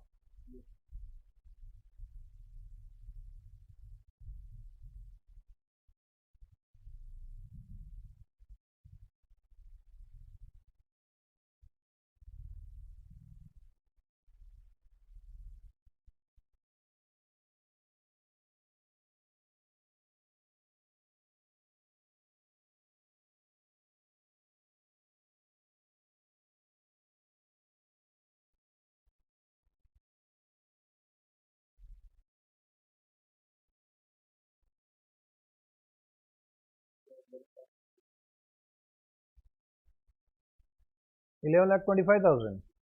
How come you got 11 lakh 25,000? Please explain to the class. Yeah, it is correct, but then you have to explain.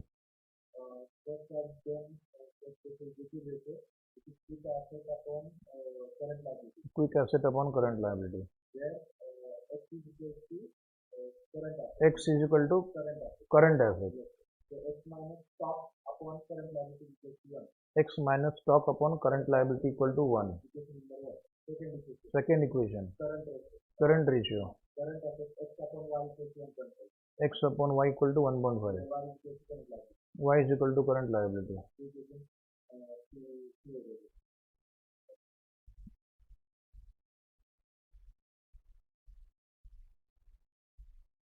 So suppose let current asset be 1.5x and current liability is equal to x. Can we write like this? Same thing. Okay. Then in liquid ratio is equal to current asset minus stock upon current liability. Liquid ratio is 1. Current asset is 1.5x. Stock is 3,75,000. Current liability we have assumed as x. So now you solve this equation. It will become x equal to 1.5x minus 3,75,000. So x will be equal to how much now? 7,50,000.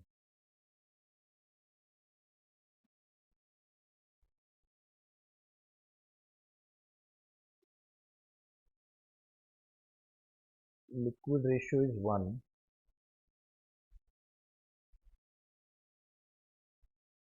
So x equal to, you said 7,50,000. That is your liability. That is your current liability.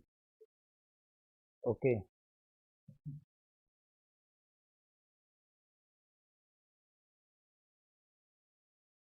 Is it 3,75,000 or 7,50,000?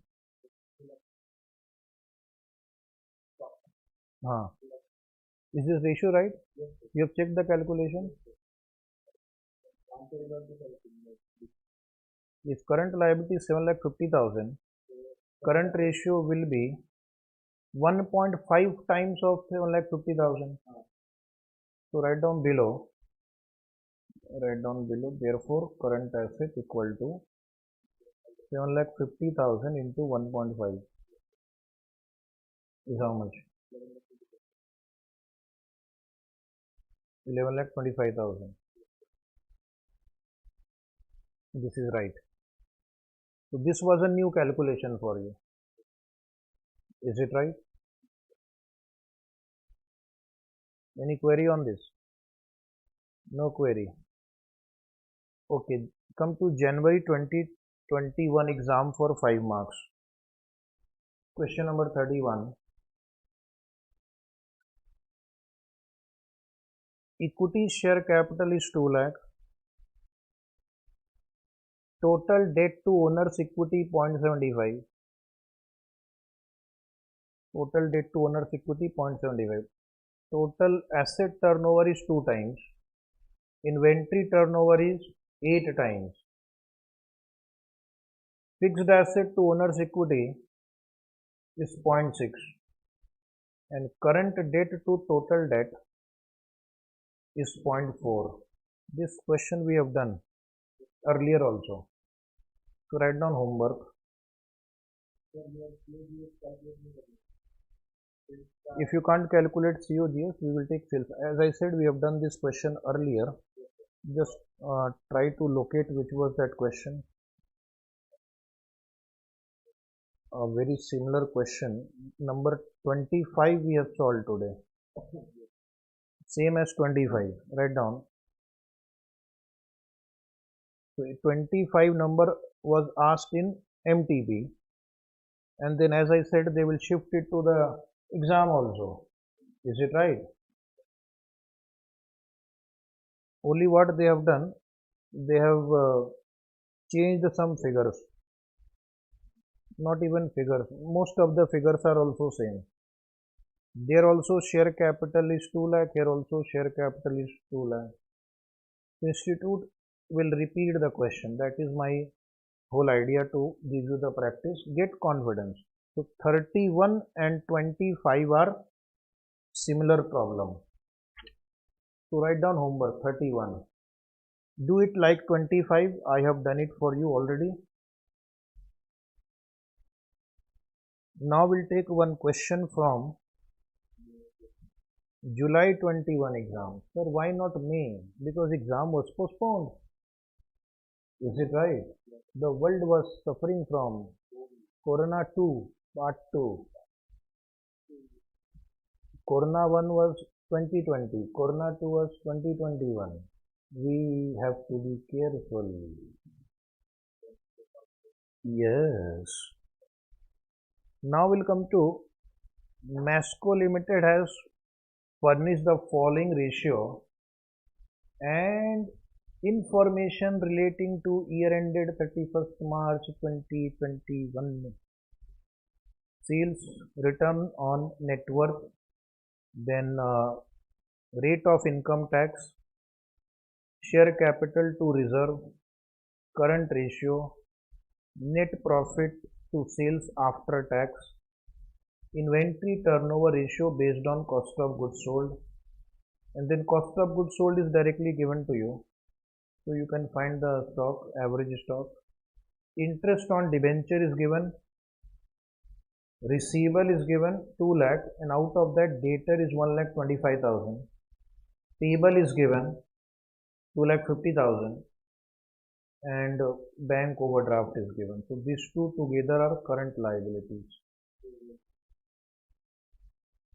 And once you got current liability, there is a current ratio here. You can get current asset. Is it right? And then the question is, calculate the operating expense for the year ended 31st March 2021 and prepare a balance sheet in the following format. So when they give you the format, you follow that format. This is the balance sheet format you have to solve. So what we will do, we'll prepare two things. One will prepare balance sheet, one will prepare profit and loss. So balance sheet to draw as per this question. You can see this is a exam question for 10 marks.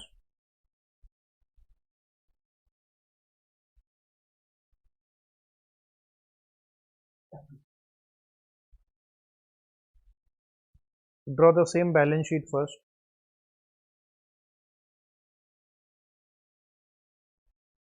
A very interesting question for finding the missing figures.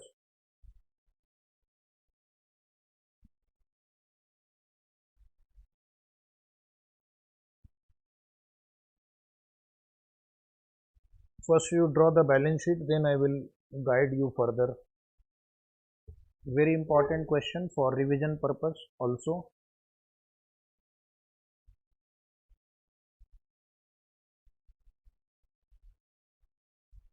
Write neatly.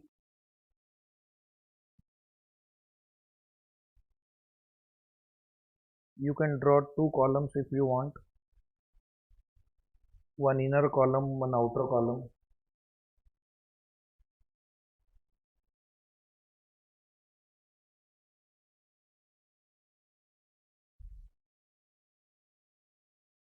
Okay.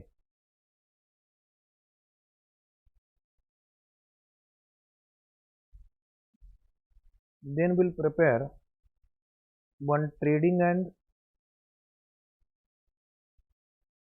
profit and loss account.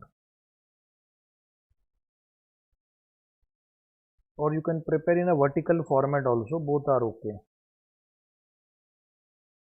Our objective is to find operating expense, is it right? So whether I prepare a vertical format or this T format. Trading and P&L account you've written. So first I will put whatever information is available with me. So sales figure is available. Can you see sales in the question? How much is sales? How much is sale?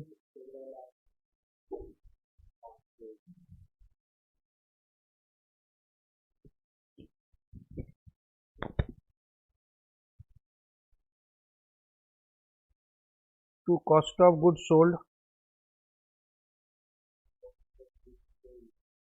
Is it given below? 22,50,000. And interest on debenture, can I write in P&L account? To interest on debenture, is it 75,000?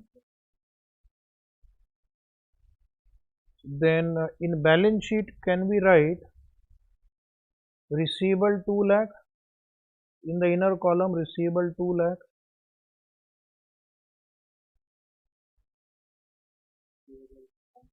Payable is also given. How much is payable? 2,50,000. Bank term loan is how much? Actually, they have written by mistake bank term loan. It should be in bracket bank OD.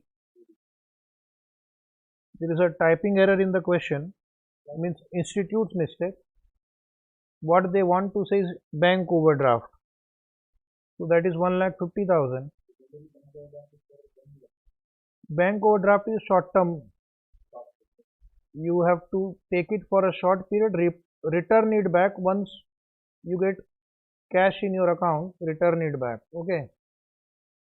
So there was a mistake in the question. So my current liability is 4 lakh.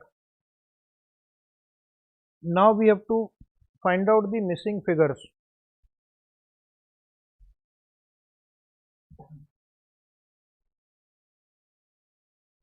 So how do I find the missing figure? One by one. Let us see which ratios are given. Sales is given. Return on net worth is given. Rate of income tax is given. Share capital to reserve is given. Current ratio is given. Net profit to sales is given. So can I find out in the P&L account net profit figure? Right here, P&L account to net profit, that is profit after tax, which is 6.5% of 75 lakh. How much is that? 487,500. So I can compute the income tax also here. Income tax will be 487,500 divide by, what is the rate of tax? 50%. Is it 50%? So this amount has been arrived at after deducting 50% tax. So understand, if PBT is 100, tax is 50, PAT will be 50. So I will divide by 50% and multiply by 50%. So same 487,500. Sales is given, cost of goods sold you have been given. So can we write gross profit here? Anybody? Gross profit. 75 lakh minus 22,50,000. 52,50,000. By gross profit brought down.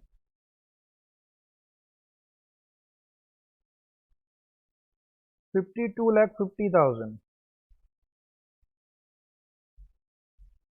So balancing figure is operating expense here. Operating expense balancing figure.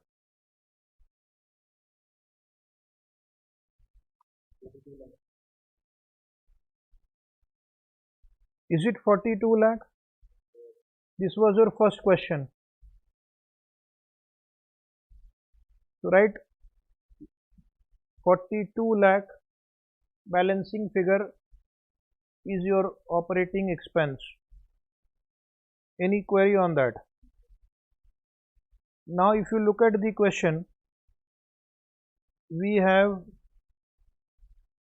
got net profit 487,500, which is net profit return. Return on net worth is 25%.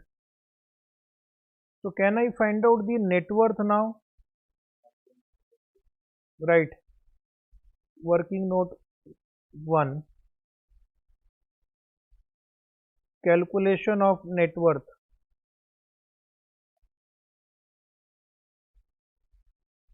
Return on net worth is 25%, which means PAT upon net worth is 25%. PAT we have got it. How much was PAT? 487,500 divide by net worth. So how much is net worth now? Is it 19,50,000?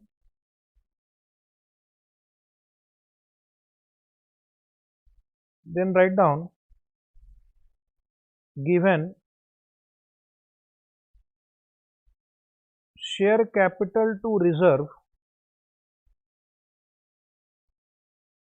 Share capital to reserve is how much given?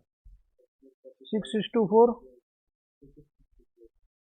Therefore, share capital will be 6 by 10 into 19,50,000. Net worth has to be broken into two parts. Anybody wants to answer? 11,70,000.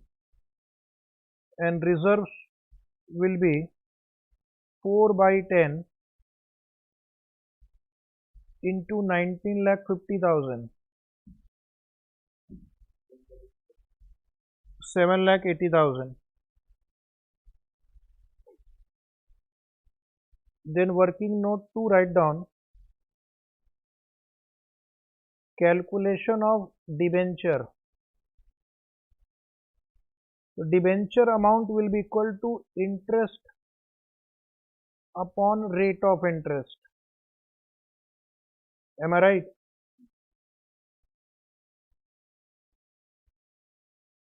Interest upon rate of interest. So interest you have been given in the problem. In the question it is given 75,000. Rate of interest is given in that balance sheet which is given in question. Is it 15%? So learned student will reply, what will be debenture amount now? Is it 5 lakh? Say yes. So I'll first go to balance sheet. In balance sheet now write down share capital, how much we have computed? Share 11,70,000. Reserve, how much you have computed? 7,80,000. Debenture, how much you have computed? 5 lakh. So can I take the total of the liability side now? 28,50,000, which will also be asset side 28,50,000. Now what is pending? Fixed asset is pending, stock is pending, cash is pending. Did we calculate stock also or not yet? Not yet. Okay, so how do I reach the stock figure? Cost of goods sold is given. Interest on debenture, receivable, trade payable, overdraft. Current liability we have got, so we can use current ratio and find out. An inventory turnover is given, so we can find out the inventory also. Write down working note 3, calculation of inventory. So inventory will be equal to COGS upon inventory turnover. So they will give you enough hint. With your intelligence you can solve. COGS is also given in question, 22,50,000, and inventory turnover is also given 12 times. So the learned student will reply now 187,500. Is it 187,500? Yes. Now I'll find current ratio is given, current liability is given. So can we find the current asset figure now? Yes. So write down working note number 4. Calculation of current asset.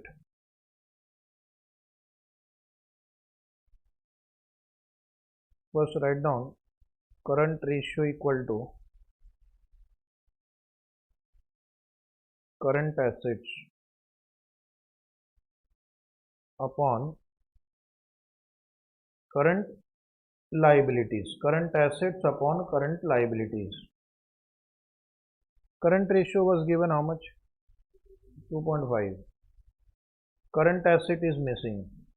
In current liability we have two items. One is payable 2,50,000 and one is bank overdraft 1,50,000. Therefore current asset anybody is 10 lakh. And one more working note 5, write down cash. Cash is equal to current asset minus receivable, which is given in the problem, minus stock, which we have calculated. So current asset is 10 lakh. Receivable is given to you how much? 2 lakh. And stock you have computed how much? So what will be cash in hand? 6,12,500. Fixed asset will be balancing figure. So please come to balance sheet. Cash you said 187,500. No, stock 187,500. 6,12,500. So total current asset is how much? 10 lakh. If this is 10 lakh, so this you write balancing figure. 18 lakh 50,000. Balancing figure sign also.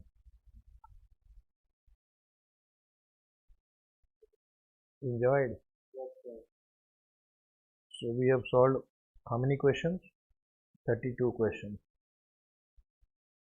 Now we will continue tomorrow.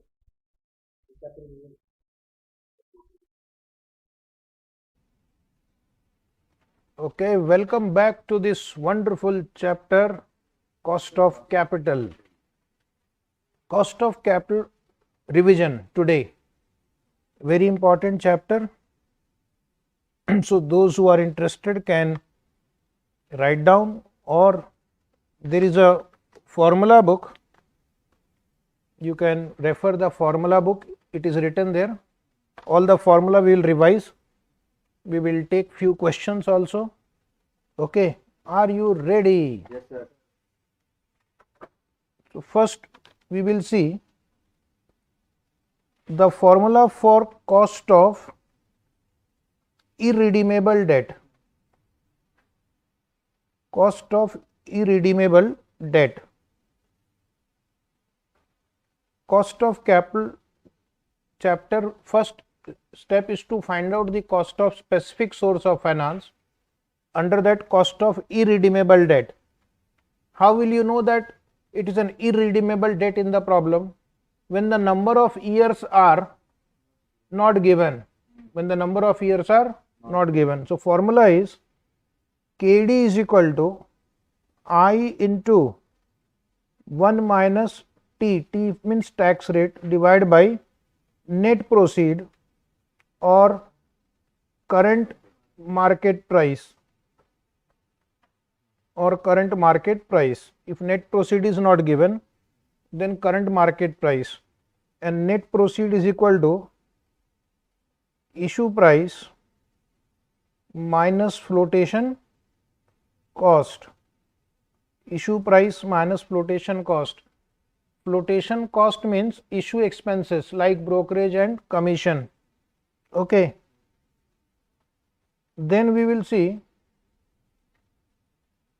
cost of redeemable debt.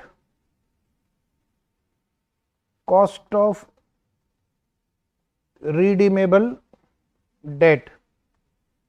So here we have two formulae. First formula is KD is equal to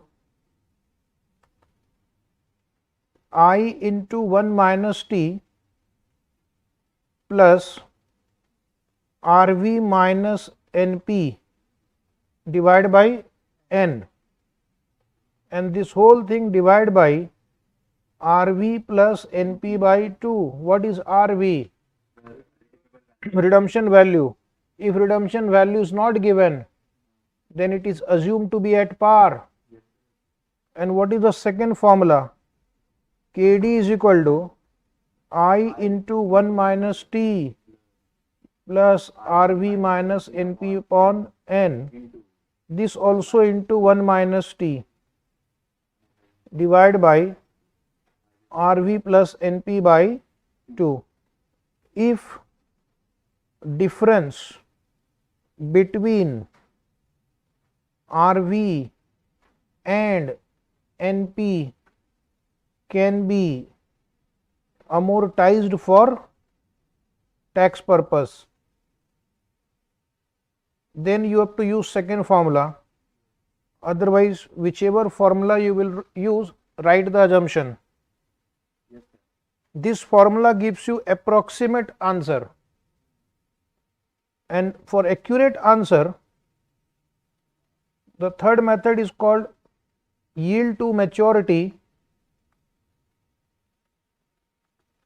YTM, or IRR method. IRR means internal rate of return. If the problem is specifically ask you internal rate of return method, which they have asked in the exam, then you follow the same. The formula for IRR is lower discount rate plus NPV at lower discount rate upon NPV at lower discount rate minus NPV at higher discount rate into higher discount rate minus lower discount rate. Right? This formula can be used anytime for finding the cost of debt. Now we'll write cost of preference share capital. Cost of preference share capital, under that A, irredeemable preference share capital, number of years are not given in the problem, then in that case cost of preference share will be equal to preference dividend upon net proceed or current market price. Net proceed or current market price. Net proceed means issue price minus flotation cost. Yes. And B, write down redeemable preference share capital. So cost of preference share will be equal to preference dividend plus RV minus NP upon N. N means number of years, divide by RV plus NP by 2. RV means redemption value.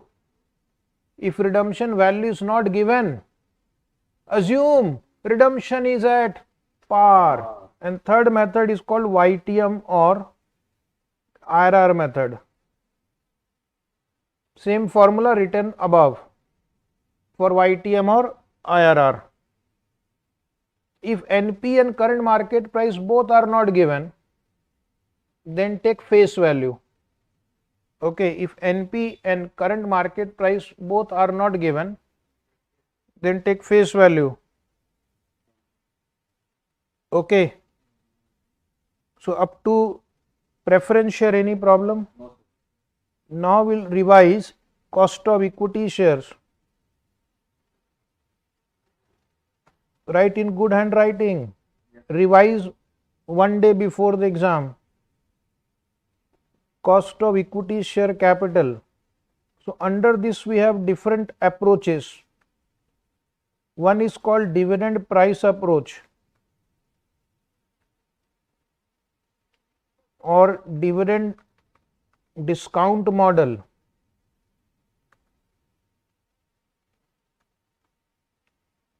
Or discounted cash flow model.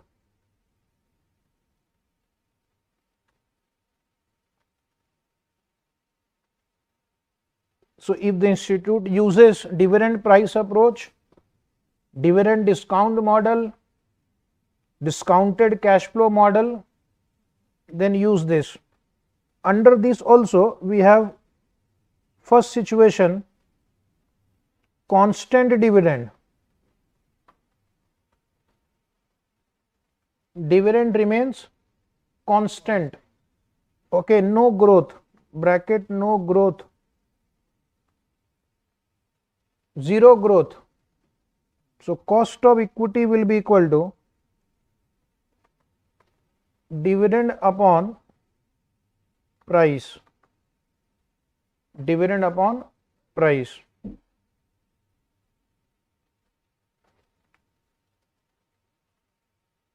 Then write down in case of new issue or fresh issue of share, cost of equity will be dividend upon current price minus F, where F is flotation cost, where F is flotation cost in case of new issue. And second, write down dividend growing at a constant rate. Dividend growing at a constant rate. So this is called growth model, also called Gordon model, also called Gordon model. So the formula here is cost of equity equal to D1 upon P0 plus G. D1 is equal to D0 into 1 plus G. If last year dividend is given, it is D0, convert into D1, convert into D1. If next year or expected dividend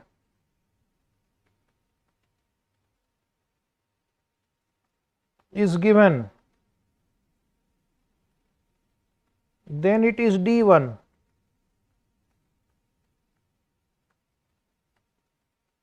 Then it is D1. Then write down growth rate G is equal to B into R, where B is equal to retention ratio. If suppose in some problem growth rate is not given to you directly, so in B is retention ratio is equal to 100 minus dividend payout ratio, 100 minus dividend payout ratio, and R is called return on equity, return on equity.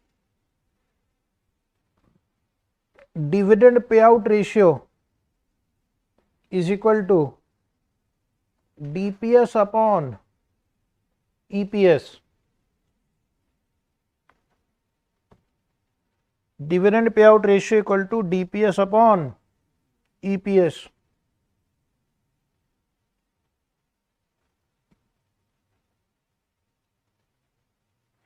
Interested candidate can write down in good handwriting. Are you writing? Yes, sir. Is it over?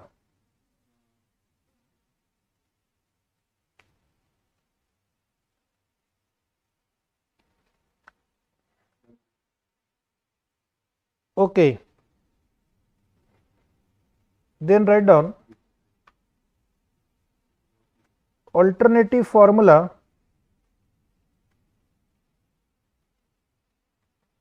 for growth rate. G is equal to future value upon present value to the power 1 by n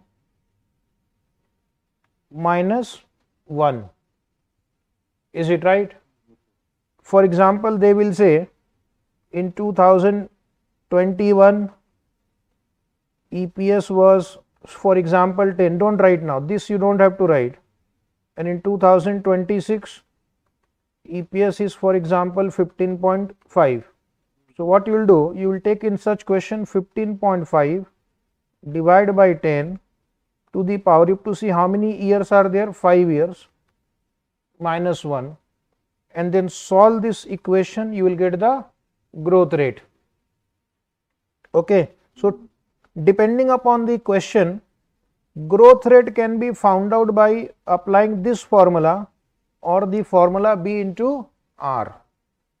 So this was about dividend discount model. Second, write down, this was point A here. So now point B is called earning price approach. Earning price approach. So here also we will write two formula. One is constant EPS,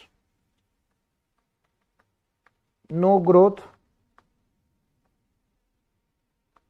Then the formula is cost of equity equal to EPS upon price, or 1 by price earning ratio. Both are same. Or 1 by price earning ratio. And second formula is growth approach. So the growth approach K is equal to EPS upon price plus G. EPS upon price plus G. Right.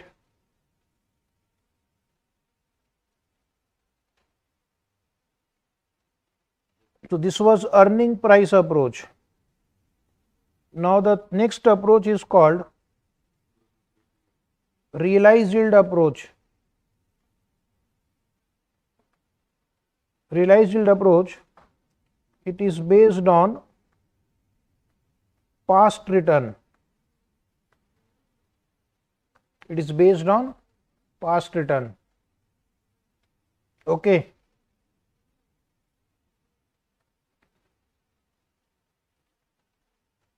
Then write down A. If data of 1 year is given, if data of 1 year is given, then return is equal to D1 plus P1 minus P0 divided by P0. So what is D1? D1 means dividend. P1 means price at the end, and P0 means price at the beginning. P1 minus P0 is capital gain or loss. So return comes in two form, one in the form of dividend, one in the form of capital gain or loss. Okay.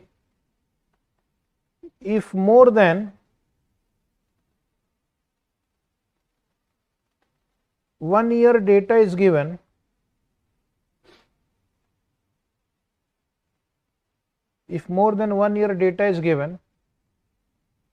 then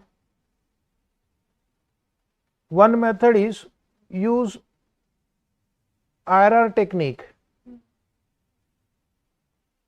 If more than 1 year data is given, you can use IRR technique, or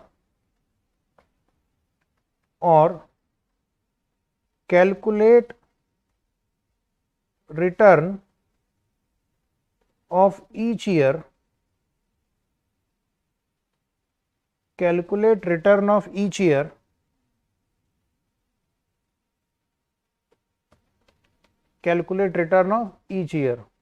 and we have to complete the sentence.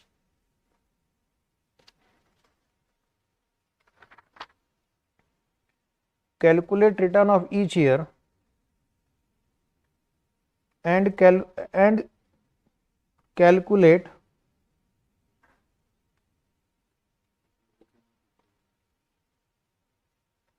average return or geometric mean. Average return or geometric mean. Average return or geometric mean. Is it right?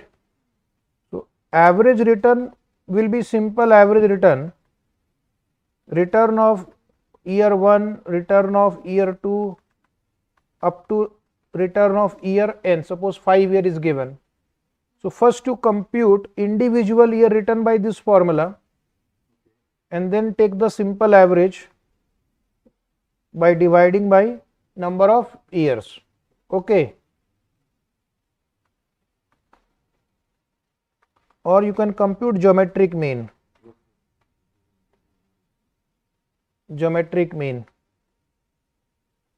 So geometric mean is 1 plus R1 into 1 plus R2 into 1 plus R3 dash dash into 1 plus Rn, and the whole thing to the power 1 by n minus 1. This is how we compute the geometric mean. Is it right? Yes, sir.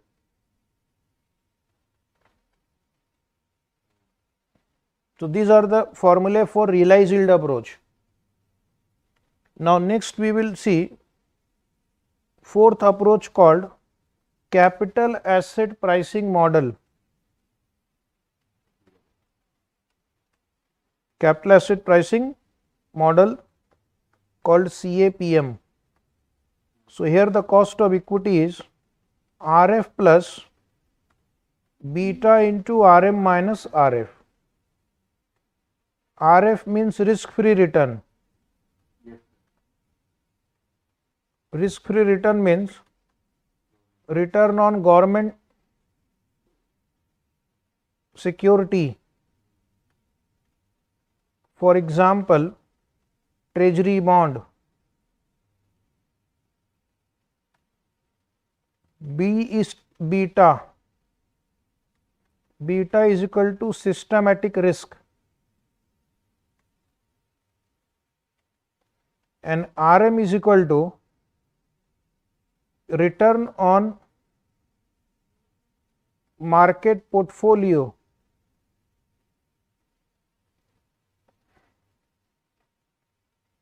Return on market portfolio. RM minus RF is market risk premium. So if the problem says market risk premium, it means RF is already deducted. Do not again deduct RF. Okay. So these are the formula for computing cost of equity. Now write down cost of retained earning. Cost of retained earning, KR is equal to KE. KR is equal to KE. Except in case of retained earning,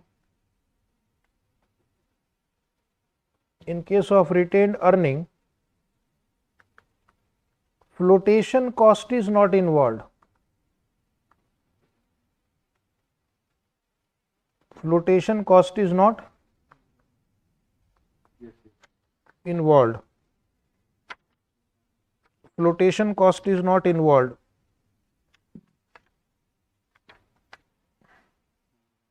Okay. Any query? Then write down, if personal income tax is also considered, if personal income tax is also considered, then cost of retained earning is cost of equity into 1 minus TP into 1 minus F. So what is TP here? TP here is rate of personal income tax. Very rarely asked.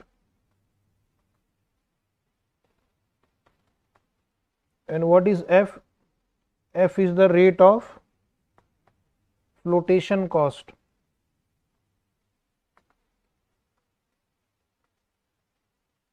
So this formula is from investor's point of view. In bracket, this formula is from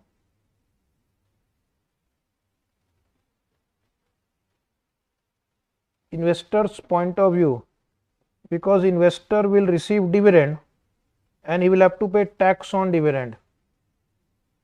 Investor will receive dividend and he will have to pay tax on dividend. Otherwise, for retained earning, the formula will be same as cost of equity. Retained earning represents opportunity cost of equity shareholder. So cost of retained earning is taken same as cost of equity. But the benefit of retained earning is that there is no flotation cost. Is it right?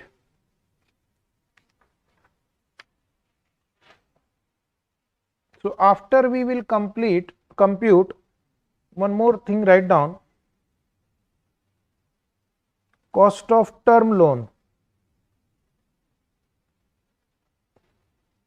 In some problem, term loan is given. So here the cost of term loan is simply interest rate into 1 minus tax rate. I stands for interest rate and T stands for tax rate, because interest is tax deductible. After that we have weighted average cost of capital.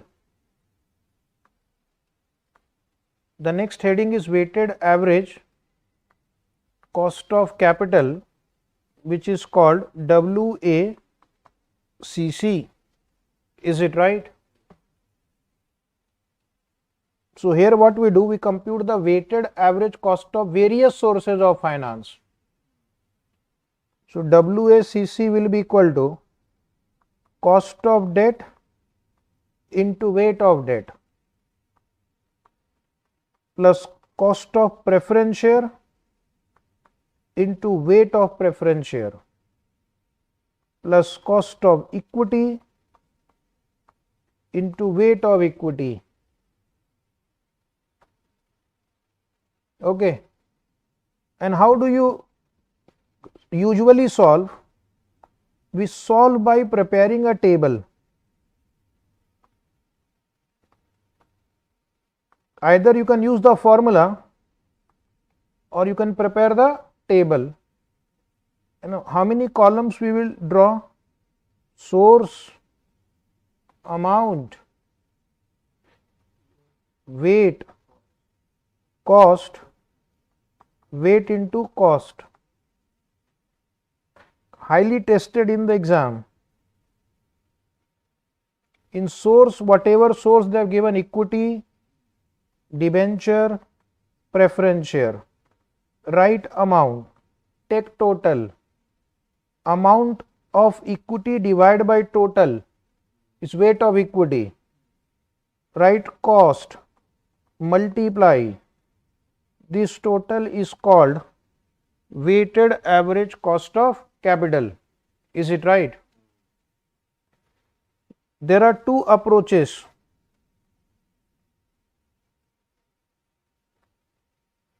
Which are the two approaches? One, book value weights, and second, write down market value weights.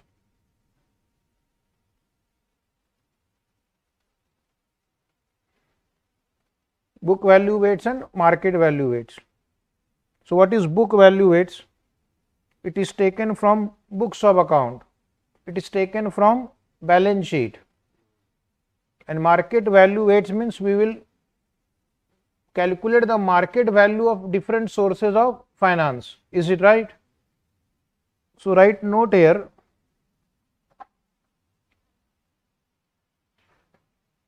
If market value weights are used,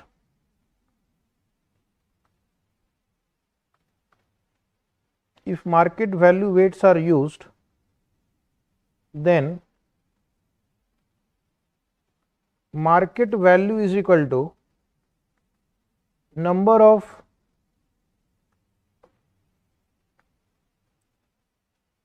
security into market value per unit.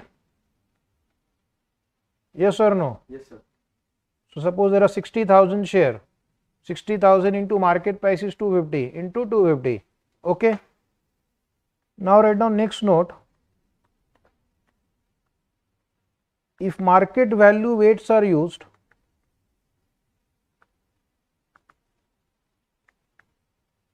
are you writing? Yes, sir. If market value weights are used, do not consider retained earning or reserves and surplus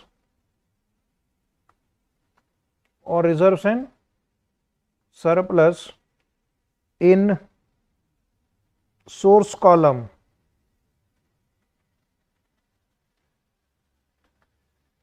Or reserve and surplus in source column. But if the cost of equity share capital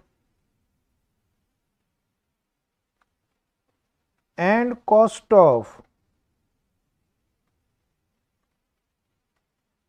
retained earning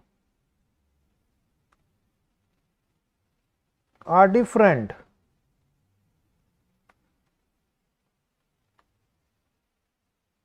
if suppose the cost of equity share capital and cost of retained earning are different, KE is different from KR, then the market value of equity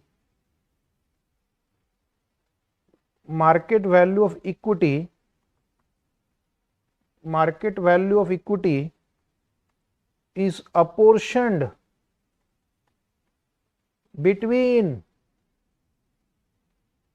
share capital and reserves and surplus in the ratio of book value.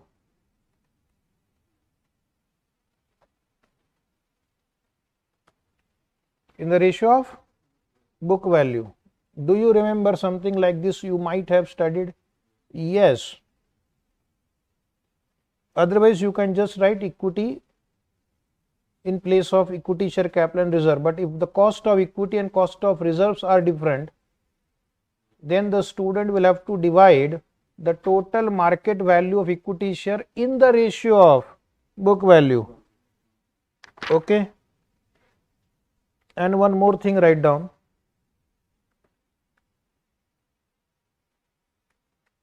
Marginal cost of capital,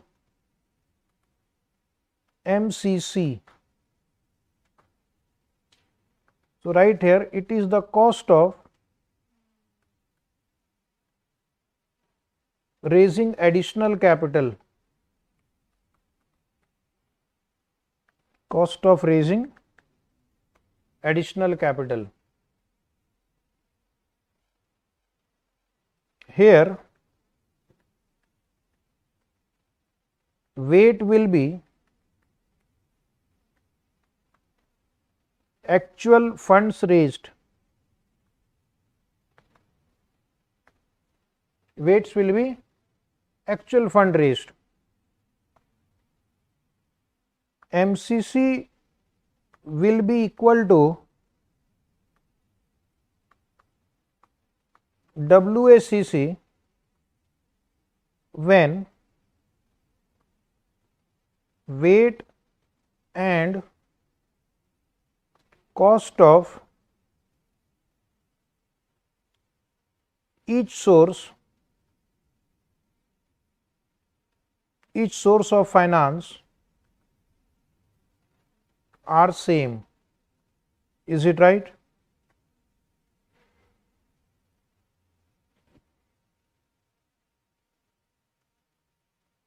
If the cost and weight of each source of finance are same. Okay. If the problem says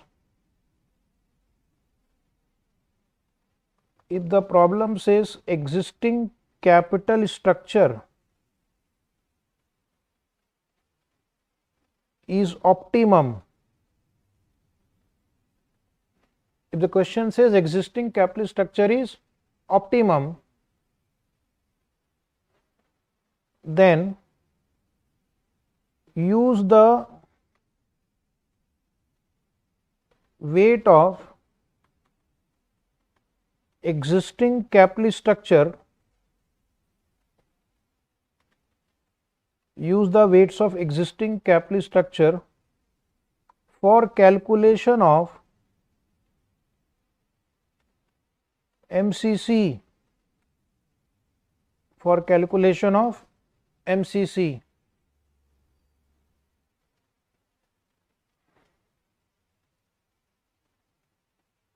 One more point. If you have to find the capital investment required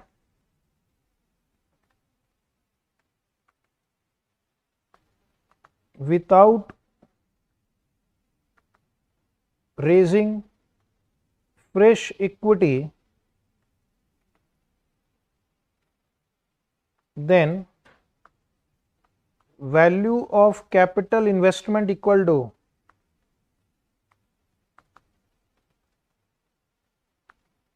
value of capital investment is equal to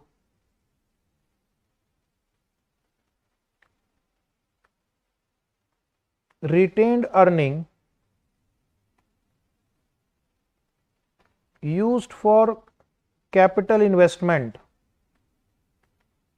retained earning used for capital investment divided by proportion of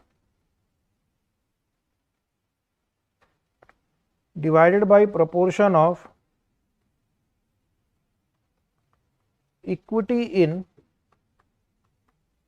total capital structure. Is it right? If the problem says what is the maximum value of a capital investment when we don't have to issue fresh equity, it is only funded from retained earning. So retained earning available for capital budgeting divide by proportion of retained earning in the total capital structure. So you don't have to issue fresh equity. But if your value of capital investment is more than this, then you will have to issue fresh equity. Is it right? So now we'll take some questions for revision purpose. Are you ready? Yes, sir. So kindly come to our book. Question number 40 will solve immediately. Question number 40 is from April 22 MTP for 10 marks. The capital structure of RV Limited on 31st March 2022 as per its balance sheet is as follows. Equity share capital is 25 lakh rupees. Face value is 10 rupees. So how many numbers are there? 2,50,000. 10% preference share of 100 rupees each. 5 lakh divide by 100. Come on. 5,000 preference shares. Very good. Retained earning, let it be. Debenture of 100 rupees each. 20 lakh. So there are 20,000 numbers of debenture. Why we need this? To compute market value. Okay. The market price of equity share is 50. This is P0. Expected dividend. Expected what means next year dividend. D1 is expected to be 3. Dividend per share is expected to grow at the rate of 8%. G is 8. So how will you use this information to find cost of equity? Is it right? Preference shares are redeemable after 8 years and the current price is 80 per share. So this will be required for cost of preference share. So it is a question of redeemable preference share. In this question we will be able to revise many concepts. Debentures are redeemable after 5 years. This is 5. Currently selling at 90 per debenture. So current price of debenture and current price of preference share will be used in place of net proceed in the formula and will also be used for calculation of weights based on market value. Is it right? Tax rate is 35%. This I will require for debenture. Compute WACC using book value proportion and using market value proportion. What is my first task? To calculate cost of each source of finance. What is my second task? To calculate WACC. This will give you 10 marks. So do you want 10 marks? Say yes or no. Yes. Right. First write down cost of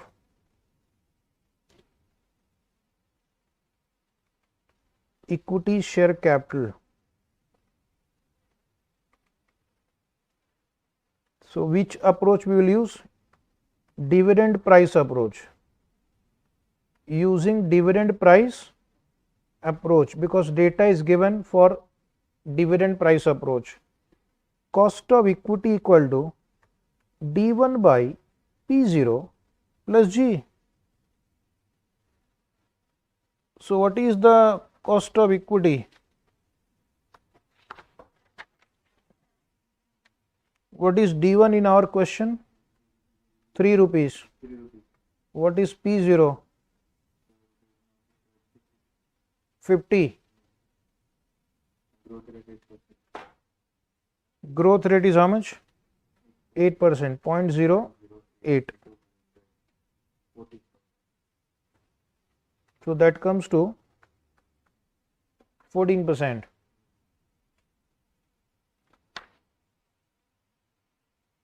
Then second question, or second, calculate cost of preference share. Redeemable preference share. The formula for this is preference dividend plus RV minus NP upon N upon RV plus NP by 2. RV means redemption value, NP means net proceed. If net proceed is not given, we can use the current market price. How much is preference dividend? Give me the answer. Preference dividend per share 10 rupees. Write down 10 rupees. What is redemption value? 100. Net proceed is not given. Current price is 80. Number of years are 8. Divide by 100 plus 80 by 2. Give me the final answer in percentage term. So can we write 13.89%? Yes. Approximately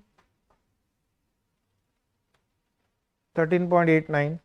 And the third instrument is debenture. So write down cost of redeemable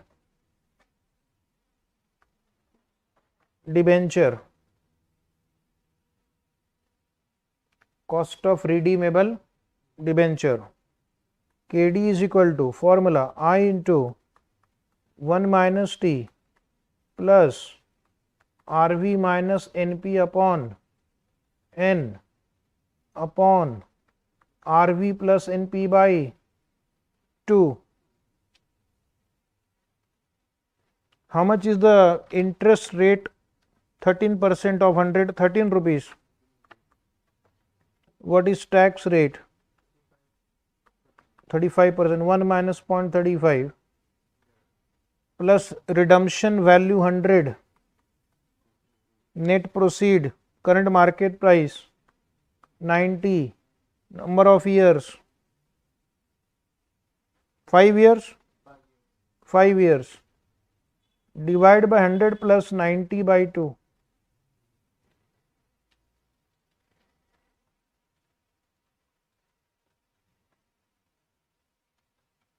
Into 100, final answer will be in percentage. 11%. 11%. Write one note. It is assumed that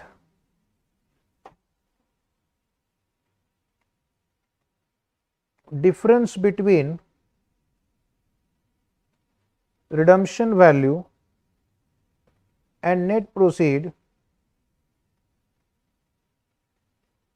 is not amortized for tax purpose. Is not amortized for tax purpose. Okay. So we have not multiplied this by 1 minus T. You can solve by that also. Now any query? So we'll compute now WACC at book value also and market value also. So write calculation of weighted average cost of capital.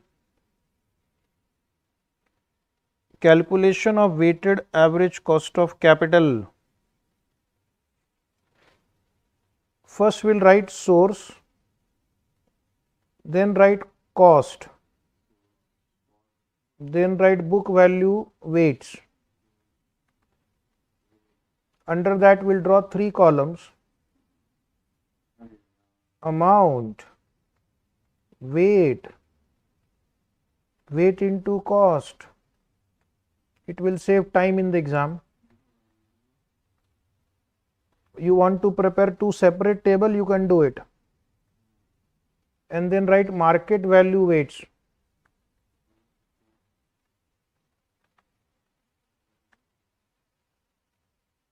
Write market value weights, 3 columns again. Amount, weight, weight into cost. Cost column is common for both. Yes.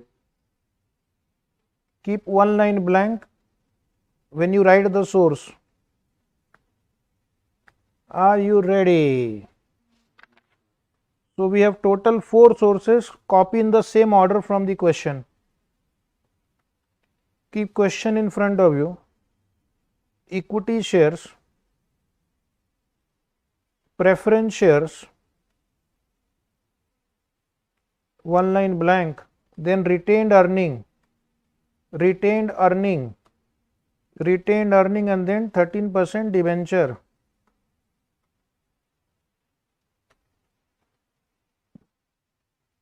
This is how you can write nicely and get good marks. So first you tell me cost of equity share in our first step. 14%. Cost of preference share 13.89. What about cost of retained earnings? Same as equity share because there is no flotation. And debenture 11%. Amount copy from the book. You can write rupees in lakhs here. Rupees in lakhs. 25, 5, 20. Total. Anybody total 55 lakh? And then how to write weight in quick format? 25 by 55, 5 by 55, 5 by 55, 20 by 55. Now dear student, take your calculator, multiply cost into weight and give me the answer. Do not multiply by percentage sign, just multiply 14 into 25 by 55. 6.36 is right. Come on, next.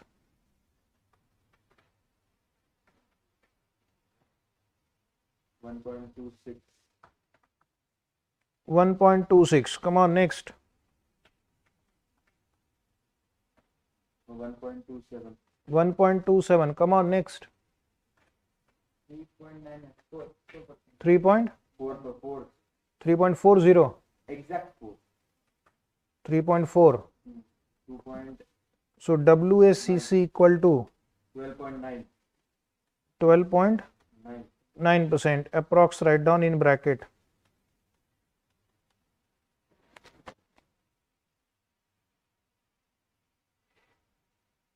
Any query? Now what about the market value? How many equity shares are there? There are 2,50,000 equity shares are there. And what is the price per share? 50. So multiply and answer in rupees in lakhs.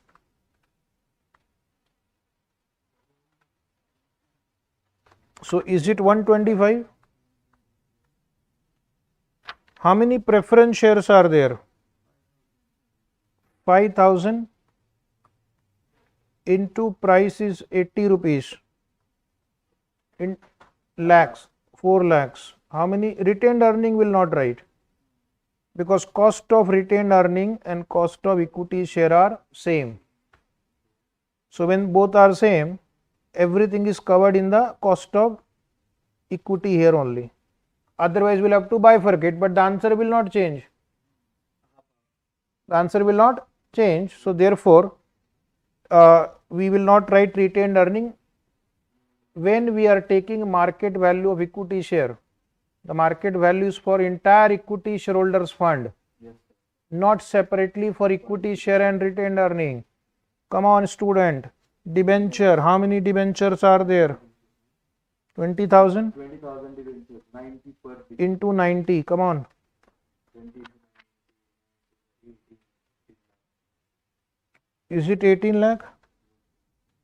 Just write 18. Because we are writing in lakhs. 125 plus 4 plus 18. 147. 22, 147. Wait, write down 125 by 147. 4 by 147. 18 by 147.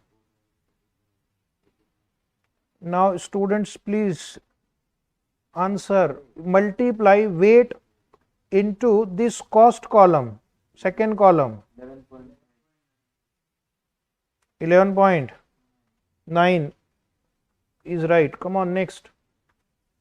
0.3.8. 0.38. 0.38. Very good. Next.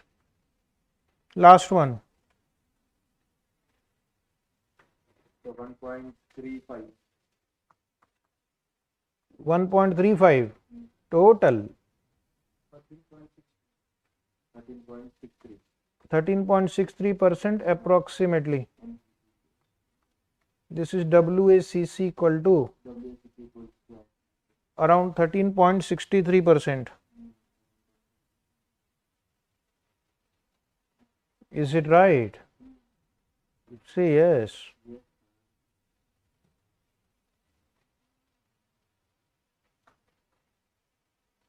Now we'll come to question number 38. December 2021 exam for 5 marks. Question 38 in your book. Question number 38. You will find it. Have you found it? Say yes. Yes, sir. Book value of capital structure of B Limited is as follows. 12% 6,000 debenture of 100 rupees each. Yes, sir. Retained earning equity shares of 100 rupees each. Currently the market value of debenture is rupees 110 per debenture and market value of equity share is 180 per debenture. Expected return of equity shareholder is 24%. What is this? Expected rate of return of equity shareholder is 24% per annum. This is cost of equity. This is cost of equity. Cost of equity is the expected return of equity shareholder. Yes. So here the new thing they have mentioned is this line, which means the expectation of equity shareholder is the cost to the company. Company is paying tax at the rate of 30%. Why this is given? For calculating cost of debenture. Compute WACC using market value weights. Is it right? So how do we solve it? So we'll have to find cost of debt first. Is it right? After computing cost of debt, cost of equity is already given to you. Or cost of equity, expected rate of return of equity shareholder is 24% per annum. So this is they have not mentioned it clearly. Interest rate. Whether it is dividend rate or whether it is final return expected by the investor. So as per the institute answer, if we see, they have assumed it to be dividend per share. They have used it for calculating dividend per share. Okay. So write. First write down step 1. Calculation of cost of. Now tell me, is it a redeemable or irredeemable debenture? Irredeemable. Because the number of years are Not given. not given. So we'll use the formula for irredeemable debenture. KD is equal to KD equals to I into 1 minus T. 1 minus T upon net proceed. If net proceed is not given, you can take current market price. You can take current market price. Interest rate is 12%. 12% of 100, 12 rupees. 12 rupees. Tax rate is how much? So it is 31, 0.3. 0.3. Net proceed is not given, but current price of debenture is 110. 110. Yes, sir. Can you see that? Yes. Question number 38. December exam for 5 marks. So how much is that? 7.64%. So can I write 7.64%? Step 2, write down calculation of cost of equity share.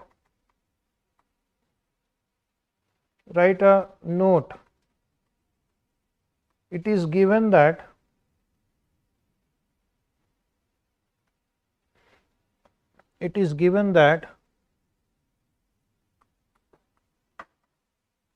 expected rate of return of equity shareholder is 24% per annum, right? Yes, sir. Expected rate of return of equity shareholder is 24% per annum. It can be interpreted in two ways.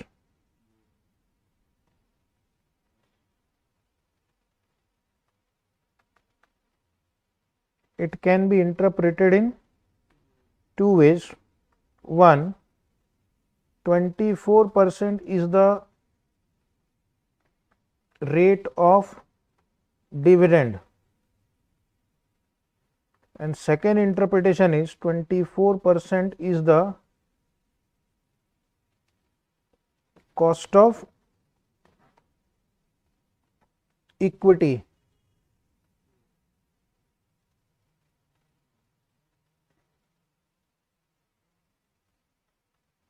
ICI has assumed it to be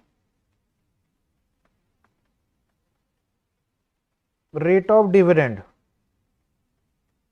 So if we'll take the first situation, that 24% is the rate of dividend. So Then I am solving. This we are going to solve by this assumption. ICI has assumed it to be rate of dividend. We will also assume the same.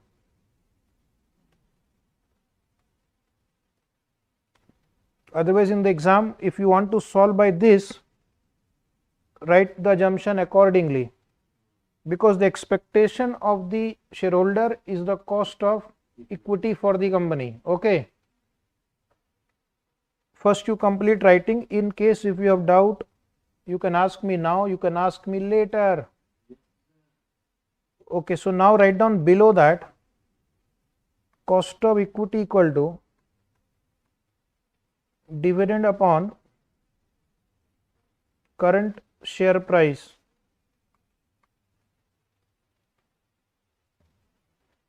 Dividend will be 24% of 100 rupees, 24 rupees. Share price is 180, and then multiply by 100, you will get in percentage. 0.34%. How much? 13.34%. 13.34%. Yes. Now write down WACC, market value weights.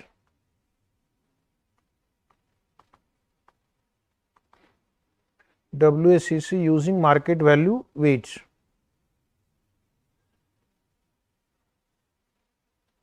Write down source, amount, weight, cost, weight into cost.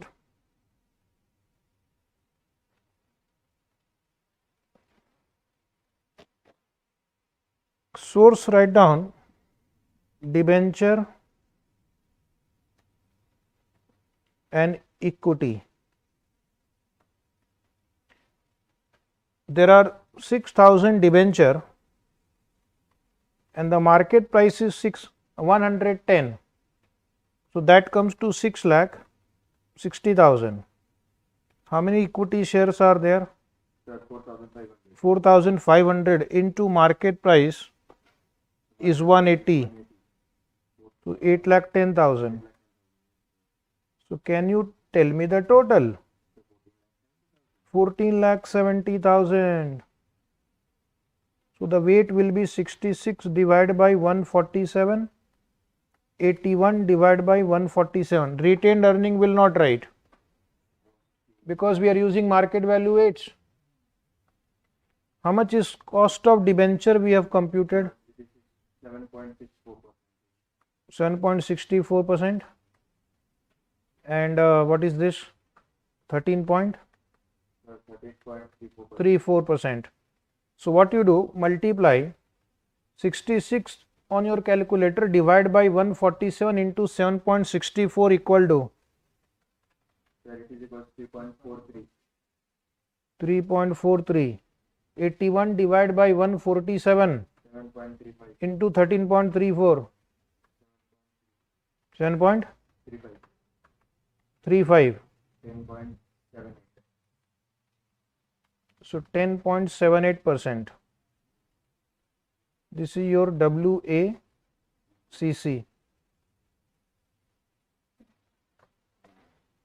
Then write below. Any query? No, sir. Write below. If we assume K is equal to 24%, then WACC will be, if we assume K is equal to 24%, write 4 columns: source, weight, cost, weight into cost. Source, write down debt, equity. What will be the weight? Weight will be same, weight will not change. 66 by 147, 81 by 147.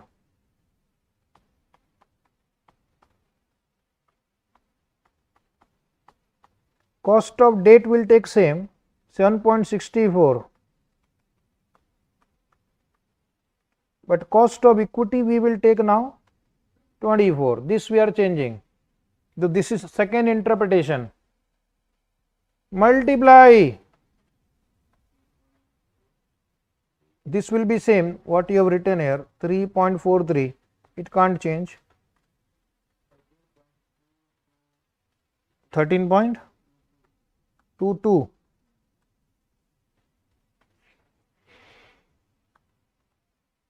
So by a different assumption, the answer will be 16.65%. 16.65%.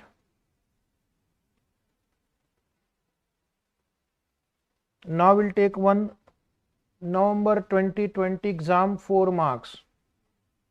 Just check this question is there in the last. What is the number?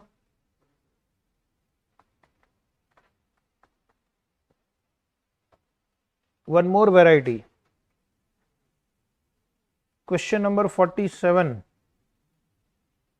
For 4 marks, November 2022 exam. Is it right?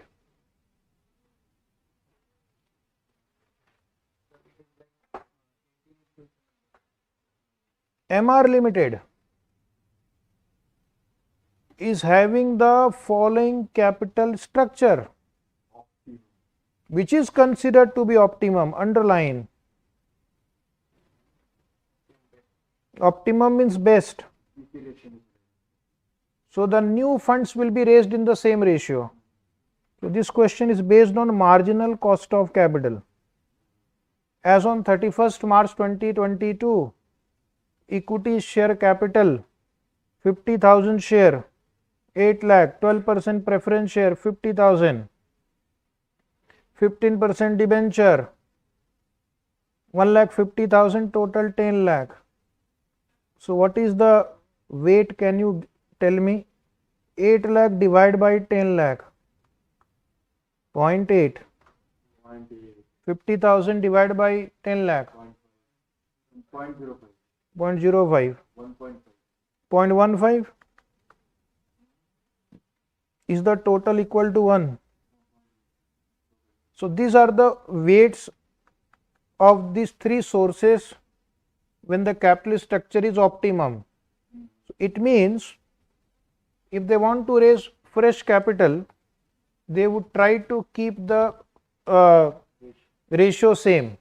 A company which has identified that this is the optimum capital structure, then they will try to maintain the same. So new funds will also be raised in the same proportion. That is the purpose of using the term optimum there. The earning per share of the company were 2.50 in 2021 and the expected growth in equity dividend is 10%. So growth rate is given 10%. EPS is given for 2021 2.50. The next year dividend per share is 50% of the EPS of year 2021. So D1 is equal to 50% of 2.50. So that will come to 1.25. Current market price is 25. P0 is given 25. Then the problem says 15% new debenture. So they want to increase their capital, can be issued by the company. Company's debentures are currently selling at rupees 96. So you can use these two for finding cost of debt. The new, again new, 12% preference share can be sold at a net price of 91.50. Face value is 100. So this you can use for finding cost of preference share. We can find cost of equity, cost of debenture, cost of preference share. For debenture, you will require tax rate of 30% because interest is tax deductible expenditure. So again in this question we will learn the calculation of cost of equity, cost of debenture and cost of preference share. You are required to calculate after tax cost of new debt, preference share, equity share, assuming that new equity share comes from retained earning, means no flotation cost. No flotation cost. Then you have to compute marginal cost of capital. For marginal cost of capital, weight will be same which is used by the company right now, and cost of debt, preference and equity will come from previous working note. Okay. Then one more intelligent question for you. How much can be spent for capital investment before sale of new equity share, assuming that retained earning for next year investment is 50% of 2021. 50% of 2021 EPS. 50% of 2021 EPS. So what is the EPS of 2021? 2.50 into 50% into number of shares 50,000. This much retained earning they can use. Okay.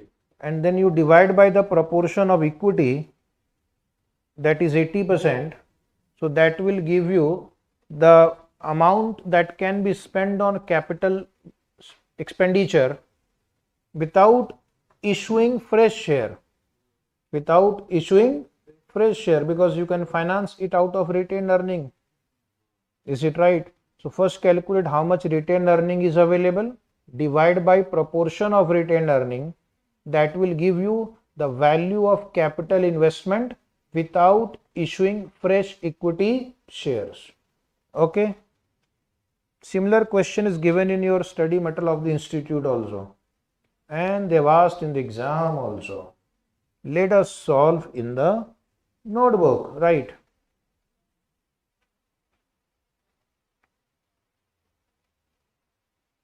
Please write down because such questions are getting asked in the exam. So we'll first find out cost of debt, equity and preference share. Are you ready? So write down cost of new debt. Cost of new debt KD is equal to I into 1 minus T upon P0. I into 1 minus T upon P0, because number of years are not mentioned in the problem. If number of years are not mentioned in the problem, then apply irredeemable debt formula. So interest rate is 15% on new debenture into 1 minus 0.3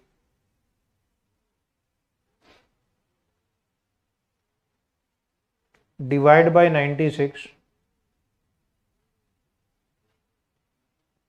into 100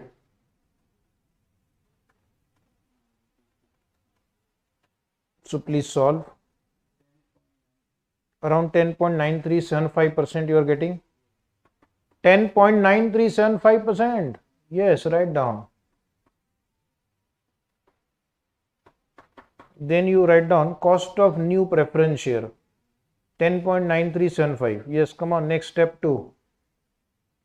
If you write step by step, you get more marks. Cost of new preference share. Right, cost of new preference share KP is equal to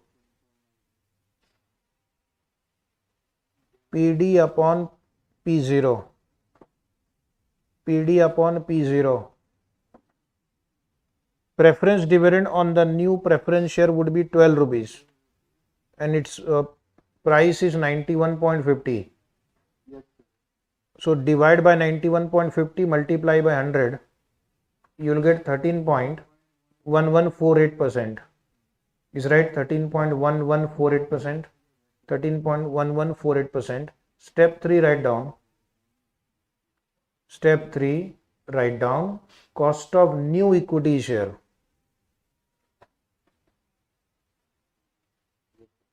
So under that, first we'll write down the basic data. Growth rate in dividend is given G. Growth rate in dividend is given, bracket G, is 10%. Next year dividend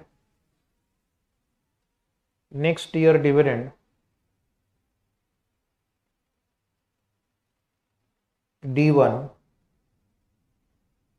is equal to 50% of year 2021 EPS. 50% of year 2021 EPS. 50% of 2.50. 50% of 2.50. 1.25. Then write down, therefore K is equal to D1 upon P0 plus G. D1 upon P0 plus G. 1.25 divided by 25 plus 0.10. Solve. How much do you get? 15%. Write down properly 15%. Presentation in detail is important to get full marks. Now write down step 4, which is our next question. Compute marginal cost of capital. Write down marginal cost of capital. WMCC. Don't write W, just write MCC. In bracket write down, assuming company maintain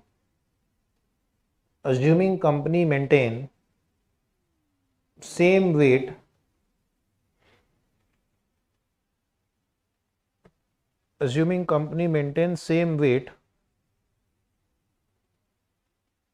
as that of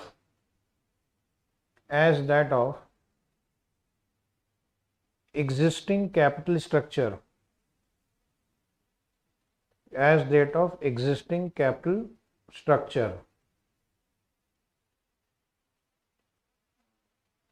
So first you write down the columns: source, weight, specific cost,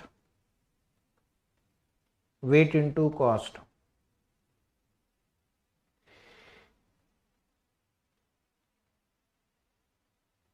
Source, write equity share,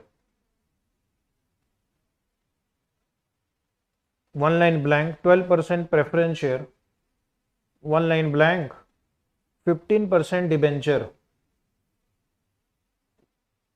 Weight, how do you compute weight? Go to the question. You will see equity share is 8 lakh and total is 10 lakh. So we will assume the weight of new capital is going to be the same.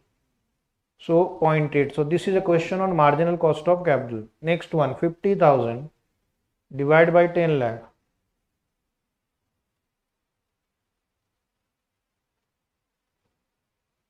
0.05. 1,50,000 divided by 10 lakh. 0.15. Specific cost we have computed. Equity is 15%. Preference is 13.1148%. And debenture is 10.9375%. You can round off in 2 digits if you want. No problem with that. Now your task is to multiply and take the total. Let us see who will do it first. Come on, come on, come on. First one, 12. Very good. Next. 0.65 or 66 is welcome. Third one, third one, third one.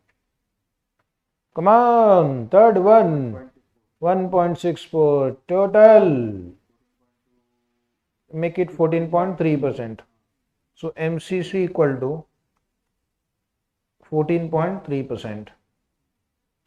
MCC equal to 14.3% bracket approx.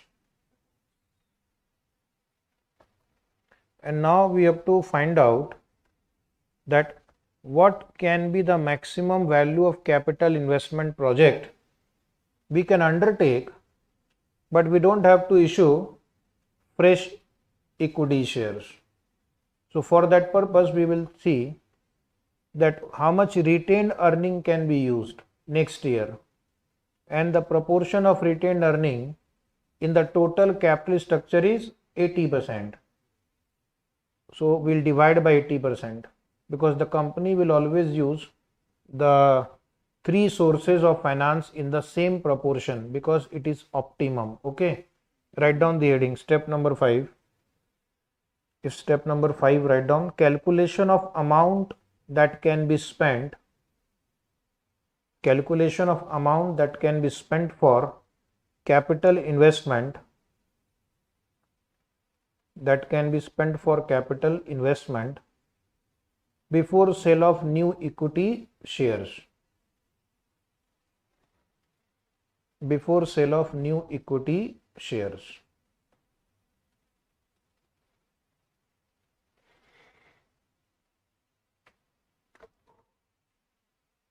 So first we write down EPS of year 2021. EPS of year 2021 is 2.50. Number of equity shares 50,000. Number of equity shares 50,000. Point C, total earning A into B. Write in detail. Total earning A into B. 1,25,000. So they are saying 50% of that will be retained. So retained earning is 50% of 1,25,000. 50% of 1,25,000 is how much? Yes, come on, everyone. 62,500. Now many students make a mistake. They write this as an answer. This is not the final answer because company will use other sources of finance also. They want to maintain a proportion of equity, preference and debenture. So it will be only 80% of the total fund. So write down proportion of retained earning in total capital employed. Proportion of retained earning in total capital employed. This is 80% as computed above. Okay. This is computed in step 4 as per step 4. As per step 4. Proportion of retained earning in total capital employed. So what we will get now is the answer of this question. Capital investment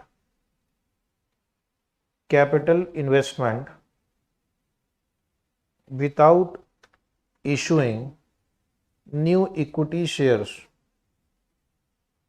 Capital investment without issuing new equity shares. So what will you do? D divided by E. Come on. On your calculator. D by E. 78,125. So 78,125 is the answer. So to use the equity share one 50%, that is of 80% of that value which is going to be. Yes. It is 80% of the total value of this project. So if you do reverse working, 80% of this is the amount. You're going to use 80% of equity shareholder fund in financing the capital investment. Remaining amount will be from preference share and debenture. 5% of it will come from debenture and 15% will come from preference share. Is it right? Now we'll come to question number 22. Write down important question number 22. One more practice on marginal cost of capital and weighted average cost of capital. Okay. So important. Please come to question number 22. In our book, have you reached question number 22? Say yes. Masco Limited wishes to raise additional finance of rupees 10 lakh for meeting its investment plans. So how much funds are required? Rupees 10 lakh. In the previous question, they had said capital investment program. Now they've given the amount of that capital investment program. How much is that? That is 10 lakh. Total is 10 lakh. It has 2,10,000 in the form of retained earning available for investment purpose. So out of 10 lakh, 2,10,000 will be funded from own funds, retained earning. So that is 2,10,000. So remaining amount they have to raise from the market. And what is the policy of this company? That debt equity mix should be in the ratio of 3:7. So for every project they will undertake, they will use debt and equity. So for this company, 3:7 is the strategy or the policy. So debt should be 3 lakh and equity should be 7 lakh. 3 lakh debt, 7 lakh equity. And out of equity also, retained earning will be 2,10,000. Retained earning will be 2,10,000 as given in the first paragraph. What about the balance 4,90,000? Balance 4,90,000 will be fresh issue of equity share. So they will have to issue equity share in the market for raising 4,90,000 rupees. What about debt? Total debt they will be 3 lakh, but the cost of debt is changing. First up to 1,80,000, it will be 10% before tax. And then after that, if you raise beyond 80 lakh, it will be 16% before tax.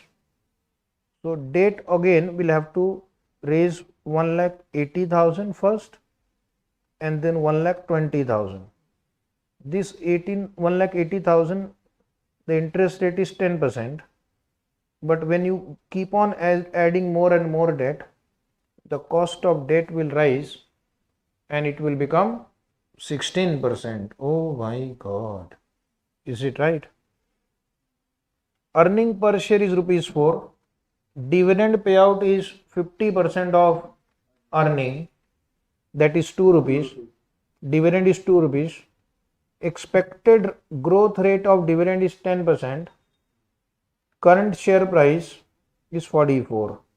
So what is the purpose of giving this data?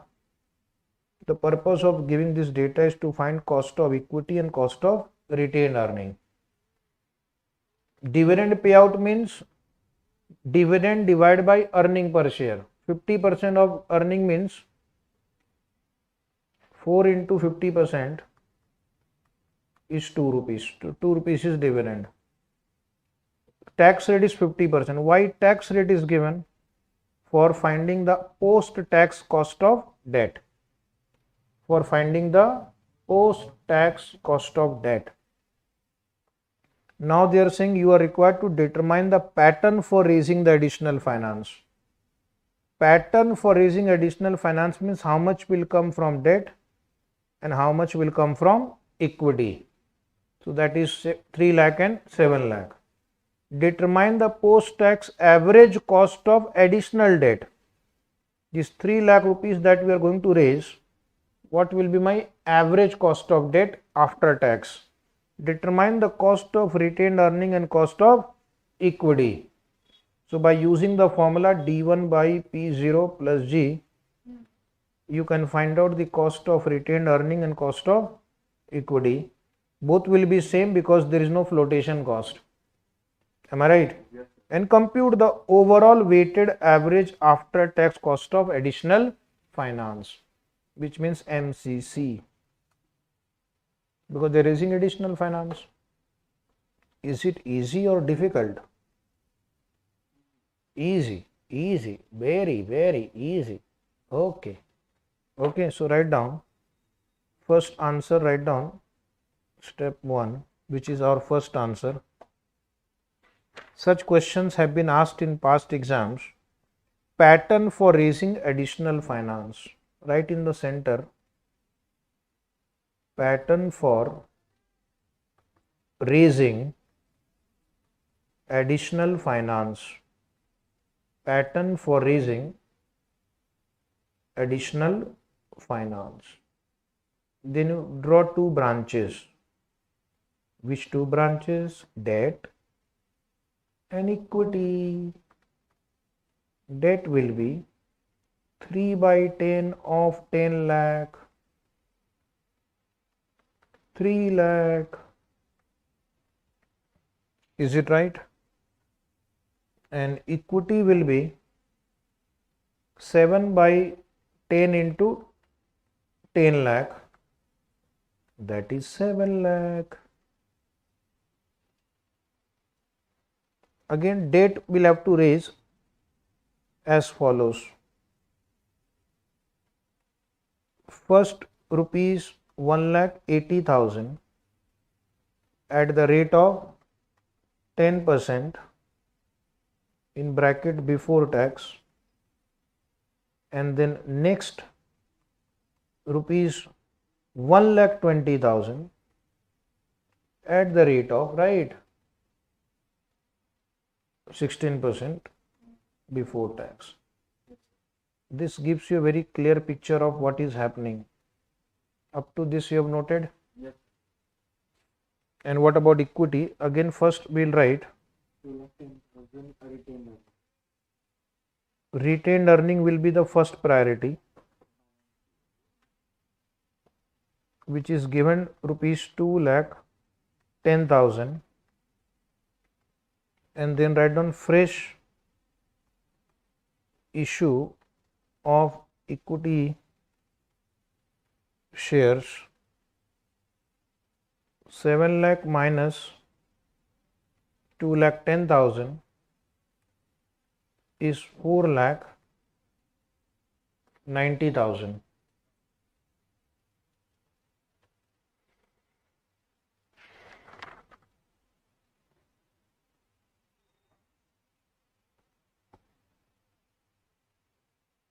This is your first answer. Any problem? What is your second question? Second, post-tax average cost of additional debt. So you are raising funds from debt 3 lakh, but they are coming at different cost. 1,80,000 you are getting at 10%. 1,20,000 you are getting at 16%. But average is not 16 plus 10 by 2. Amounts are different. Plus the impact of taxation will also be there. Is it right? So write down properly, nicely. Step 2. Step 2, write down post-tax average cost of, every time you should write a heading nicely. Post-tax average cost of additional debt. Now under that, right hand side rupees, will prepare a table. Any way you get it, answer must be same. Format is not material. Substance is important, and it should be in an understandable format. Okay, because this is a mathematical subject, everybody can present the answer in a different manner, but it should be understandable and it should give you correct answer.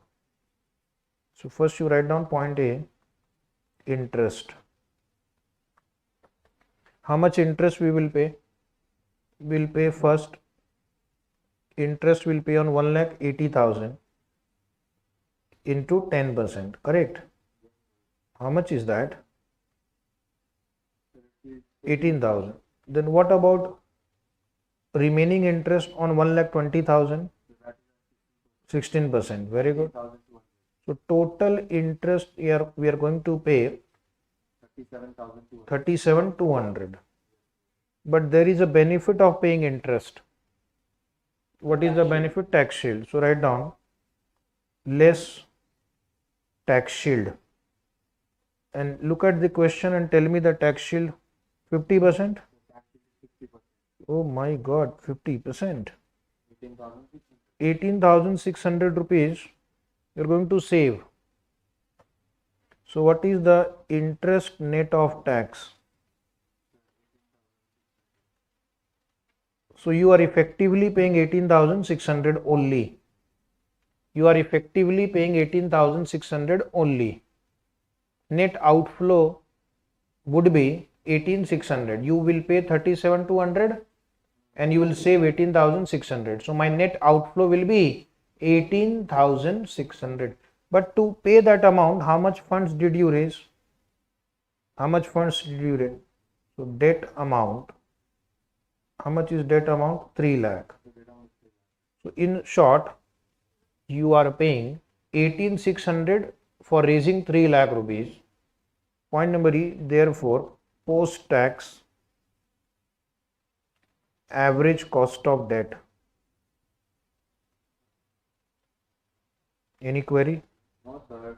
You will say C divided by D into 100. 6.2%.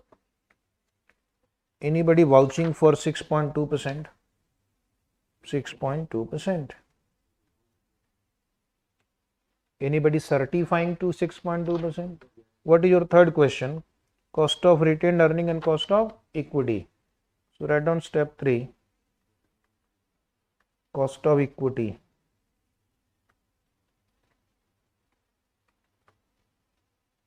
First we'll write one assumption.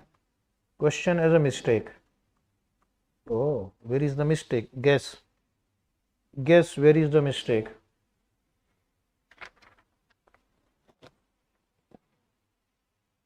The mistake is that they have not mentioned whether this earning per share is current year earning per share or next year earning per share. Is it right? So we will assume it is current year EPS. We'll assume it is current year. So for next year we have to increase it by the growth rate 10%. Okay. So write assumption. It is assumed that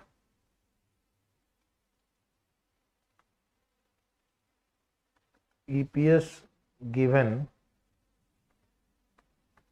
in the question is current year EPS. Current year EPS. Then write down dividend per share equal to EPS into dividend payout ratio. EPS into dividend payout ratio. How much is EPS? 4.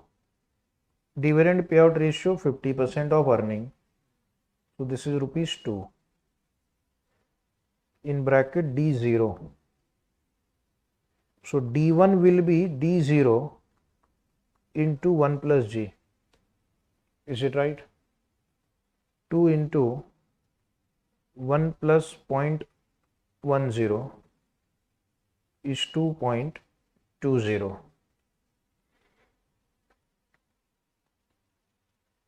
P0 is 44. Growth rate is 10%. So cost of equity will be D1 by P0 plus G.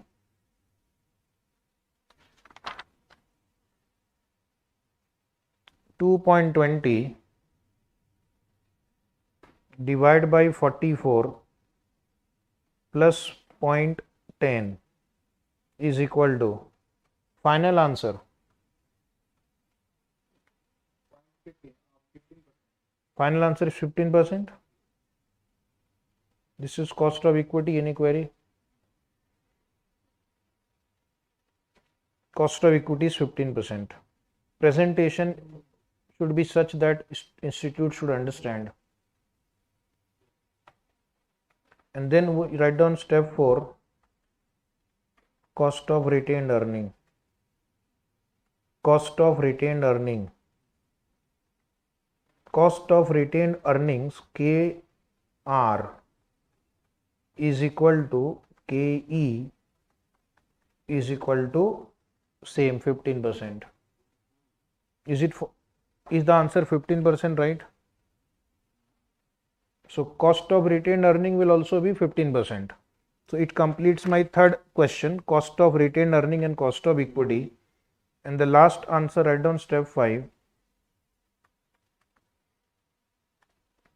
Overall weighted average after tax cost of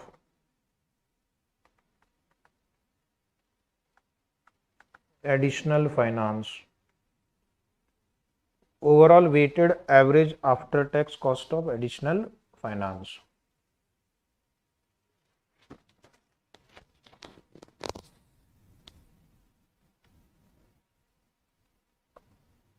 Source right, weight, cost, weight into cost. Amount is not required. Why amount is not required? Already weight is given in the problem, 3:7. Debt equity. Weight is given in the question. So 3 by 10, 7 by 10. Don't write 3 by 7. 3 is debt, 7 is equity. So 3 plus 7 is 10. And what is the cost of debt? Average cost we have computed 6.2%.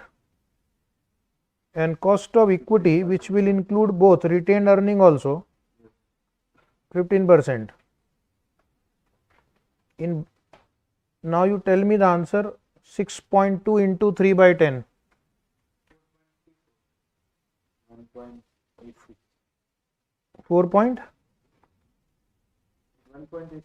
1.86. Sorry, 1.86. Okay, next. 12.30 मतलब 10.5%. 10.5. Total is 12.30. 12.36%. So WACC equal to 12.36%. Is it right? Come to question number 25.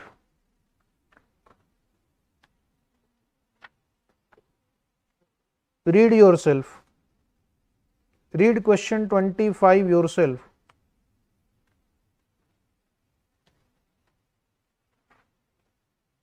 After reading, what do you observe? Almost same as 22, except the debt equity ratio. All remaining details are same. So kindly do it as homework. It was May 2018 RTB.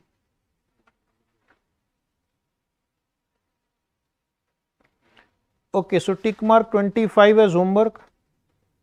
Follow the format I have already used. Now we'll take question 34 from May 19 exam. Question number 34 from May 19 exam. All questions that I am doing are important. Alpha Limited has furnished the following information. EPS 4, dividend payout ratio 25%, market price 50, rate of tax 30%, growth rate 10%. Company wants to raise an additional capital of rupees 10 lakh, including debt of rupees 4 lakh. Cost of debt before tax is 10% up to 2 lakh and 15% beyond that. Compute the after tax cost of equity and debt and also calculate the weighted average cost of capital. Is it right? If you look at the question, it is similar to the previous problem. But what is the difference? Retained earning is not mentioned separately. So how much is the total funds to be raised? 10 lakh. How much is debt? 4 lakh. So what will be equity? 6 lakh. Equity will be 6 lakh. So first we'll find out the cost of debt, then we'll find out the cost of equity, then we'll find out the weighted average cost of capital. Is it right? Say yes. Right. This is an exam question for 5 marks. May 19 exam. Can be repeated for your exam also. Are you enjoying or not? Yes, sir. Calculation of post-tax cost of debt.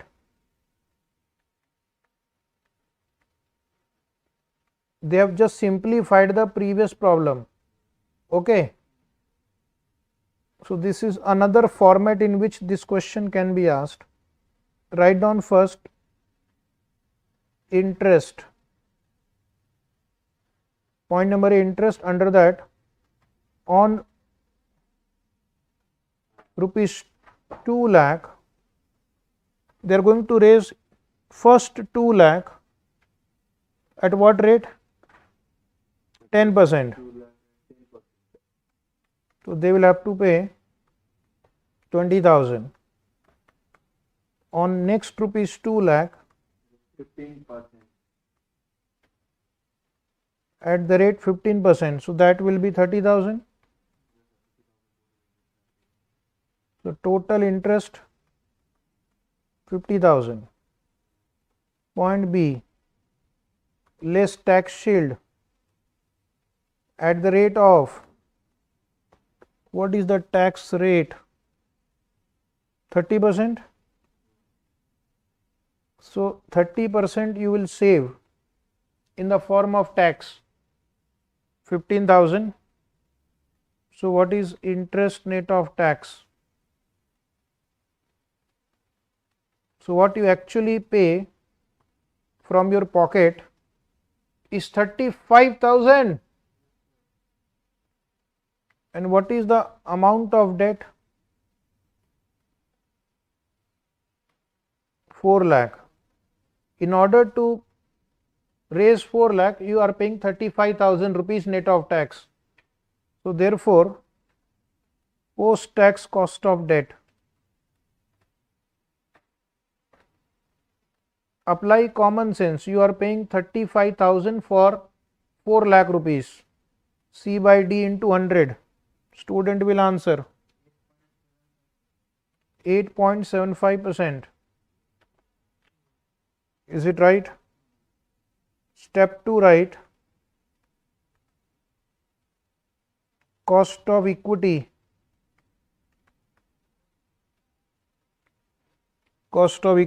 KE. Note, it is assumed that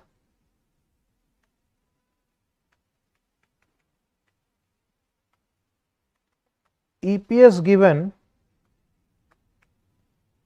in the question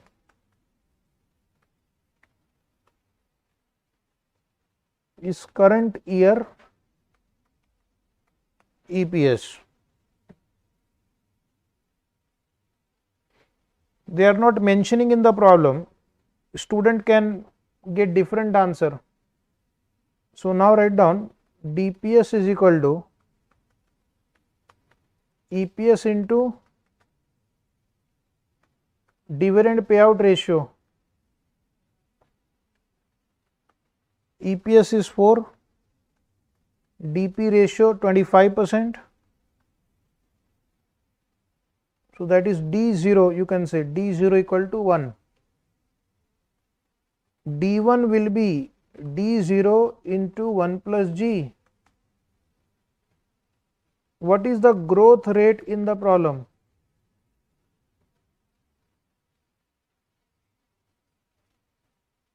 10%. So that D1 will be equal to how much? 1.1. So cost of equity will be D1 by P0 plus G.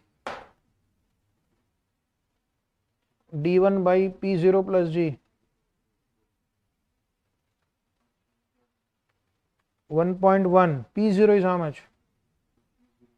50 rupees. Growth rate is how much? 0.10. 12 point. 1 second. 12.2% is right. Now one student wants to ask a query. Come on. So that D naught is 1, that is 25% of 4. We are assuming that because we have given the growth rate, right? If growth rate is not given, we can assume it as. If growth rate is not given, then it will not affect your answer, because then dividend will remain constant only. Oh my God. So you have to write the assumption. So now the last step is WACC. Up to this, any other doubt? No, sir. Done. Step 3, WACC. Actually it is MCC, but they have used the term WACC in the problem. Source amount,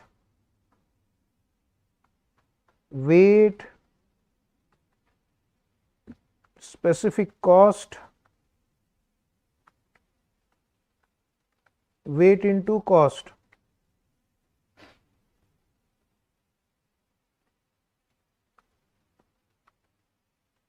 Source, write down debt equity. Debt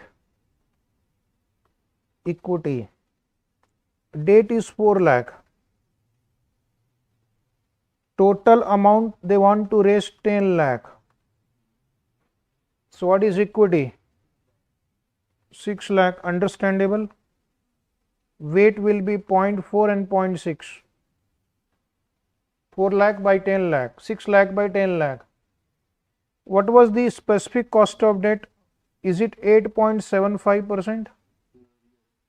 8.75%. And equity was 12.2%. 12.2%. 0.4 into 8.75.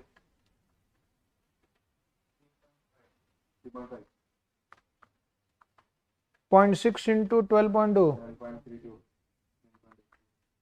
10.82%. Is it right?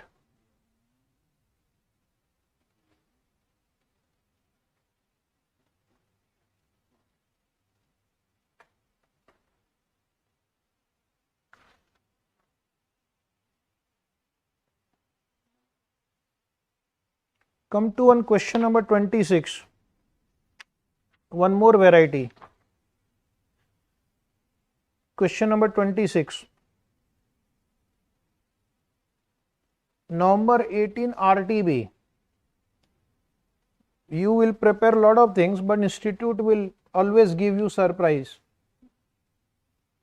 Variety of question have to be practiced. Okay, there is no shortcut.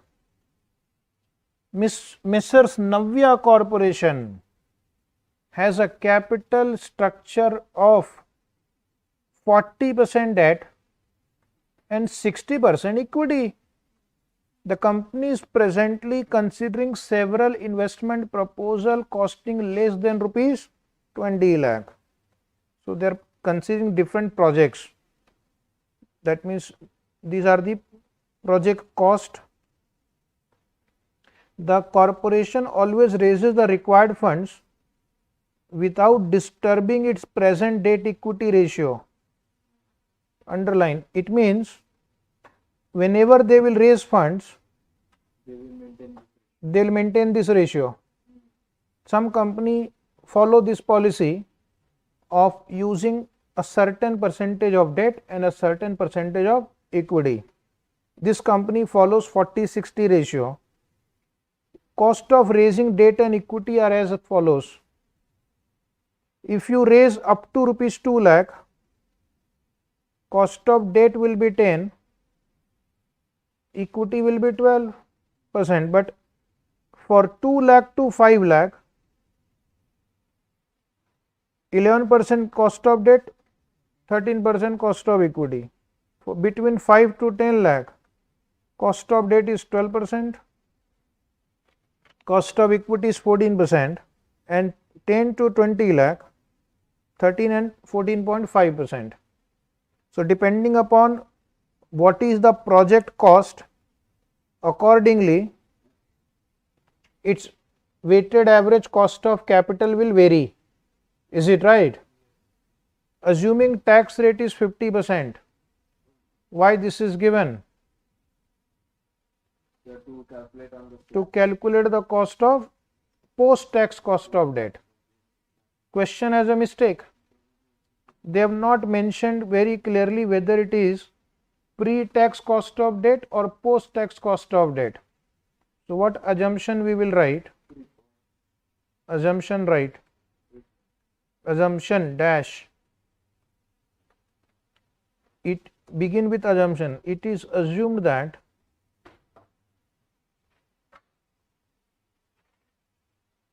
cost of debt given in the question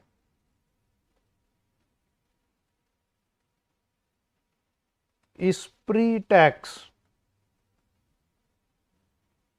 cost of debt.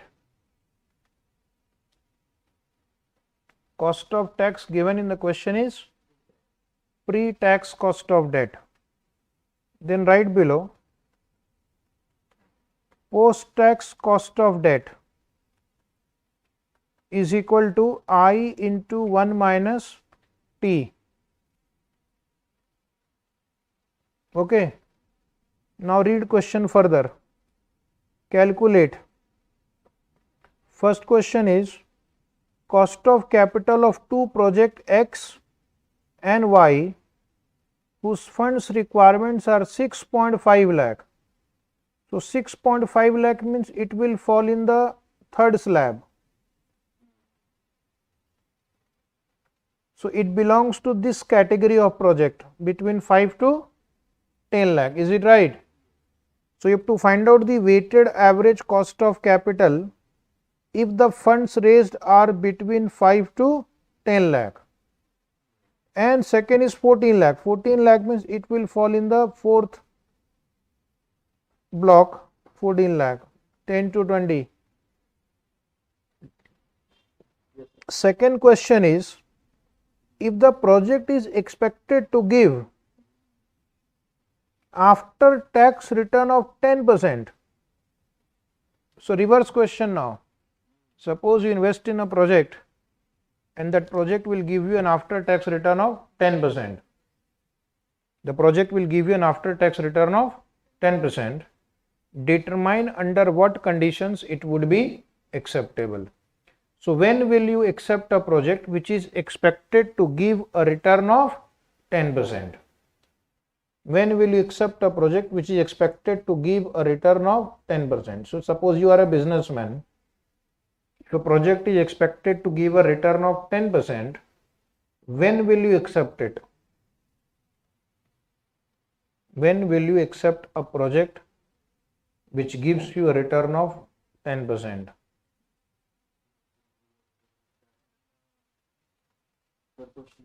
When will you accept a project which is expected to give an after tax return of 10% based on this question, not general answer.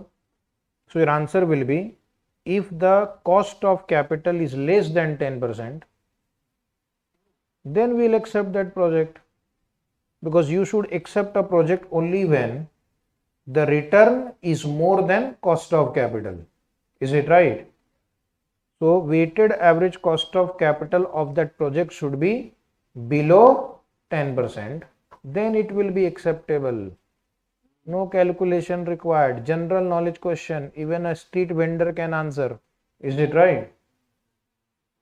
So first what I'll do, first I will calculate cost of project for different level of financing, for different slabs. Okay. Have you written that note on assumption? Yes, sir. Okay, start. So first write down step 1.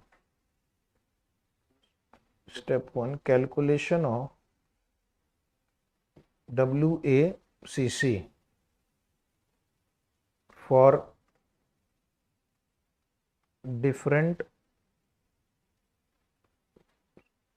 sizes of projects. Calculation of WACC for different sizes of projects. Yes, now student wants to ask a query in the classroom. If a businessman wants to earn 10 rupees, If a businessman is not 1-to-1, he is getting a return of 10%. okay, he's getting the return of He is expected to earn a return of 10%. he's getting 10 rupees on 100. 10 rupees on 100 rupees investment. Wonderful. So to raise that investment, he should apply 8 or below 10. The cost should be less than 10. Suppose this bank gives you dividend interest of 10 rupees. Yes. I am willing to lend you money. So you can borrow from me and invest in that bank. But if the bank is giving you 10 rupees interest, so you will borrow from me and invest only when I will give you funds below 10% interest rate. Yes. So that is my cost of capital when you raise funds from investor. So write down a table.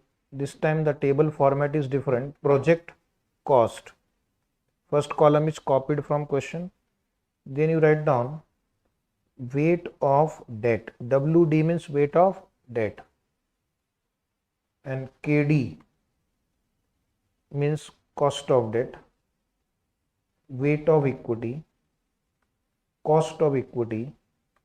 And WACC is equal to weight of debt into cost of debt plus weight of equity into cost of equity.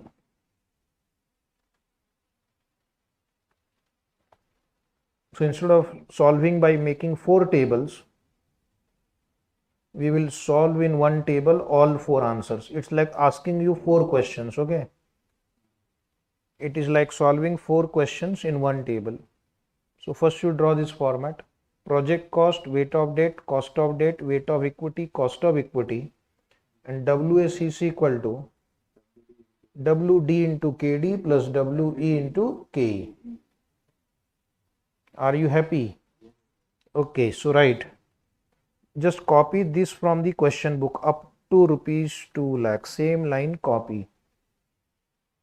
Up to rupees 2 lakh. Weight of debt How much is weight of debt? Every time they raise funds, they maintain the ratio of debt and equity, debt 40, equity 60. Is it right? So this will always be 0.4 and weight of equity will always be 0.6. Stop. What will be cost of debt?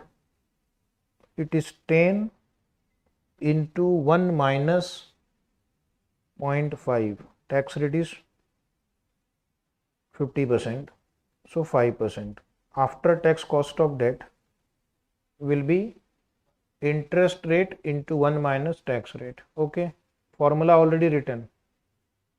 Cost of equity is 12%. Cost of equity we don't multiply by 1 minus t. I hope you know that. Okay. So now how will you get the answer?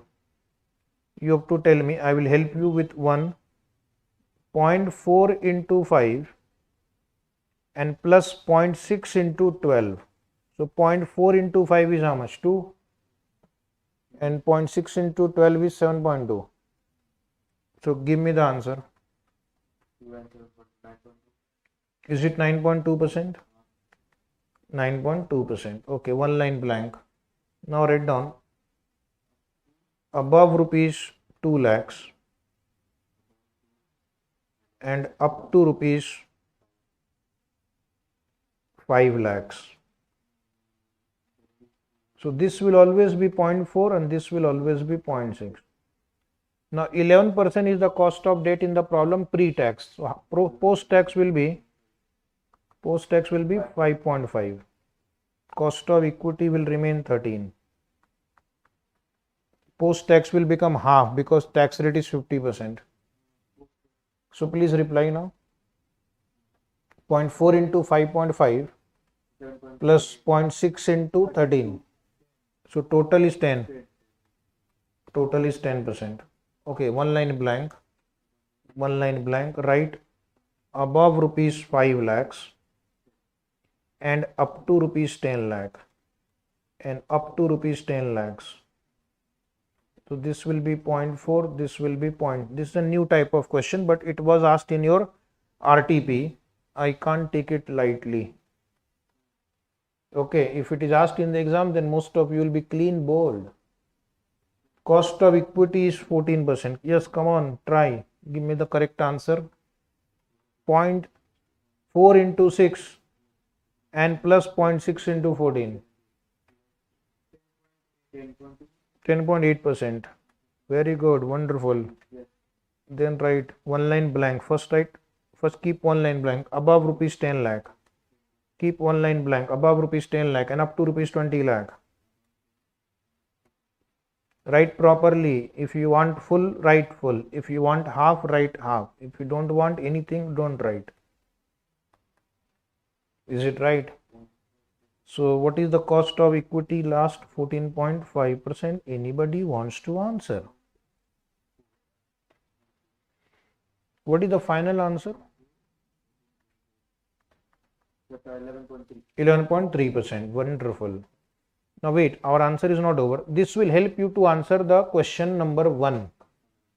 Question number 1 was calculate the cost of capital of two projects X and Y whose funds requirement are 6.5 lakh. So 6.5 lakh means it will fall in this third category of projects. So what is the cost of capital of project X? 10.8. 14 lakh means it will fall in the fourth category of projects whose requirement of fund is between 10 to 20 lakh. So what is the cost of capital of project Y? 11.3%. So you have to write a note. Step 2. Cost of capital of project X and project Y.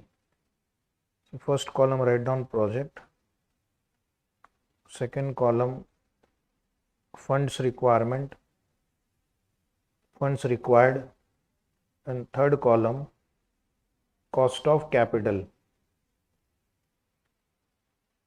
So project name is X, funds required is 6.5 lakhs rupees. So it will be third category of project. So that is 10.8%. Project Y, funds required rupees 14 lakhs. In your exam, they can change the amount. Okay, so don't remember answer. Understand. 14 lakh means it is between 10 to 20. And then you will go to the last column and check what is the cost.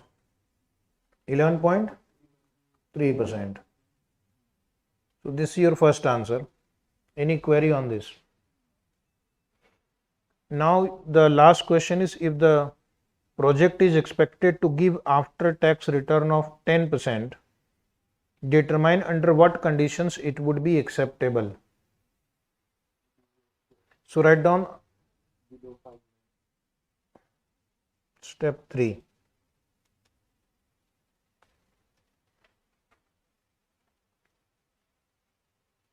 If the project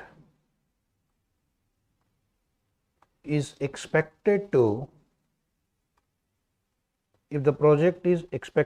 give after tax return of 10%, it would be acceptable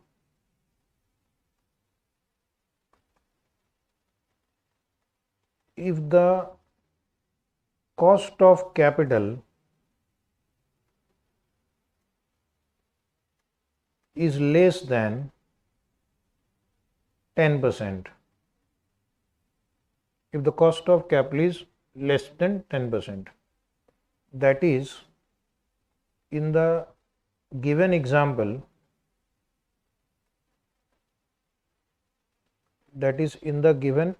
now I am going to previous page. Now you see on the screen,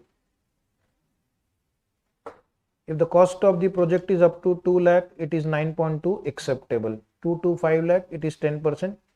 Even that is acceptable. Okay. But if the cost of project is more than 5 lakh, then it exceeds 10% and it is not acceptable.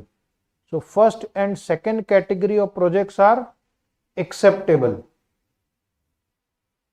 if the expected return is 10%.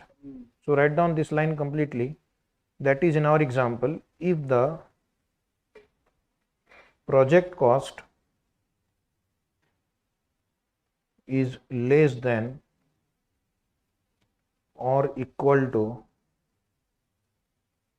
rupees 5 lakhs. Project cost is less than or equal to rupees 5 lakh. 5 lakh in our example. You don't have to by heart 5 lakh. In your exam, they will change the figures. So up to 5 lakh, my cost of capital is less than or equal to 10%. So project cost up to 5 lakh will be acceptable if the after tax return is 10%. Okay. So this answer is over. Now come to question 26. Read yourself. So 26 we have just now done. So you have solved different varieties of problem. Then there is a theory question number 30, which says that discuss the dividend price approach to estimate the cost of equity capital. So a theory question was asked for 5 marks in MTP. Dividend price approach, already printed in our notes, and today I had given you formula also. If the dividend is expected to remain constant, then it is dividend upon price. If dividend is expected to grow, D1 upon P0 plus G. So this approach assumes that price of the share is the present value of future dividend. Is it right? You understood now? So this wonderful chapter is over. If some questions are remaining, then you will try. Okay, you will try all the questions. You will practice all the questions in our book. Questions have been taken from your study material, RTP, MTP and exam. So Thank you for this chapter.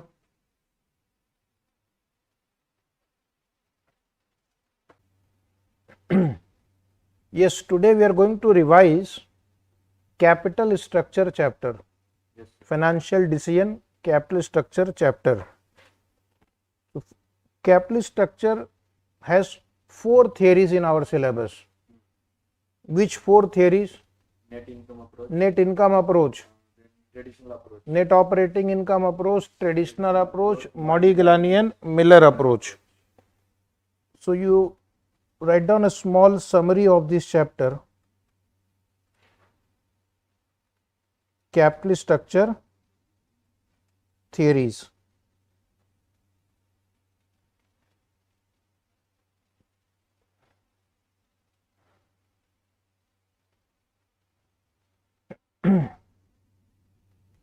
Capital structure theory. So this will summarize the whole chapter. Serial number, particulars, right? Net income approach,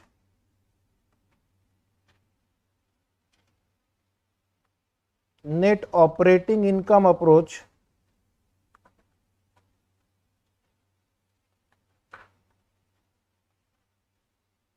traditional approach,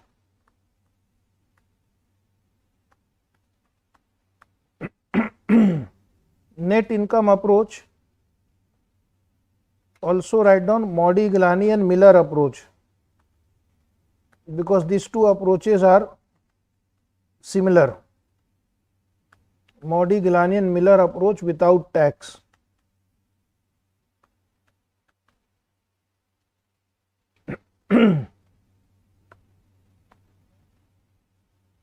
Draw one full page. If you have the scale, it will be easy for you to understand. First, what is the cost of debt, KD? Cost of debt is constant. Capital structure theories are trying to answer the question whether by changing the capital structure, value of the firm will change. So in the process they are making some assumptions. So as per NI approach, KD will remain constant. As per NOI approach or M&M approach, KD remains constant. As per traditional approach, KD remains constant up to a certain level. Up to a certain level. Thereafter, it increases. Thereafter, it increases. So under traditional approach, cost of debt will also start rising beyond a certain point. Second, write down cost of equity, KE. Cost of equity, write down, remains constant under net income approach, but under net operating income approach increases with the use of more debt.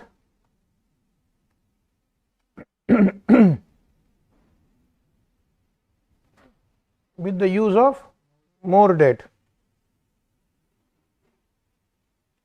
In traditional approach, initially K is constant, but starts increasing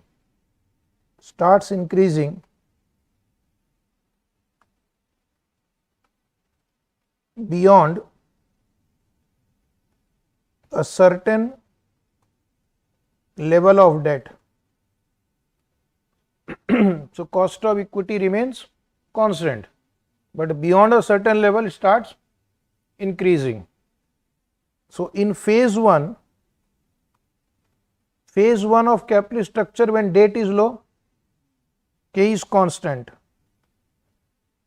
Phase 2, when you use more debt, it starts increasing.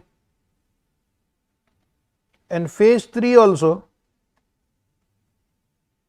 it keeps on increasing, increases at a faster pace, increases at a faster pace. It will increase, but increase at a faster pace now. So point number 3, write down: risk perception of investor. Risk perception of investor. What investor thinks about the risk of the firm. So you will say risk perception of investor in net income approach does not change. Risk perception of the investor does not change. Net operating income approach, equity investors think the risk has increased. Equity investor thinks that the risk has increased with the use of more debt.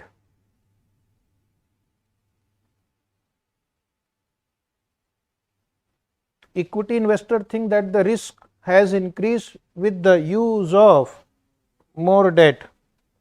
Is it right?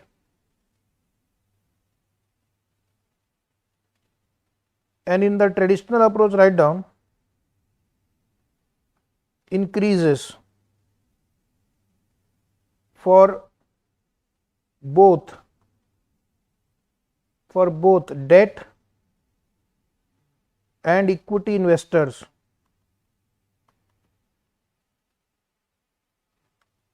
Increases for both debt and equity investors. Increases for both debt and equity investors. So this is third point. Have you noted it down? It's not over. We have to write few more points.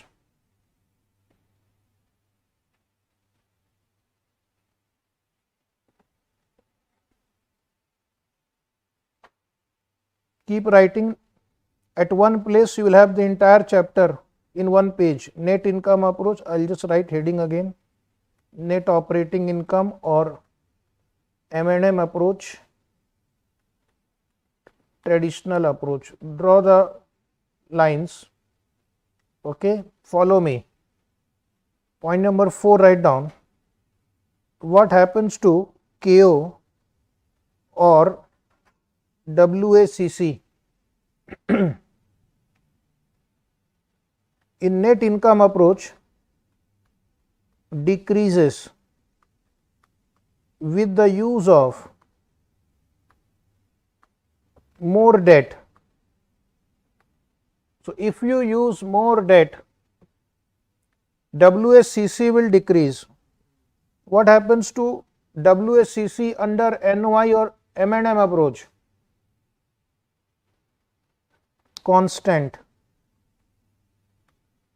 Under NY approach, WACC remains constant. Traditional approach,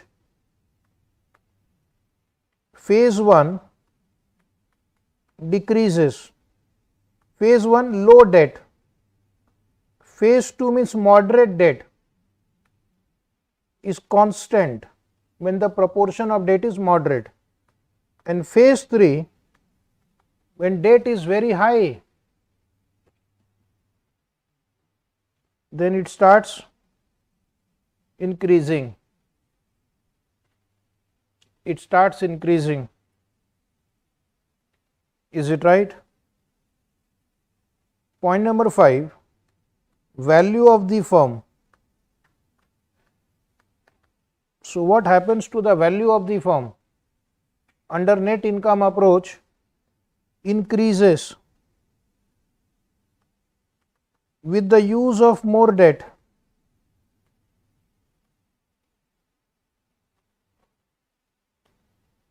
Point number 4 and 5 are same actually. 4 is saying KO decreases, which means value of the firm increases. Under NOI approach and MM approach without tax, when there is no tax, value of the firm remains constant. And what happens in traditional phase? Phase 1, value of the firm will increase. Exactly reverse of the fourth number point, value of the firm remains constant in phase 2, and in phase 3 the value of the firm will start decreasing. If you use more debt, KO will rise. If KO will rise, value of the firm will fall. Is it right? Point 6. Formula for value of firm.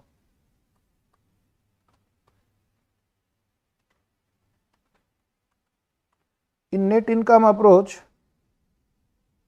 value of firm will be equal to,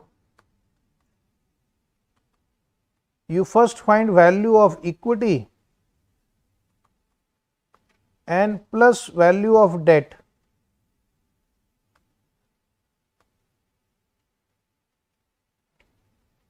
Value of firm is equal to value of equity plus value of debt. In NOI approach, value of firm is equal to EBIT upon KO. EBIT upon KO. And in traditional approach also, usually will follow this method. First we will find value of equity and we will add value of debt.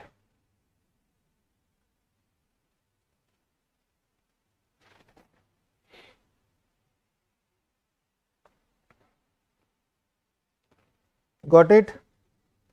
Then how do you get value of equity?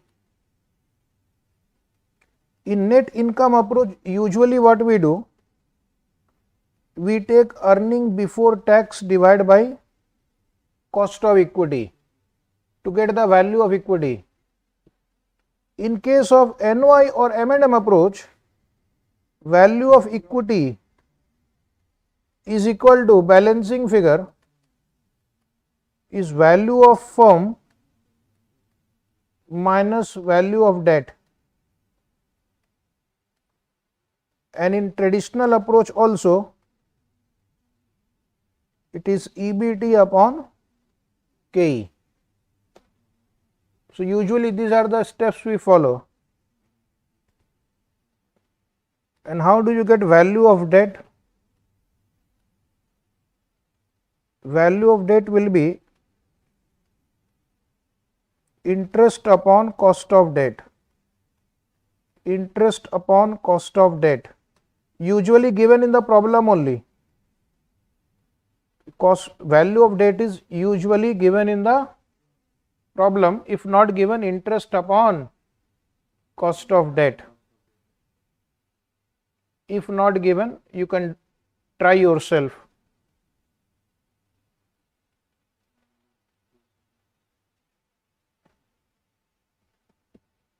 Okay, done.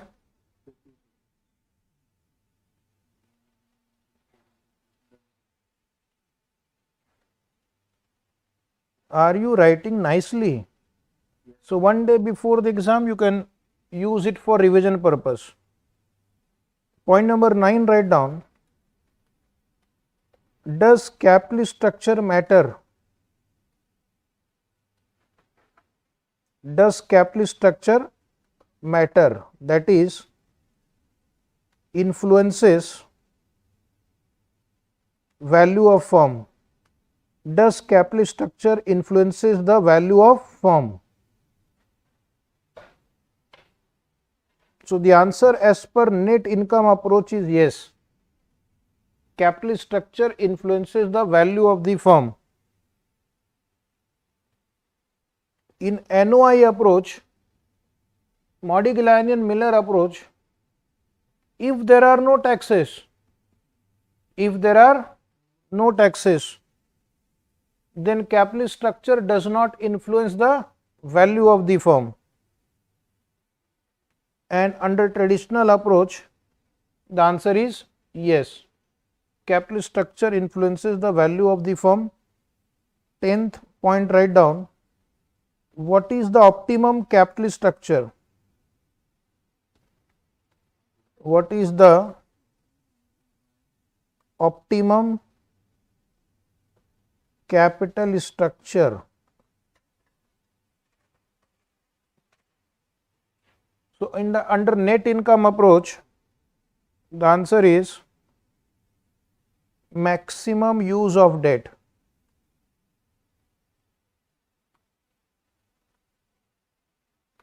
Maximum use of debt. Okay. If possible, use 100% debt. If possible, use 100% or whatever maximum debt is possible, you will use to maximize the value of the firm. Here, no capital structure is optimum.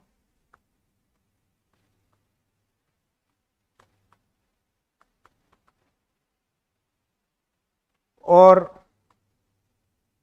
every capital structure is optimum.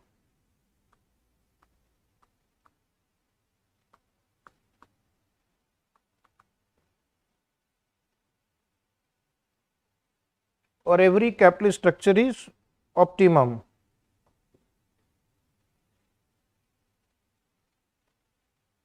In traditional approach,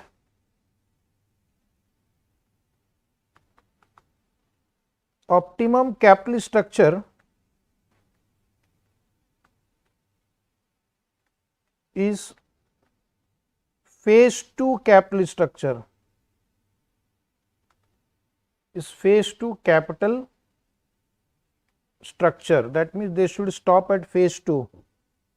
Is it right? Point number A, cost of equity. How to calculate cost of equity? So, cost of equity equal to EBT upon value of equity. Here EBT upon value of equity or K is equal to KO plus KO minus KD into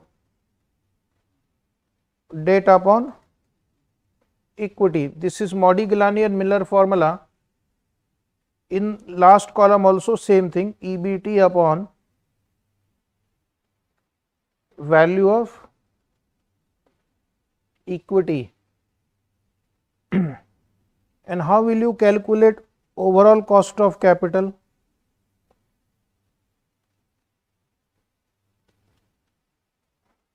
KO. So, KO will be equal to EBIT upon value of firm under net income approach. We are revising the chapter capital structure. Okay. Here also same, or you can also find out KO by weight of debt into cost of debt plus weight of equity into, same formula applicable in all approaches. Same formula applicable in all approaches. Either you can use weighted average cost of capital or EBIT upon value of the firm.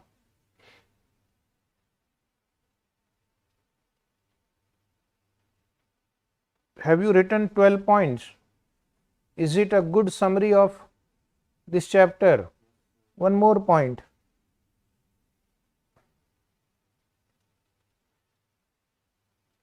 13 number point, write down diagram. How will the diagram look like?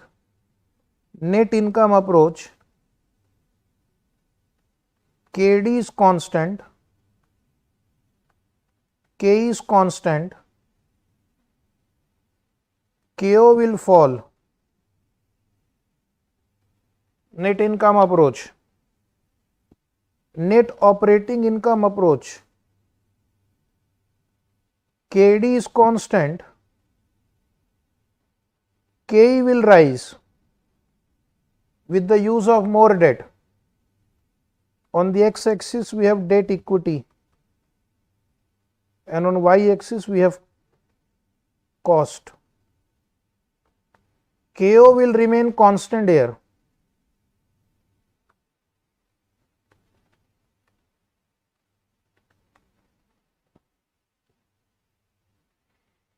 Do you remember anything like this?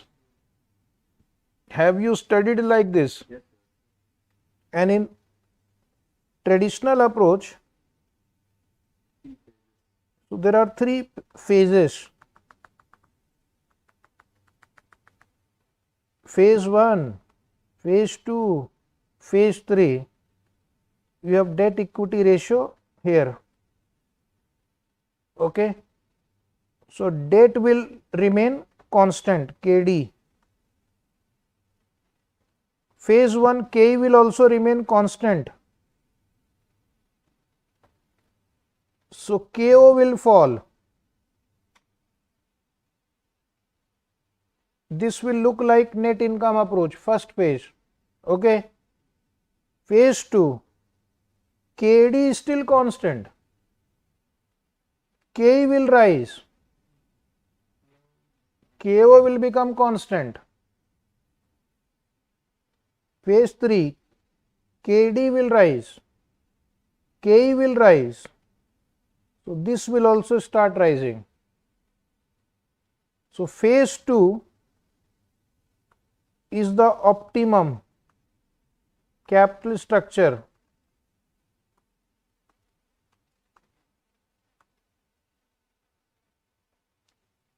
Phase 2 is the optimum capital structure. Is it right? So close this chart now. Now we'll write next heading, Modigliani and Miller approach in bracket and net operating income approach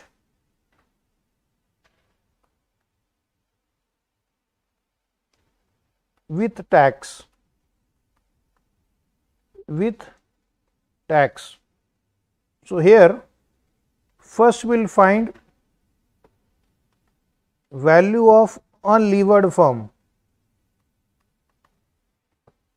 VU is equal to EBIT upon KO or KE, right? KO or KE will be same for unlevered firm. Unlevered firm does not use debt, 100% equity firm. Then what you will do? You will find value of levered firm, that is VL, will be equal to value of unlevered firm plus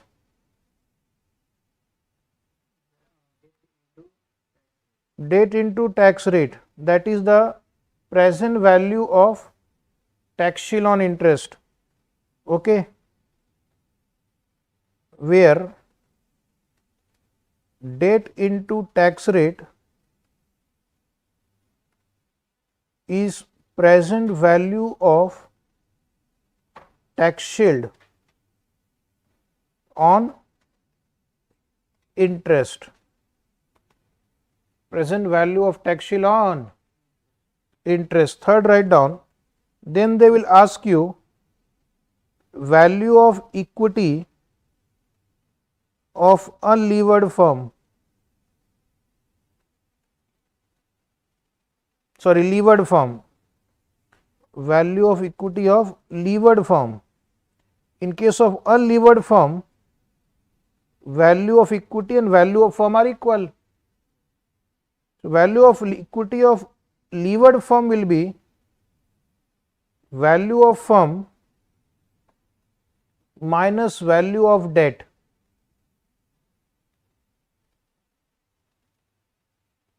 Value of firm minus is value of equity of levered firm. What about value of equity of unlevered firm? Same. Equity and firm has same value if there is no debt. KO and KE are equal. Value of firm and value of equity are equal for unlevered firm. Up to this you have noted. Point 4, write down. Cost of equity of levered firm will be earning after tax upon value of equity. Earning after tax upon value of equity. Then write down overall cost of capital is equal to EBIT into 1 minus T upon value of firm.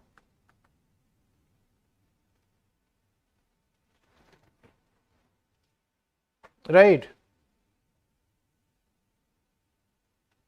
Or KO is equal to WD into KD plus WE, weight of equity, into cost of equity, where cost of debt will be interest into 1 minus tax rate.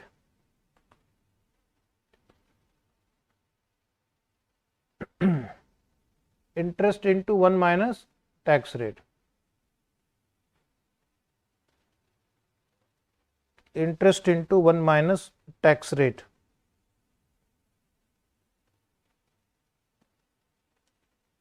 Note, for unlevered firm, point 1, KO is equal to KE, value of firm is equal to value of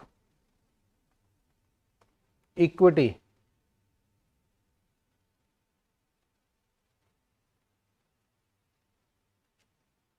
Right?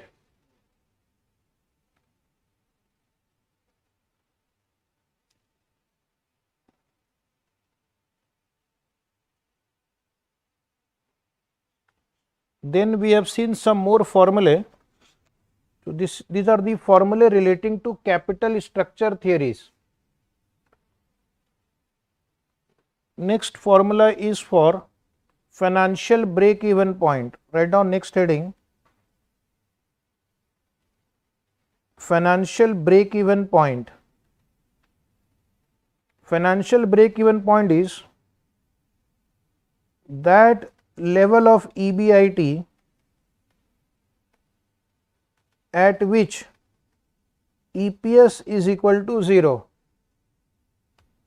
That level of EBIT at which EPS is equal to 0. And the formula is financial break-even point equal to, who will give me the formula? Interest plus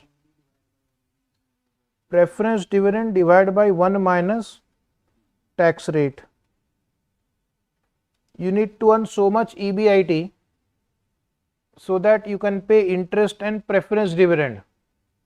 Okay.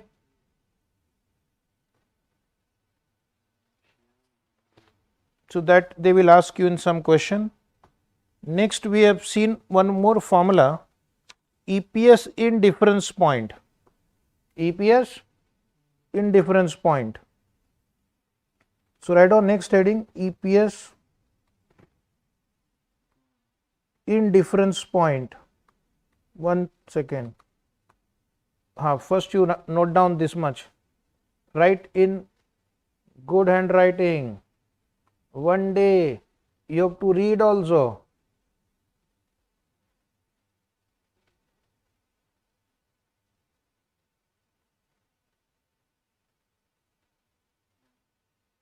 Write down EPS in difference point. First, what is EPS in difference point? It is that level of EBIT at which EPS under two financing plans are equal. It is that level of EBIT at which EPS under two financing plans are equal.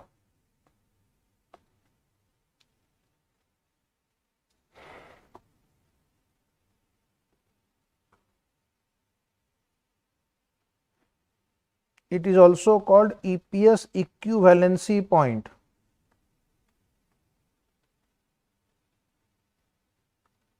EPS equivalency point.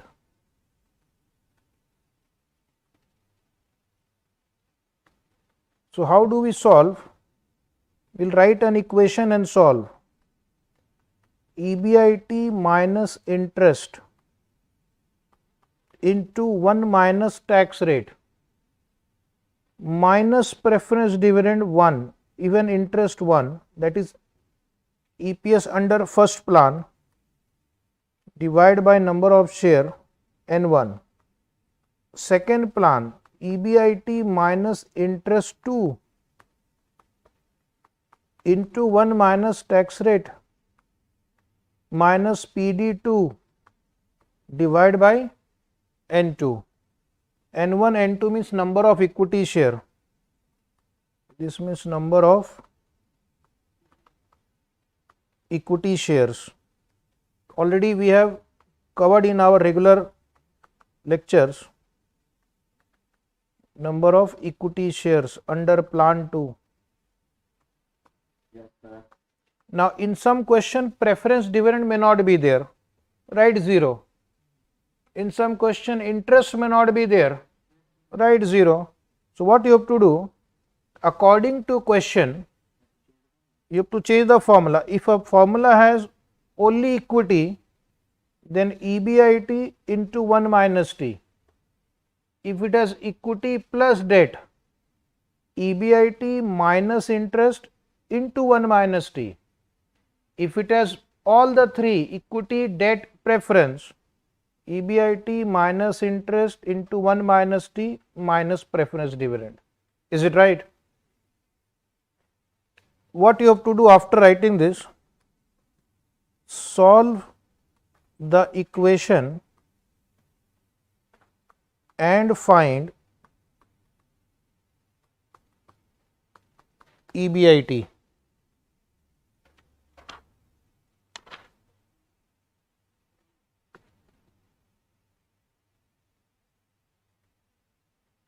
The diagram for this will be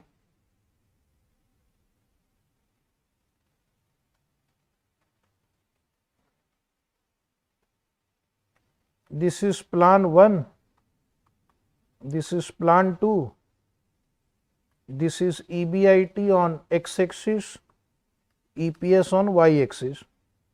So this is your EPS in difference point, where EPS under plan 1 and plan 2 are equal. Okay. Below this point Plan 1 will have higher EPS above this point. In our example, plan 2 will have higher EPS. So when they ask you to write a theory question, it is better to draw the diagram.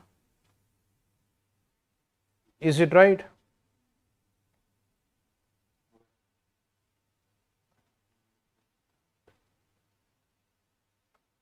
Now we'll solve some questions. So you can just revise it a day before the exam. All the formula we have covered in this. So please come to question number. Check what is this question number, November 2022 exam for 4 marks.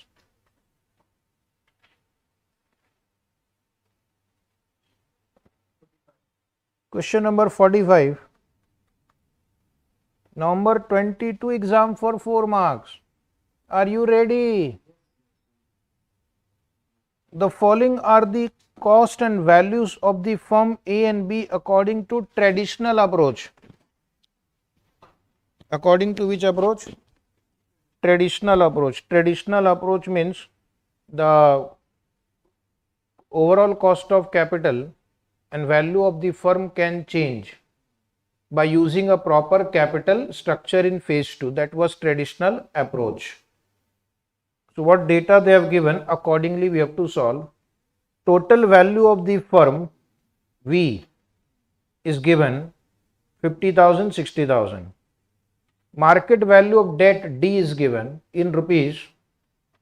Question number 45 in the book, 0 and 30,000. Market value of equity. Now how they have got market value of equity? Value of the firm minus value of debt. 50,000 and 30,000. Even if this was not given, you could have calculated this, yes or no, but your institute is very kind. Now they have given expected net operating income. Net operating income means EBIT. Net operating income means EBIT is 5,000 rupees. Cost of debt in rupees means interest. So what it means is basically interest.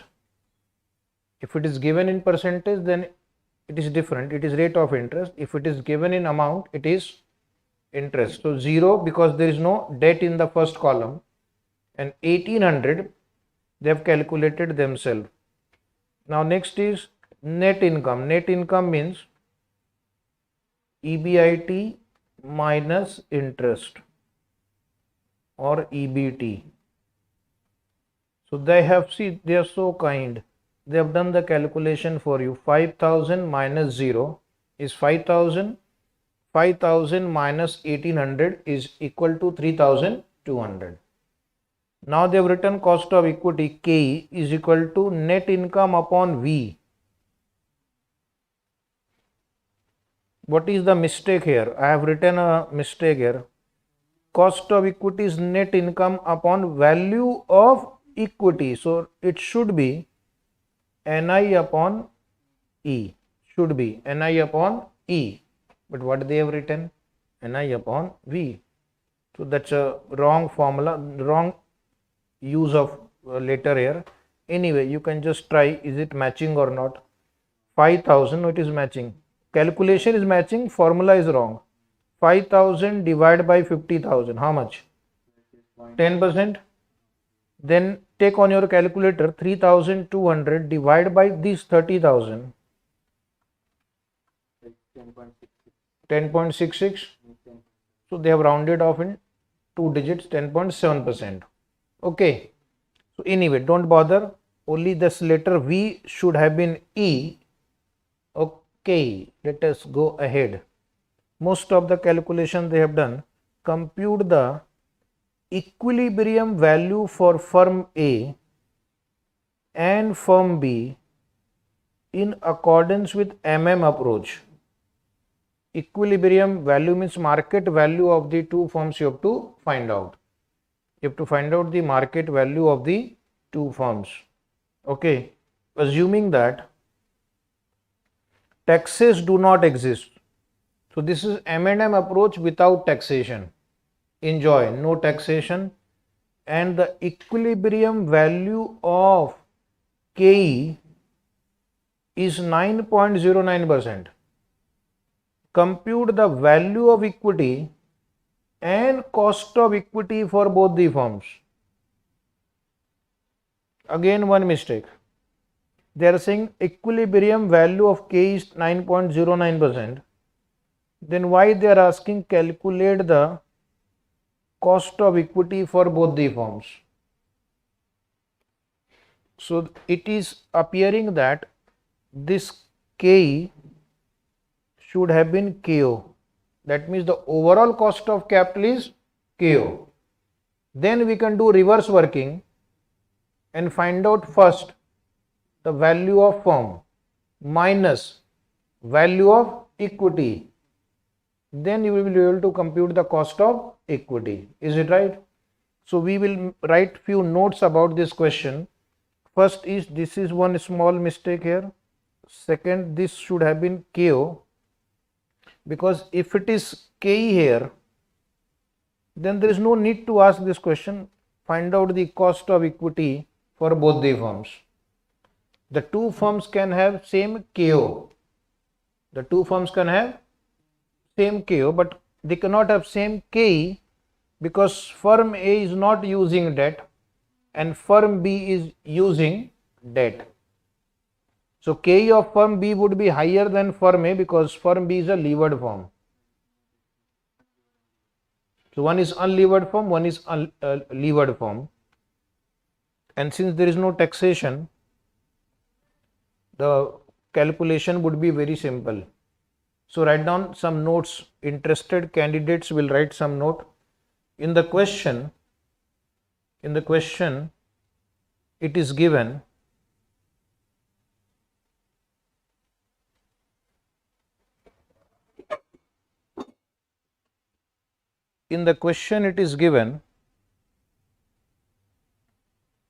right, so that you'll understand also. Writing makes you more understandable. Okay, if you only just keep watching, it becomes like some kirtan or bhajan is happening here, or you have come into satsang and nothing happens after you go home. You are back to the same person, but you have to participate. So in the given question, K is equal to Ni by V, it should be Ni by E. It should be Ni by E. Do you agree? Second note, write down. It is given that equilibrium value of K is equal to 9.09%. It is given equilibrium value of K is equal to 9.09%. It should be KO. It should be KO. Otherwise, there is no need to.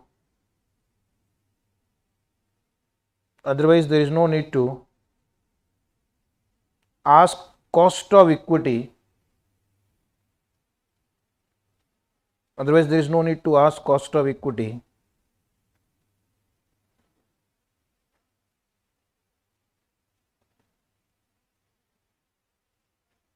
In part 2 of the question. There is no need to ask cost of equity in part 2 of the question. Third line, write down. Under M&M approach,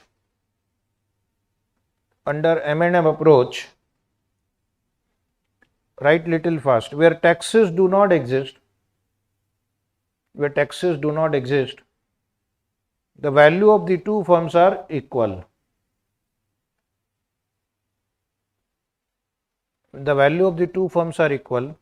And overall cost of capital is also equal. The value of the two firms are equal and overall cost of capital is also equal. KO are equal, value of the two firms are equal if they belong to same line of business. So now you write down next line.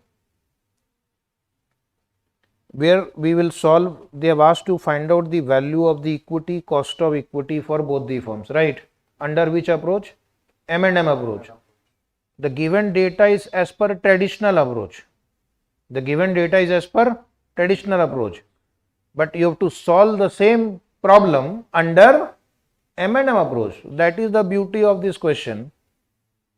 Given data is for traditional approach, but you have to assume now M&M approach and see what will happen. So please write. A very good question, subject to some minor error in the drafting of the question. Calculation of value of the firm, value of equity and cost of equity of both the firms under M&M approach. Right, under M&M approach. Under M&M approach. Are you ready? Say yes, we are ready. Yes, we are ready. So first you start with EBIT. Look at the question. EBIT of both the firms. In your question book, come on, EBIT of both the firms. How much? 5,000 each. 5,000. Point number B, write down cost of capital. Cost of capital. How much is cost of capital? KO. We have written a note that this 9.09% which they have given to us, we will treat it as a KO, not KE. So cost of capital is 9.09%. We have written a note also that under MM approach, both the firms will have same value and same KO if there is no taxation. Point number C. Value of the firm. Yes, come on, EBIT and cost of capital is given to you.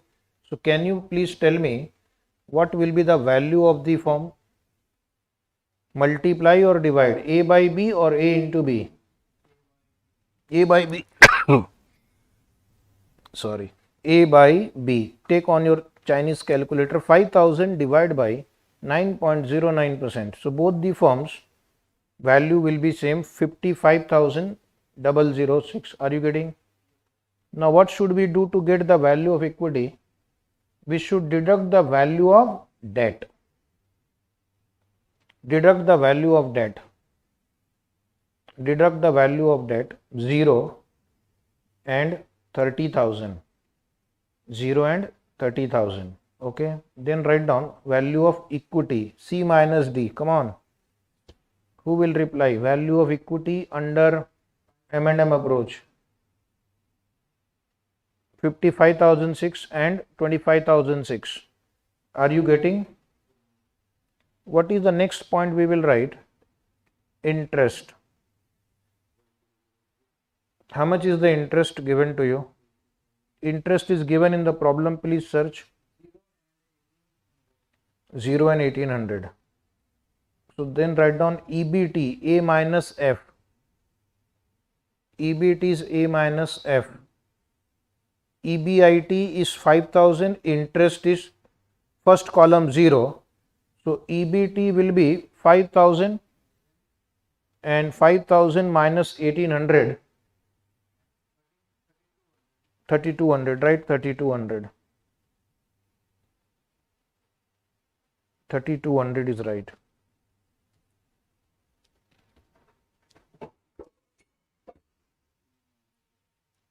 $3,200 is right. So now this answer is over value of equity. How will you get cost of equity?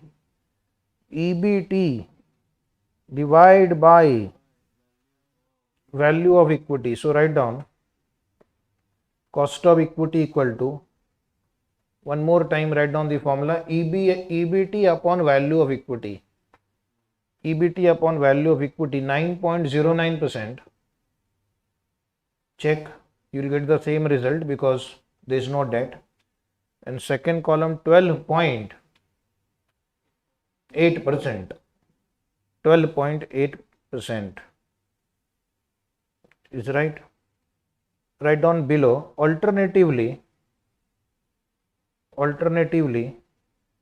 for firm B, KE can be calculated as follows. Alternatively, for firm B, KE can be calculated as follows. Do you remember the formula for cost of equity as per M&M? So write down as per M&M, K is equal to KO plus KO minus KD into debt upon equity.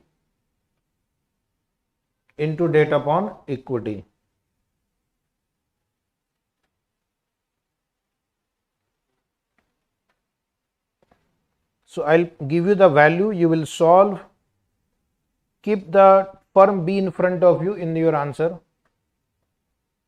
KO 9.09.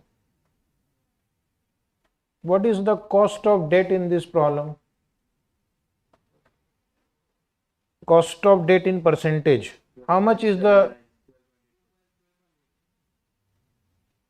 how much is the rate of interest in this problem? Can you just look at the question and give me the rate of interest?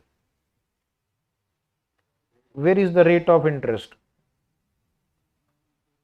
Where is the rate of interest? You are a student of finance. How much is the interest amount given in the problem? How much is the value of debt given in the problem? 30,000. 6%. So this you will write later as a working note.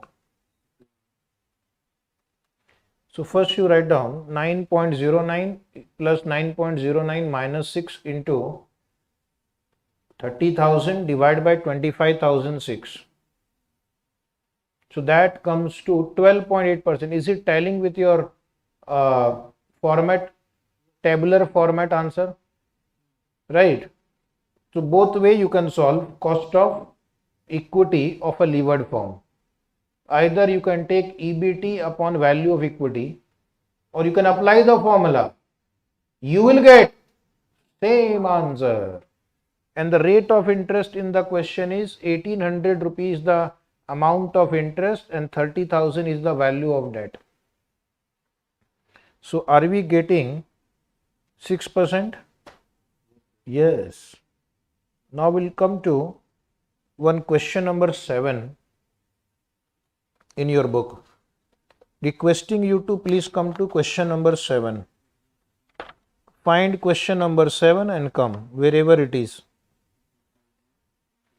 Find question number 7 and come.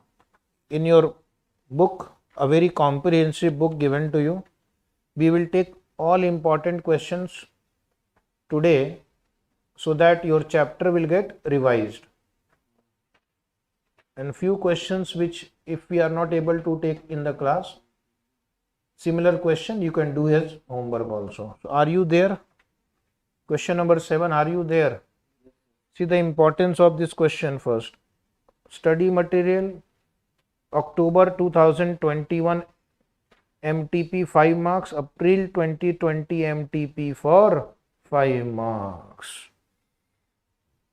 Following data is available in respect of two companies having same business risk. If they have same business risk and if there is no taxation, the values will also be same, KO will also be same. Capital employed is 2 lakh, EBIT is 30,000 and cost of equity is 12.5%. Now they are saying these are the two firms, levered firm, unlevered firm. Debt 1 lakh, equity 1 lakh, in unlevered firm 2 lakh and debt borrowing rate is 10% given here. Investor is holding 15% share in levered company. Calculate the increase in annual earning of the investor if he switches his holding from levered firm to unlevered firm. If he switches his holding from levered firm to unlevered firm. Okay. So right, first we will find out the value of the firm. So this is a question under which approach? Modigliani and Miller approach. Question is not complete. They should have mentioned here under M&M approach. Right. as per M&M approach, if the two firms are similar in all aspects except their capital structure, their values must be same. If their values are not same, then investor will substitute corporate leverage for personal leverage. They can borrow at the same rate at which the company borrows, and they will borrow in the same ratio and which the company borrows, and therefore by buying sale of undervalued company and selling shares of overvalued company, they will be able to make extra gain, and that is what we have to prove here. If one person does it, more people will do the same exercise. When more and more people make arbitrage profit, the value of the two firms will be equal. The one which is overvalued, its price will fall. The one which is undervalued, its price will rise. So now you first write down calculation of value of two firms.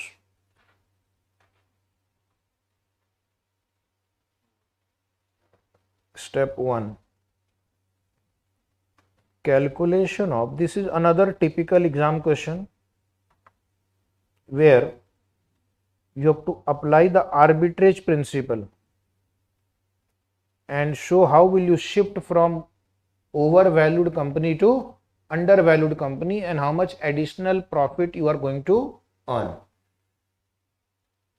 So which are these two firms?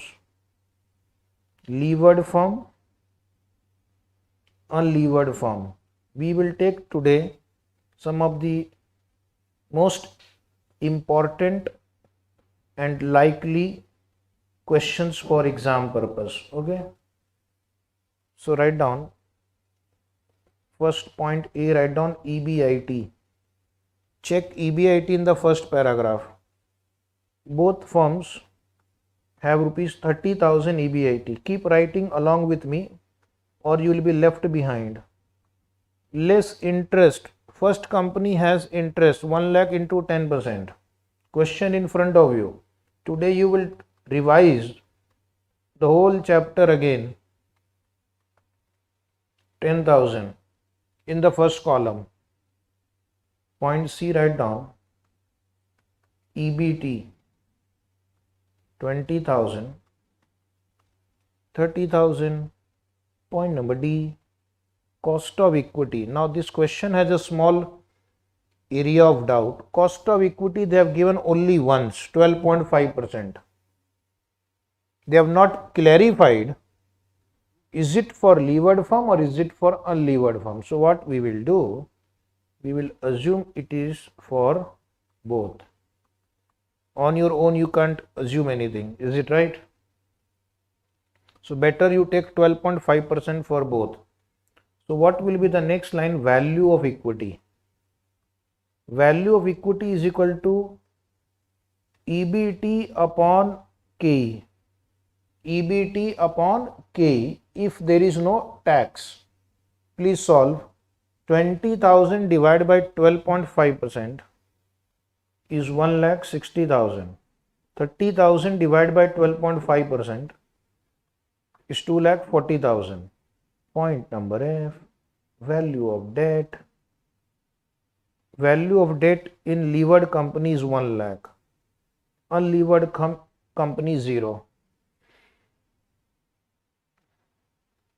Point number G, write down value of firm. Value of firm is E plus F. 2,60,000. 2,40,000. So I'll just write a remark here. Which is overvalued firm? Levered firm, overvalued. Which is undervalued firm? Unlevered. So under Modiglian and Miller approach, first we have to identify which is the overvalued firm. You will sell shares of overvalued firm and buy shares of unlevered firm and also borrow money. Is it right? and also borrow money. So right in the question they have given you one small hint. An investor is holding 15% share in levered company. Calculate increase in annual earning if the investor switches his holding from levered firm to unlevered firm. Okay. So write down step number 2. The investor, step 2, write down the investor will sell. The investor will sell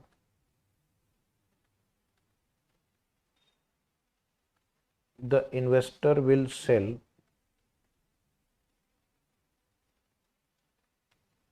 15% shares in levered company.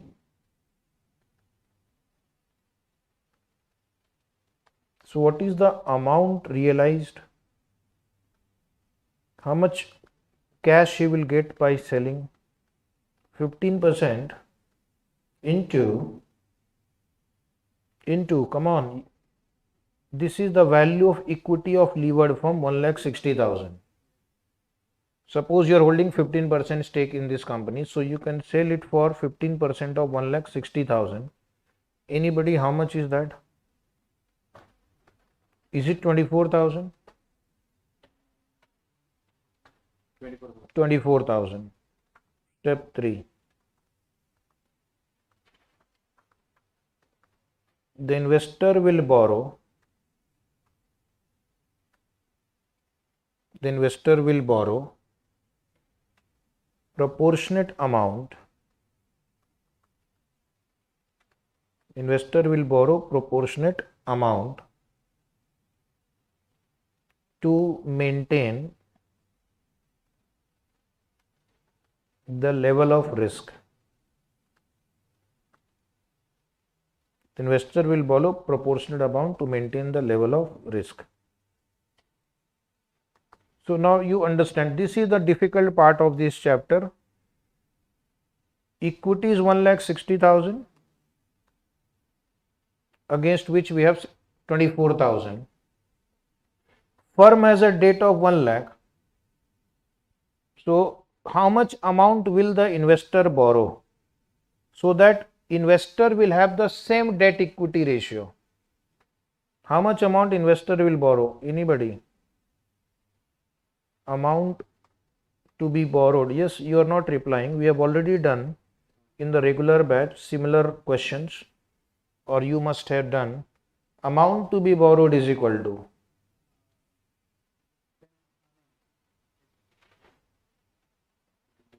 So I will tell you once again.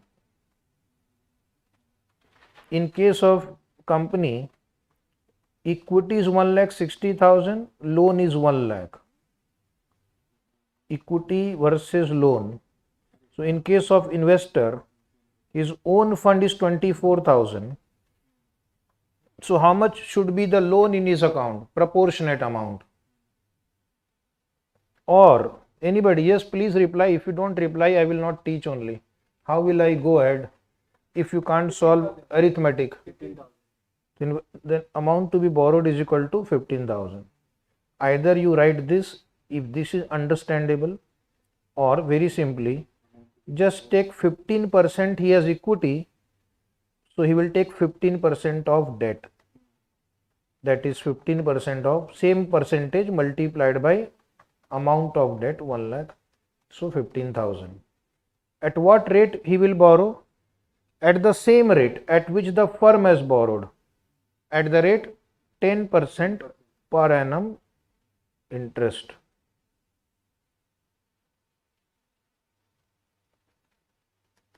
He will borrow in his personal capacity.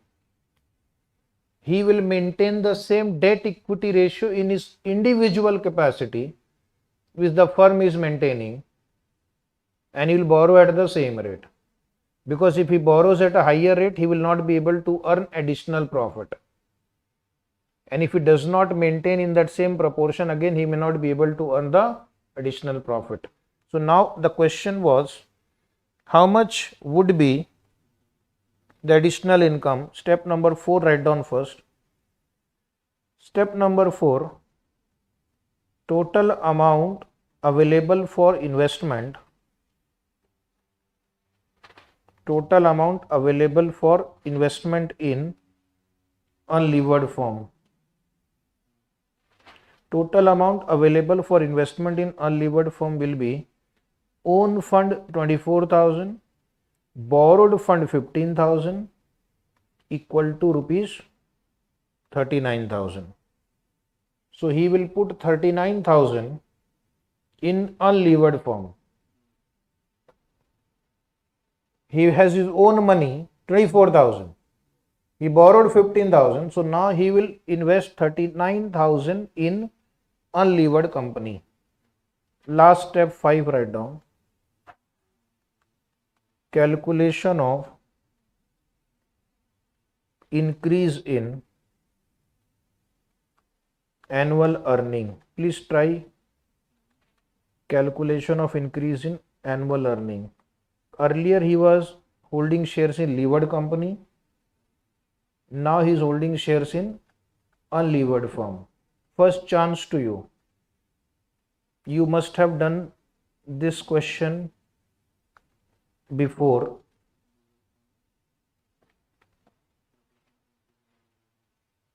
How much additional earning he will have by switching from levered firm to unlevered firm? First chance to whom? To the student.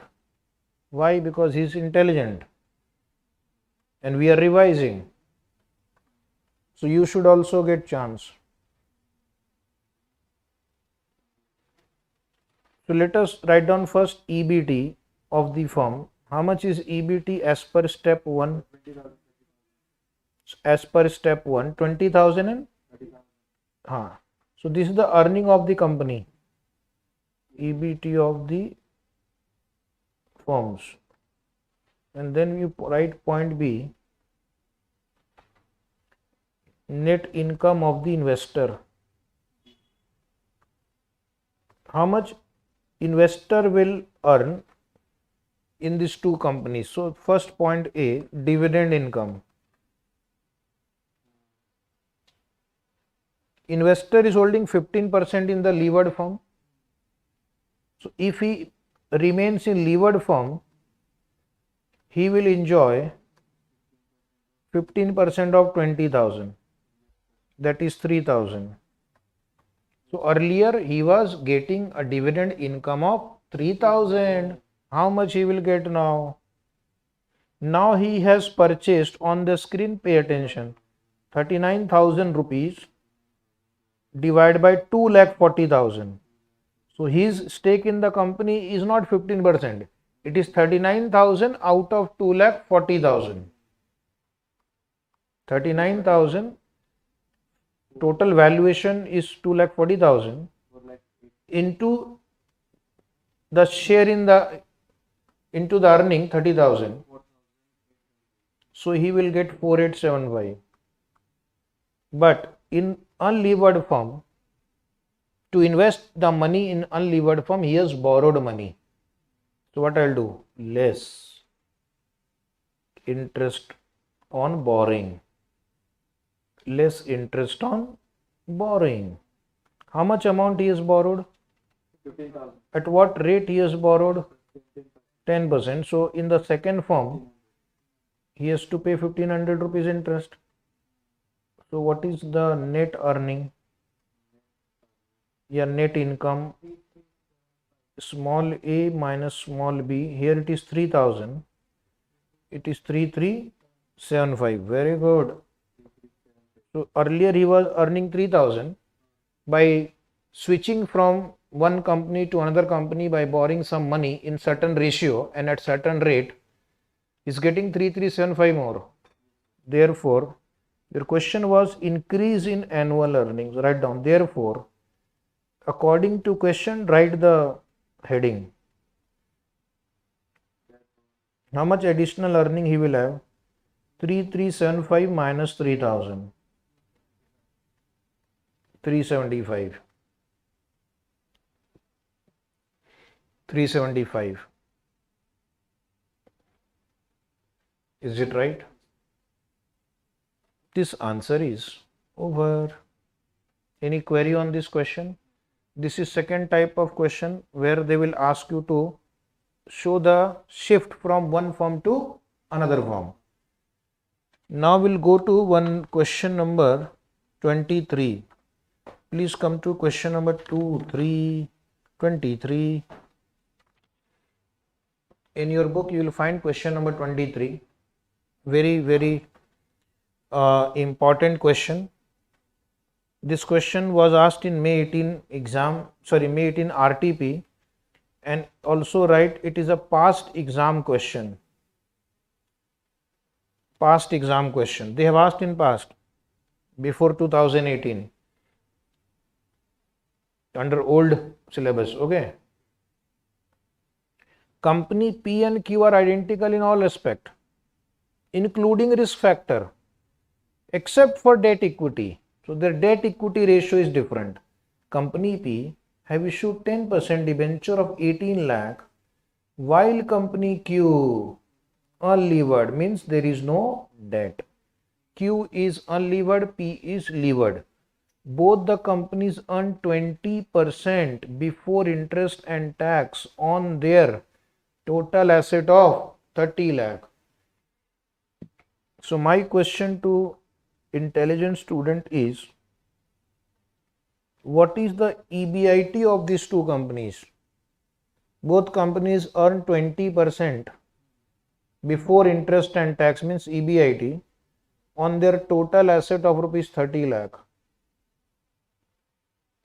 6 lakh, 20% into 30 lakh. 6 lakh is the EBIT. So this time EBIT is not directly given to you, but you will have to do some efforts, calculation. So EBIT is 6 lakh. Assume tax rate is 50%. So now we are solving a question with taxation. First two question I solved without taxation. And capitalization rate of 15% from an all equity company. It means KE of unlevered firm is equal to 15%, which is also equal to KO of unlevered firm, which is also equal to K of unlevered firm. Is it right? Then compute the value of the firm P and Q using net income approach and using net operating income approach. So when there is a taxation, how do we solve? Under net income approach and under net operating income approach. So right, first we will solve under net income approach. Same method we have already used. Write down calculation of value of two companies. Step 1, or heading, write down first heading, calculation of value of two companies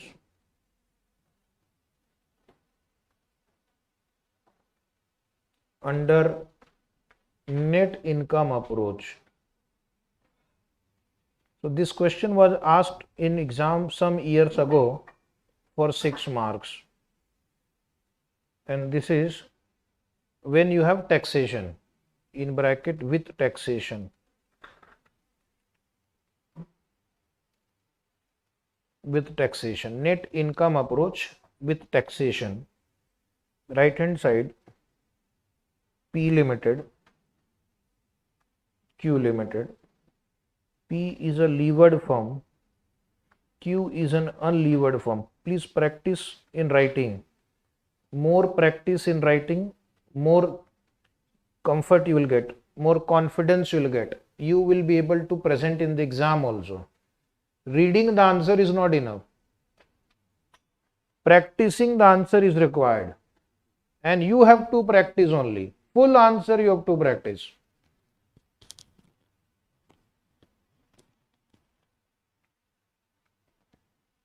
So first you write down EBIT. EBIT is 20% into 30 lakhs.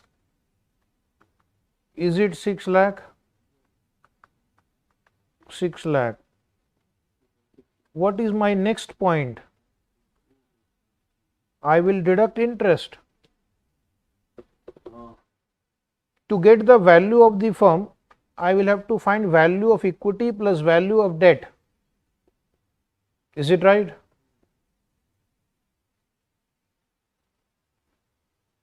Which firm will pay interest? P. How much? 10% of 18 lakhs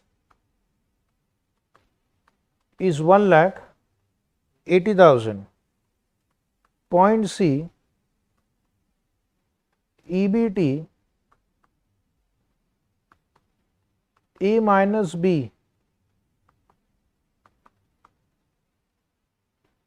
4,20,000 and 6 lakh, correct? So what you have to do, the only thing you have to do now, if you have taxation, then under net income approach, you have to first deduct tax also, less tax at the rate of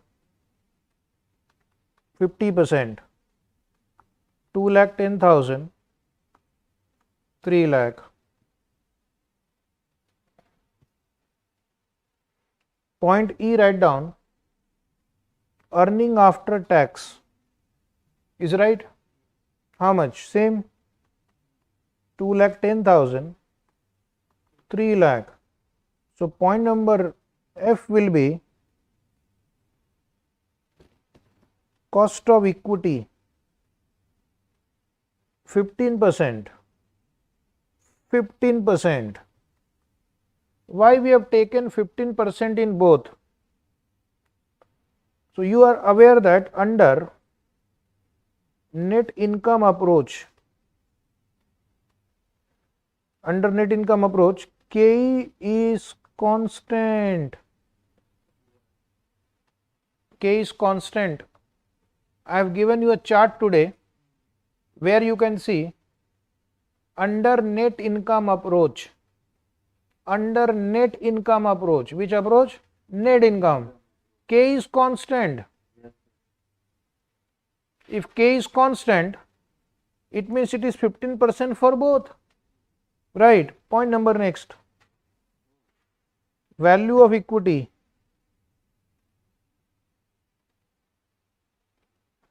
E divided by F. 2,10,000 divided by 15% is 14 lakh. 3 lakh divided by 15% is 20 lakh. Next point is add value of debt. Here it is 18 lakh, first column, second 0. There is no debt. Therefore, value of firm G plus H 32 lakh, and so this is your first answer. You will get 2 or 3 marks for this much effort. Now suppose if there is no taxation, what we do? For same question, if there is no taxation, this line you will remove, this line you will remove. Okay, if there is no tax, don't do anything. Without taxation, EBT divided by K, value of equity plus value of debt is value of firm, net income approach. And with taxation, deduct tax, get EAT, then value of equity. So there is no major difference between the approach of solving. Now answer is not over. Second part of the question is find the value of the two firms using net operating income approach. Under net operating income approach, always first calculate the value of unlevered firm. Value of levered firm is more than value of unlevered firm to the extent of present value of tax shield. Okay, so write down point 2. You have to practice so many approaches, so many situation. Value of two firms under NOI approach bracket with tax. The chart that I had given you was without tax. Is it right? But if there is taxation, then what we do? We solve in 2 steps. Step 1, value of unlevered firm we will calculate first. Which is the unlevered firm in this example? Q. So write down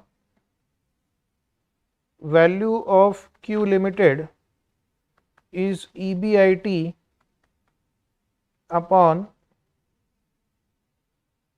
KO.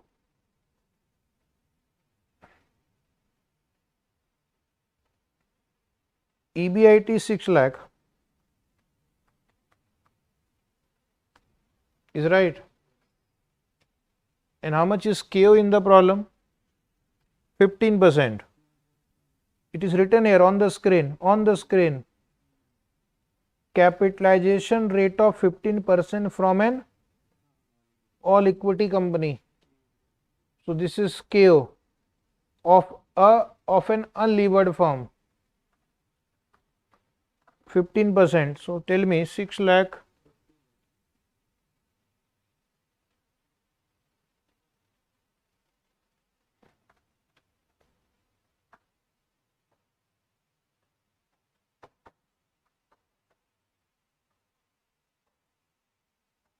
just wait a minute, because there is taxation, it is 1 minus T also. Yes, 1 minus T. There is taxation also. Is it 20 lakh? EBIT into 1 minus T if there is taxation. If there is no taxation, EBIT by KO. Okay. Are you getting 20 lakh? Yes, sir. Step 2. Step 2 will be value of levered firm. Which is the levered firm? P Limited. Is it right? So, do you remember the formula for levered firm when there is taxation is equal to value of unlevered firm. Value of unlevered firm, but value of a levered firm is more than unlevered firm to the extent of present value of tax shield on interest, which is equal to debt into tax rate. This debt into tax rate is the present value of tax shield on interest that I have given you today in the summary. So value of the unlevered firm already calculated above 20 lakh. Same figure. This figure you have to copy here. What is the debt? 18 lakh. And what is the tax rate? 50%. So the answer will be rupees 29 lakh. The answer is rupees 29 lakh. Do you agree? Say yes. We agree. This is 6 mark question. Only this much effort you have to take. Okay, now we'll take one more important question. 31. Another variety of question. So today is variety. Are you ready? Yes, sir. Question number 31. A and B are identical in every respect except capital structure. A Limited does not employ debt in the capital structure, whereas B Limited employs 12% debenture amounting to rupees 100 lakh. So tell me, which is the levered firm in this example? B Limited is levered firm. Which is unlevered firm? A Limited, wonderful. Assuming all assumptions of M&M model are met. Tax rate is also given, so we have to solve the problem with taxation, like the one we did previously, 30%. EBIT is rupees 25 lakh. Equity capitalization rate of A Limited is 20%, and A Limited is an unlevered firm. A Limited is an unlevered firm. So this is a question of M&M approach with taxation. So first we will value A Limited, then we'll value B Limited, which is an unlevered firm, by applying the same formula. Which formula? This formula on the screen. Value of a levered firm is equal to value of unlevered firm plus debt into tax rate. After that, what they have asked, calculate the value of both the companies and also find out the weighted average cost of capital for both the companies. October 19 MTP 5 marks, April 21 MTP 5 marks. Which company we should value first? Unlevered firm, right? Which is unlevered firm? A Limited. So first write down calculation of value of unlevered firm A Limited under M&M approach. Under M&M approach. So what is given? Cost of equity is given 20%. KO will also be equal to 20%. Why? Since it is unlevered firm. No debt. If there is no debt, then KO is equal to KE. Okay. Then write down value of firm or value of equity, because both have same KE and KO.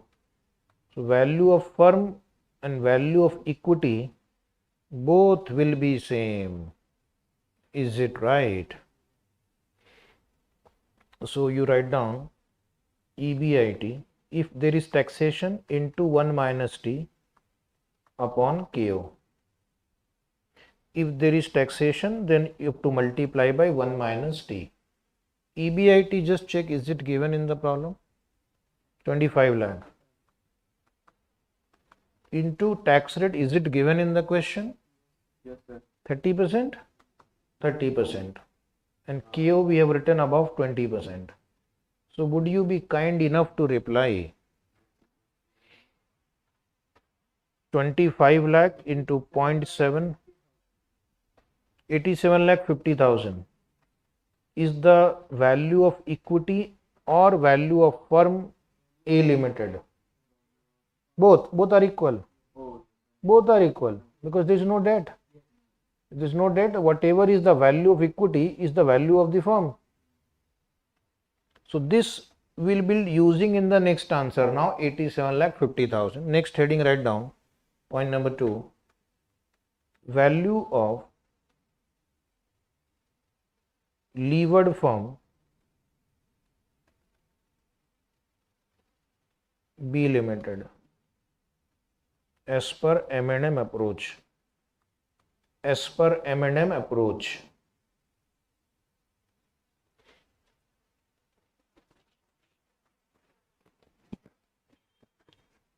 Okay.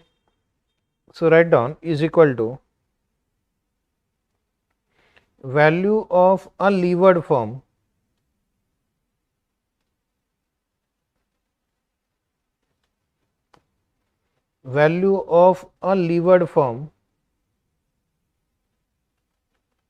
plus, come on, debt into tax rate, 87 lakh 50,000 plus how much is the debt in case of this firm? You can see 100 lakh there.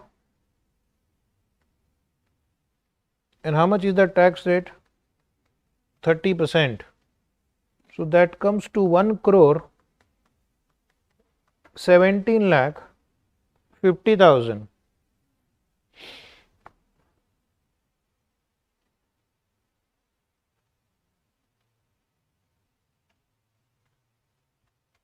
Then they have asked you one more question. Weighted average cost of capital for both the companies. For A Limited, we have already answered 20%.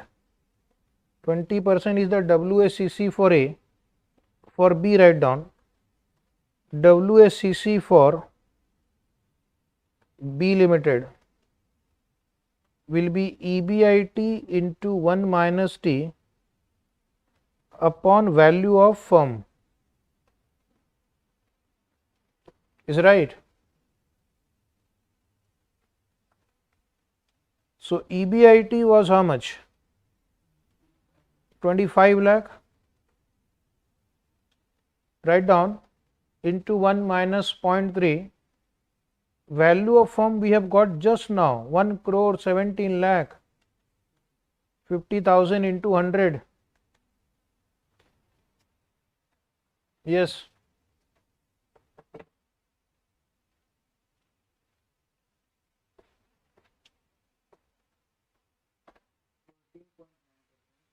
$14.9. 14.9%. 14.9%.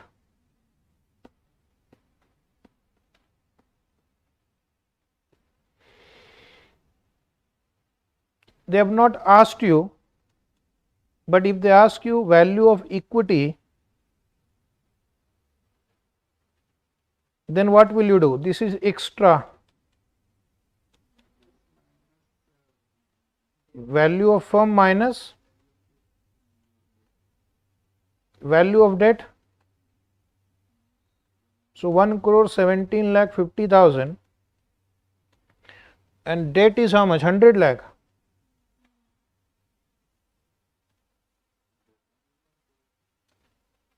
So this will be 17 lakh. This way you can find the value of equity. Is right. So sometimes they ask you value of equity also. So you can do it like this. Question number 24.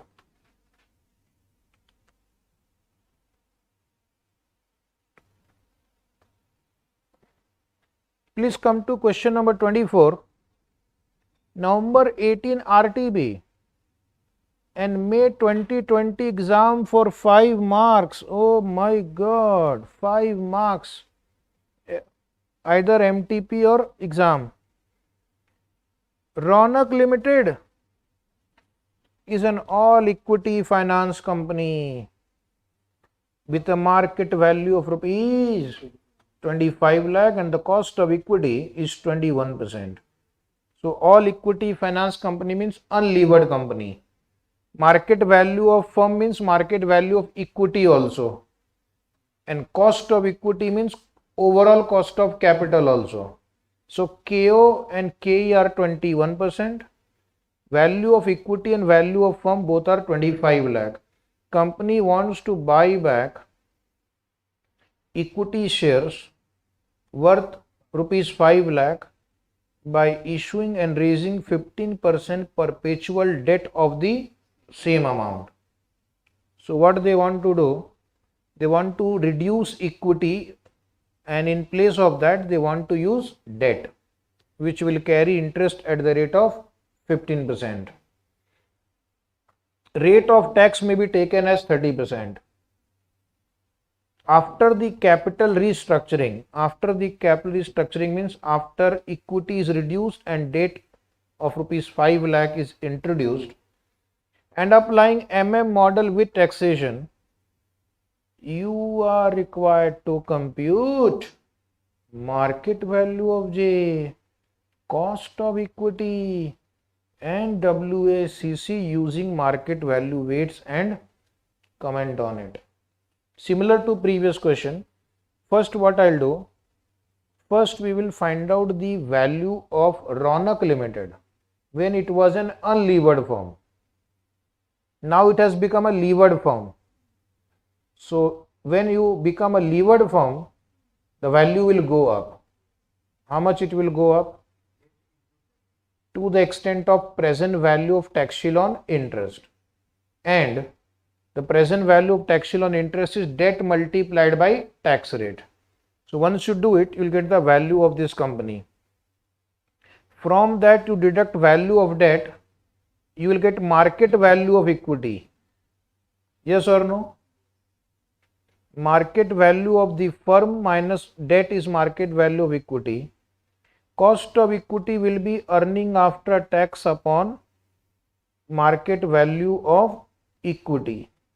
And weighted average cost of capital, just now we have done EBIT into 1 minus T upon value of the firm. All basic formulae they are testing.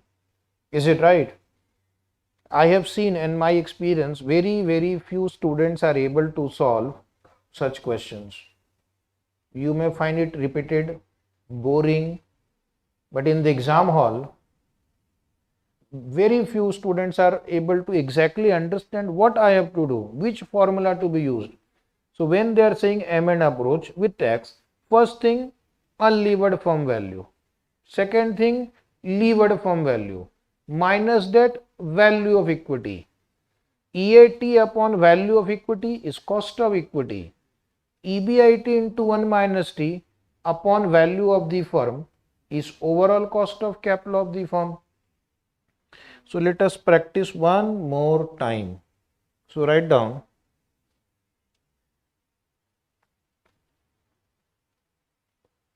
calculation of value of Ronak Limited. Calculation of value of Ronak Limited. Keep writing. First point, value of Ronak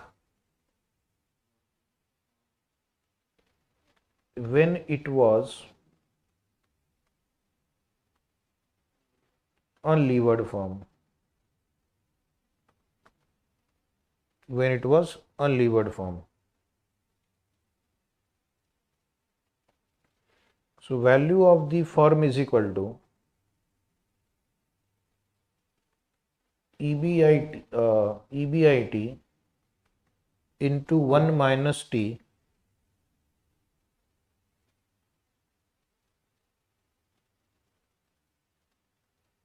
upon KO.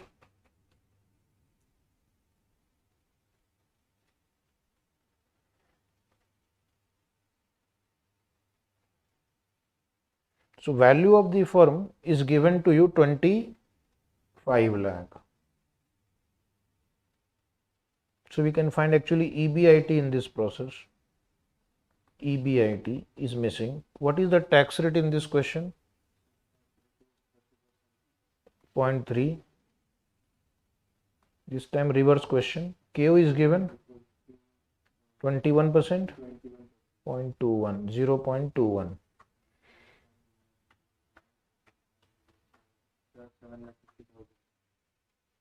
So EBIT is 7,50,000. We'll just make a small change in heading.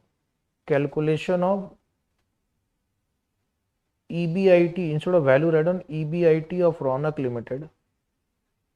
Calculation of EBIT of Ronak Limited when it was unlevered firm. Because value of firm is given. Okay. Now write down to value of Ronak Limited after restructuring. After restructuring means on becoming levered firm. On becoming levered firm. So value of levered firm is equal to value of unlevered firm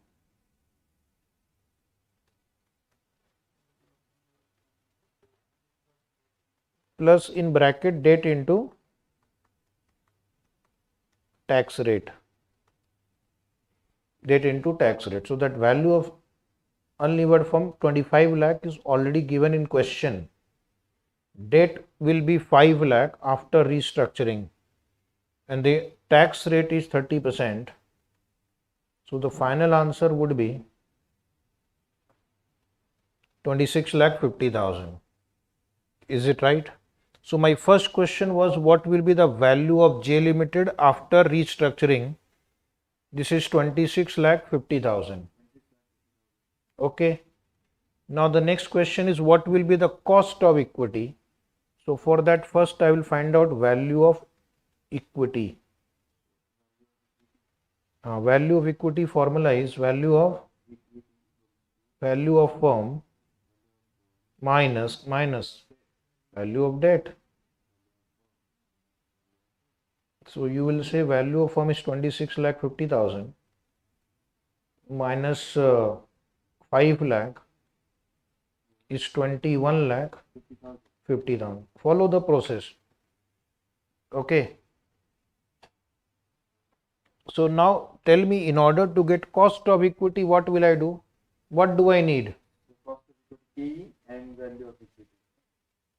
Cost of equity I have to find. So I need earning after tax upon value of equity. And to reach earning after tax, I have already calculated EBIT. Okay. So step number 3 write down, which is your question number Roman 2. Calculation of cost of equity. See, with practice you will understand. Okay, I can understand that it may be confusing, but with practice you will be able to get the answer. Otherwise this chapter many students leave, many teachers also leave. Okay, they also get confused, but there is nothing to be getting confused. If there is taxation, follow the principle.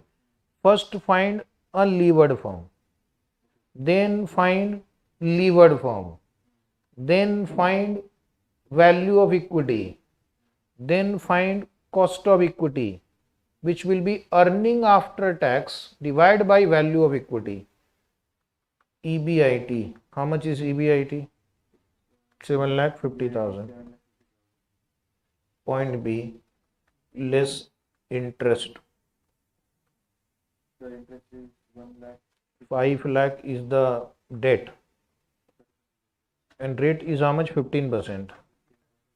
So you should write calculation also, because later on should not be confusion. So you get EBT 6,75,000. Point D, less tax at the rate of 30%. Tax at the rate of 30%. So how much is the taxation? 30% is 2,02,500. So you will get earning after tax. This is the earning available to equity shareholder, 472,500. Do you agree? This is the income and this is the value. So don't you think that if this is the income and this is the value, I can get KE now? So point number F, write down value of equity. Go to previous step. Step 2. 21 lakh 50,000. So therefore, cost of equity E by F 21.98% approx, write down if you are rounding off. And this was your second question. Third question, WACC. So right. Next step 4, WACC is EBIT into 1 minus T upon value of firm. upon value of firm. Numerator and denominator should be consistent. When you are computing cost of equity, we take earning after tax upon value of equity. When you are computing for the entire firm, WACC, EBIT into 1 minus T upon value of the firm. Okay, right. What is EBIT?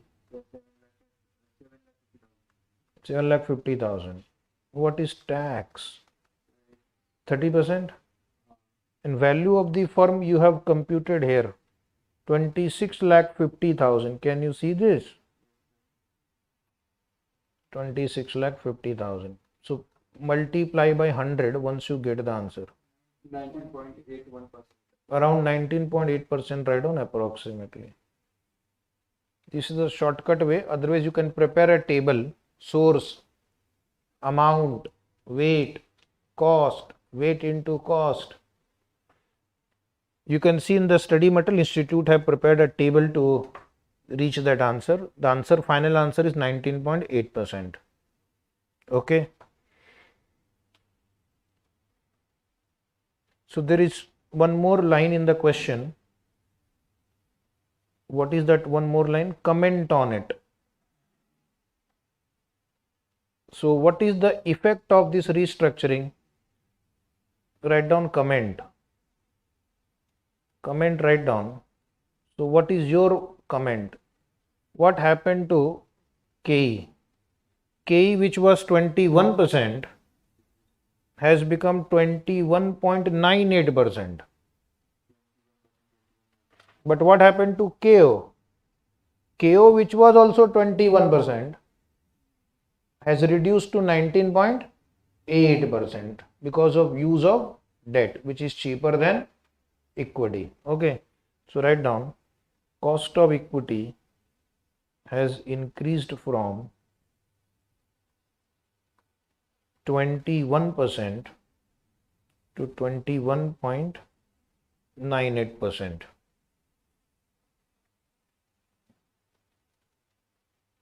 And second comment, write down KO has decreased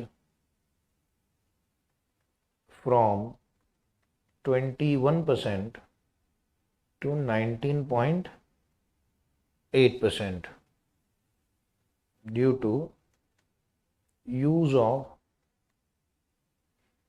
cheaper debt.